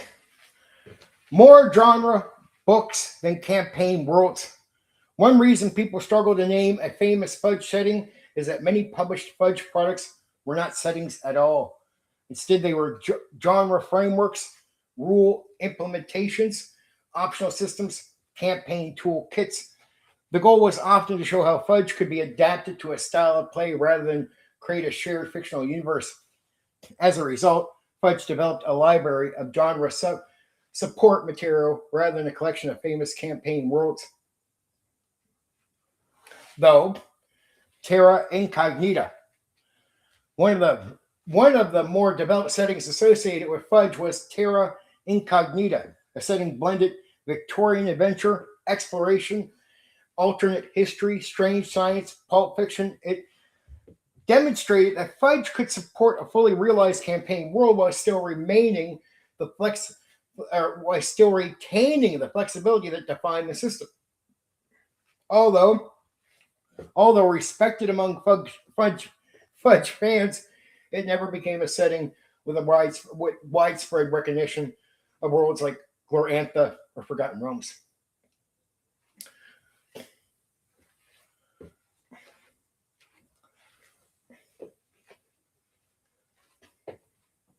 Heart Quest. Another notable Fudge-based game was Heart Quest. Rather than focusing on combat, dungeon exploration, or tactical challenges, it emphasized relationships, romance, social interaction. Its existence helped demonstrate just how flexible the Fudge framework could be and how willing designers were to experiment with genres rarely explored by mainstream RPGs. The Fate Legacy. Perhaps one of the most famous descendants of Fudge is Fate. Fate began as a customized version of Fudge created for specific campaigns before gradually evolving into its own distinct system.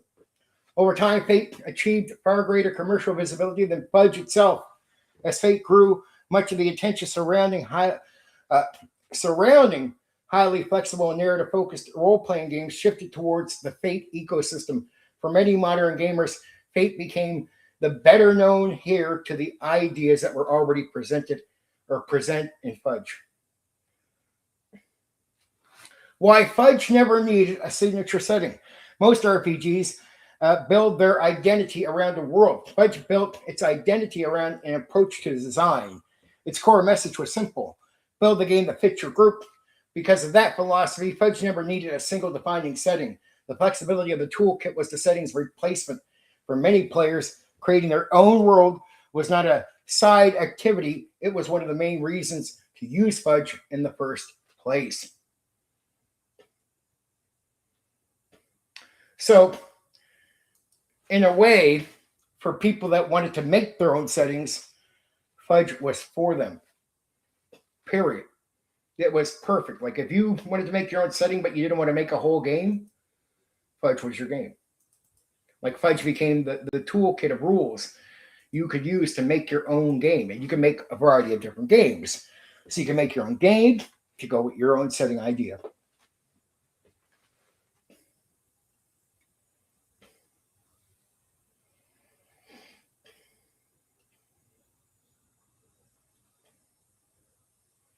Opposed roles are extremely common. Many actions in Fudge are resolved by comparing one of traits directly against another. Example, sword skill versus sword skill, stealth versus observation, persuasion versus willpower. Rather than focusing heavily on target numbers, the system often compares the capabilities of people involved.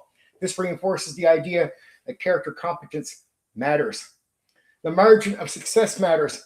Many Fudge implementations care not only about whether you succeed, but how much. A narrow success and decisive success may produce different outcomes. Likewise, a small failure and a disastrous failure may have different consequences. This gives the GM useful information beyond simple pass or fail results. Fudge encourages relative thinking. Many RPGs encourage players to think in terms of bonuses and penalties. Fudge often encourages players to think in terms of relationships. For example, a good climber facing a fair climb is a very different situation. A good climber facing a superb climb, the relationship between ratings. So it's a good climber facing a fair climb is a very different situation from a good climber facing a superb climb. The relationship between ratings is often more important than the numbers behind them. This approach helps keep the focus on competency and the challenge rather than the mathematical calculation. Fudge is not one rule set. This surprises many people. When someone says, in my Fudge game, another Fudge player may be using different combat rules, different magic rules, different skill structures, and different advancement systems. The core concept remains recognizable, but details can vary considerably from campaign to campaign. That's what I was explaining to Bill earlier. It's not one game. It's so when a game master says, this is my Fudge game, there really should be a difference between most of the other games by the other Fudge guys, right?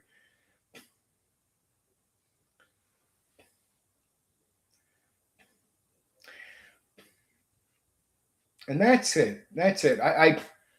The Terra Cognito, I figured I mentioned. Heart Quest, I mentioned. So that is the Fudge game covered. I'm not done. I'm not running away. But there you go. There you go. Fate is better known than Fudge. It was built from Fudge, but I still think Fudge is fucking fantastic if you're just someone who is a creative. Fudge is fantastic if you're a creative. That's it. So I didn't know that much about Fudge until a friend of mine recently ran me through his Fudge game. Here's what he said to me. He said, Steven, and I knew I'd be able to add a lot of stuff here tonight. He said, Steven, you're going to understand. He says, you've never ran this before or played Fudge.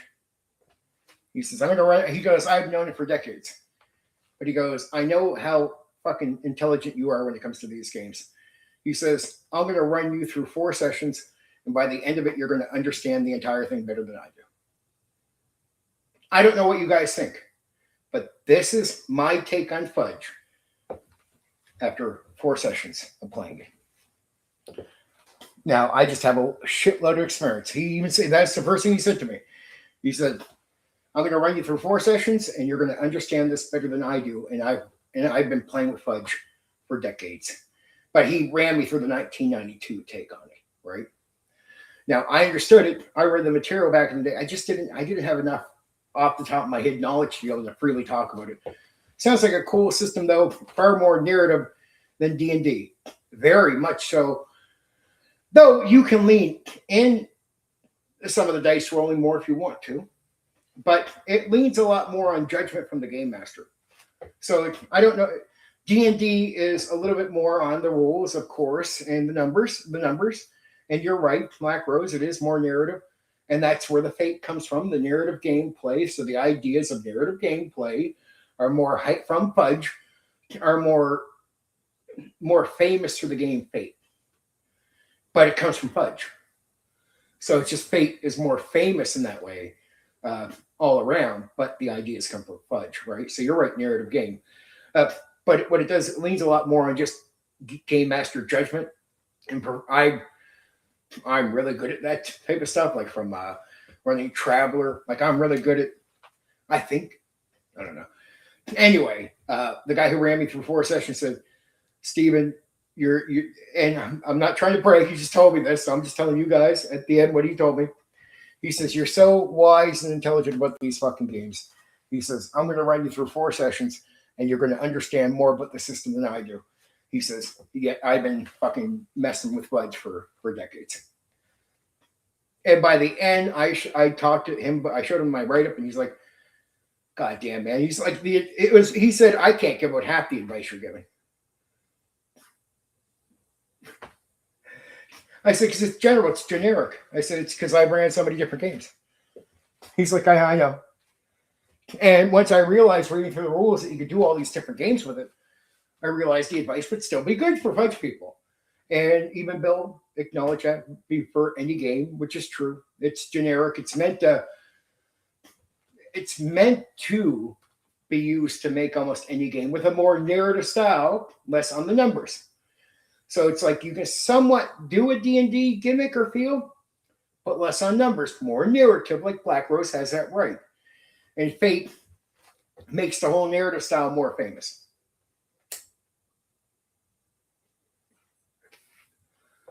So I hope anyone who's like Fudge or Craig watches it all or watches it later. Hope you enjoyed.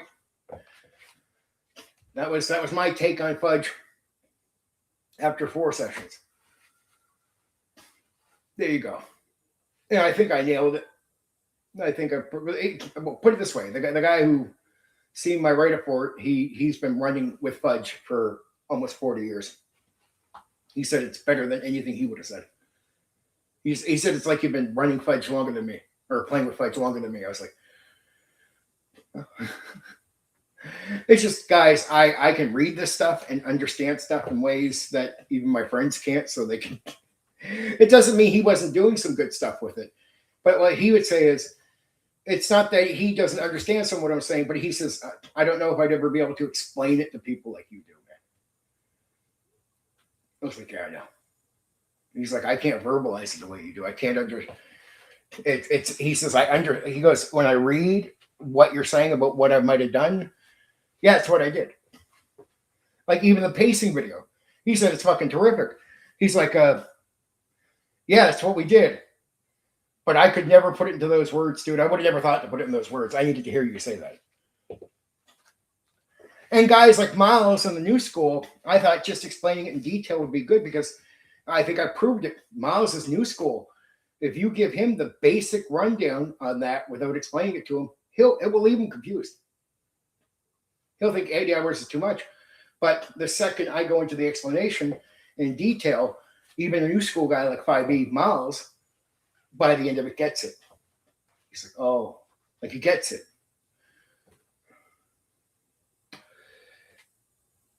Anyway, I hope you guys enjoyed that. I don't know. Tomorrow's a lot different. It's not going to be so generic. And it's going to be space. But I want to warn you, it is it's not spaceship. Right? It's not like spaceship. It's about a space station. Right? Just a heads up, space station. You just get the details on this. Well, details. So reminder, the stream's coming up. Just to help you guys out to book a little.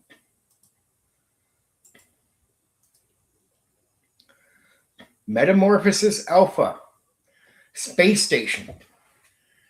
And then Thursday is, well, Tuesday is off script. Every Tuesday. But Thursday is old school D&D, the Temple of Elemental Evil. Saturday will be Prince Valiant. Sunday will be Deadlands. The next week will be the next members only Hollow Earth Expedition. It's going to be fun. Black Rose. I hope you're around for that one. The next D&D one is historical reference series, which is interesting because it's like about Rome, like the real world stuff. And then I think Bill was the one saying this. He's interested in the unknown armies. But if you like the unknown armies because it's conspiracy theory, you might not have heard of Tribe 8, but Tribe 8 is the next day, and Tribe 8 is conspiracy theory, my friend. Conspiracy theory.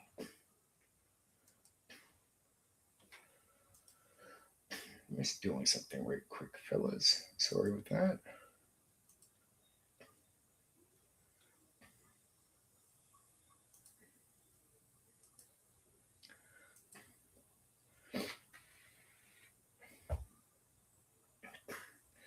And I'll schedule it soon. And I hope it's going to be interesting. The next movie when I'm running is The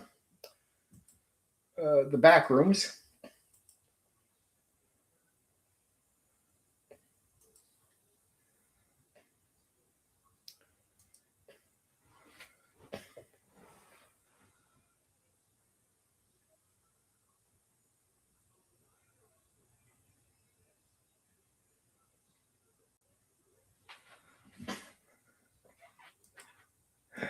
Oh man, there's some people that really, really are not happy with that He-Man movie. I had to check that.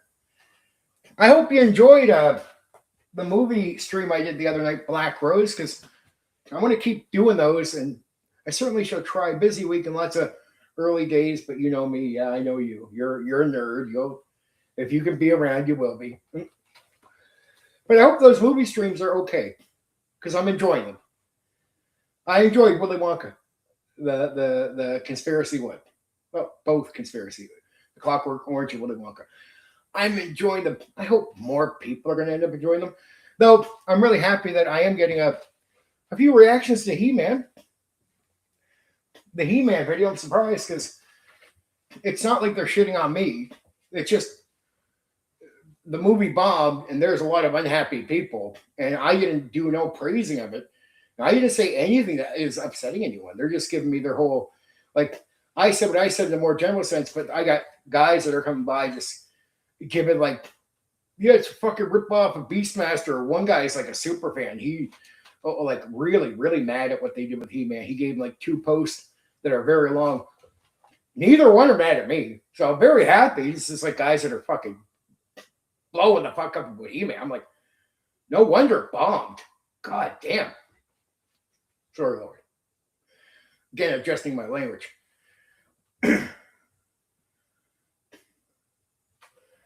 Yeah, and it wasn't meant to be over informative, but it's meant to a mix of have a talk, sell the like get people interested in the movie because it's like it's movies. Clockwork Orange is interesting to watch. It really is. Like if you haven't seen it, and I talked to you about it, that one you want to give a moment to. Willy Wonka the Chocolate Factory. I don't care if you're a grown man. Willy Wonka the Chocolate Factory, the old one, with if you have never seen it, holy fuck, we're seeing. And when I add the whole conspiracy thing with the Snow Piercer movie, even if you've never, like, if you watch Willy Wonka the Chocolate Factory, even if you don't watch the Snow Piercer movie, even though it's good, it's worth watching. If you just watch the special, and I got to get that video up. I said I would do that the other night. The Snow Piercer conspiracy thing related to Willy Wonka. There's a guy that did a video on that, and it's just so interesting. Such a good watch, but it's no good to you to watch if you don't know Willy Wonka and the Chocolate Factory. So you got to watch that movie, and then that special becomes awesome. Because when I say when you watch a special, there's no way to walk away from that theory and go, that can't be the case. You walk away going, yeah, it is. It is a continuation of Willy Wonka. And I'm convinced outright that it is. It's just that you got to understand, why would the creator never admit to it? Didn't have the legal rights. Right? And he got away with making it without being called out. So imagine making a movie that is a part 2, like, and properly a part 2, and never getting called out on it when you don't have the rights to make part 2. So Snowpiercer, I'm 100% convinced is Willy Wonka part 2. But he can't outright say, the guy who made it can't say it is, right, legally. But yeah, like I like the Matrix conspiracy stuff. I like some of the Matrix movie stuff where guys have done that. But I'm like, and that's interesting. But I think an even better one is the Snowpiercer one. But you've had to have watched the Willy Wonka Chocolate Factory and the Chocolate Factory movie to understand. And I would hope that before, if somebody's never watched the Willy Wonka Chocolate Factory, that me throwing the weird conspiracies in there make watching the movie more interesting. It's not about putting spoilers in there that make it not interesting.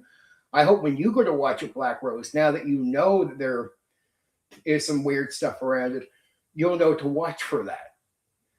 And I hope the experience is interesting based on that. Because when I read about them and went back and watched the movie, again, I actually enjoyed it. Like, I actually enjoyed going back and going, oh, I never thought of it that way. And then you watch that part and you're like, yeah,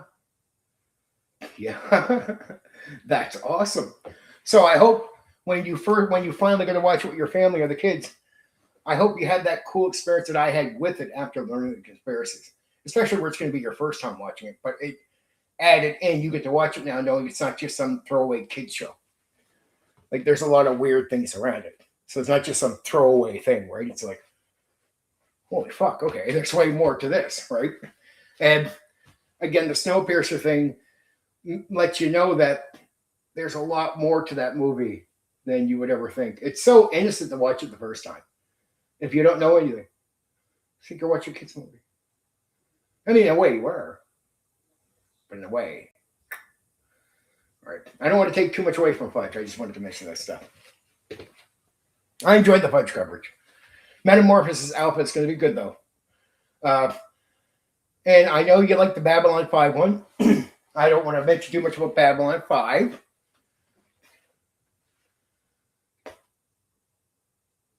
Cool. I sincerely do, man. It's a movie. It's not even like trying to get you to watch Star Trek, right? I understand that takes episodes to commit to. It's a movie. And you get to watch it with the kids. So it's a good time killer, right? And the kids will love it. So you'll love the reaction you get with the kids. The kids will love the movie. I guarantee you the kids will love the movie, right? So that's a benefit. And it's a movie because it's old school, they'll be hooked on. So it's like one of those movies where even those kids playing around, they'll keep watching, right? Like that. Trust me, this is eyes glued on TV movie. Trust me on that. This is old school storytelling. The kids will be watching. It's too interesting for the kids not to. Like, even if they're like playing, they'll look back like, oh. And it will be engaging. Very much. Surprisingly, even for you. It's not like a 4-hour movie either, so you don't got to worry about it. Take it forever. But Fudge was good. If you think GURPS is a little bit too much on you, and you like the idea of a more simplistic gameplay, and you need a system for your own idea of setting, like you're just somebody at home, get Fudge, man. Like, Fudge is actually really good and really easy. It's really easy. It's easy to teach players. So it's a lot of fun in that way. You're not going to learn much, even though it's new, to run it and have the players understand. And it will be a great sort of framework for you to try anything you want. And again, it's for a game designer who's not even made a game before, it's a great starting point to try something and then slowly start adjusting the rules to the game that you want. Because what it does is, based on the basic narrative, it's going to teach you how a game should run. And then you can start making a game by the understanding of how to run a game. So my advice here in this video, the how to run it advice, especially for anyone thinking about making a game, it is super valuable. It is super valuable. And you can experiment, like, what kind of game do you want to make? Your future, medieval, whatever. And then you can slowly change the rules. You could change the dice that you want to use. You can go, okay, this is how I'm dealing with it narrative. What I want to put in a structured way of dealing with it with numbers or dice or whatever. And it wouldn't take you long through this process to make your entire own game. So it's a great way just to go in, have a starting framework, make up the setting, the idea that you would want to go with it, structure the fudge into that thing to support it, try it out, see how it feels, and then like run a campaign or run a couple short goes with it and start experimenting with new rules, right? And you can overhaul the system you're using. Next thing you know, you got your own mechanics, you got your own thing, you got your own game. That's how Fate was made. Now, Fate leans a lot on Fudge, but you're allowed to do that because you can copy rules. So it's a great way to start and learn the basics because it just lets you learn the basics. Like these are things you're gonna be doing anyway in your own game. So it's a great way to learn. I got lucky just doing so many games I didn't have to do this process. And I did GURPS.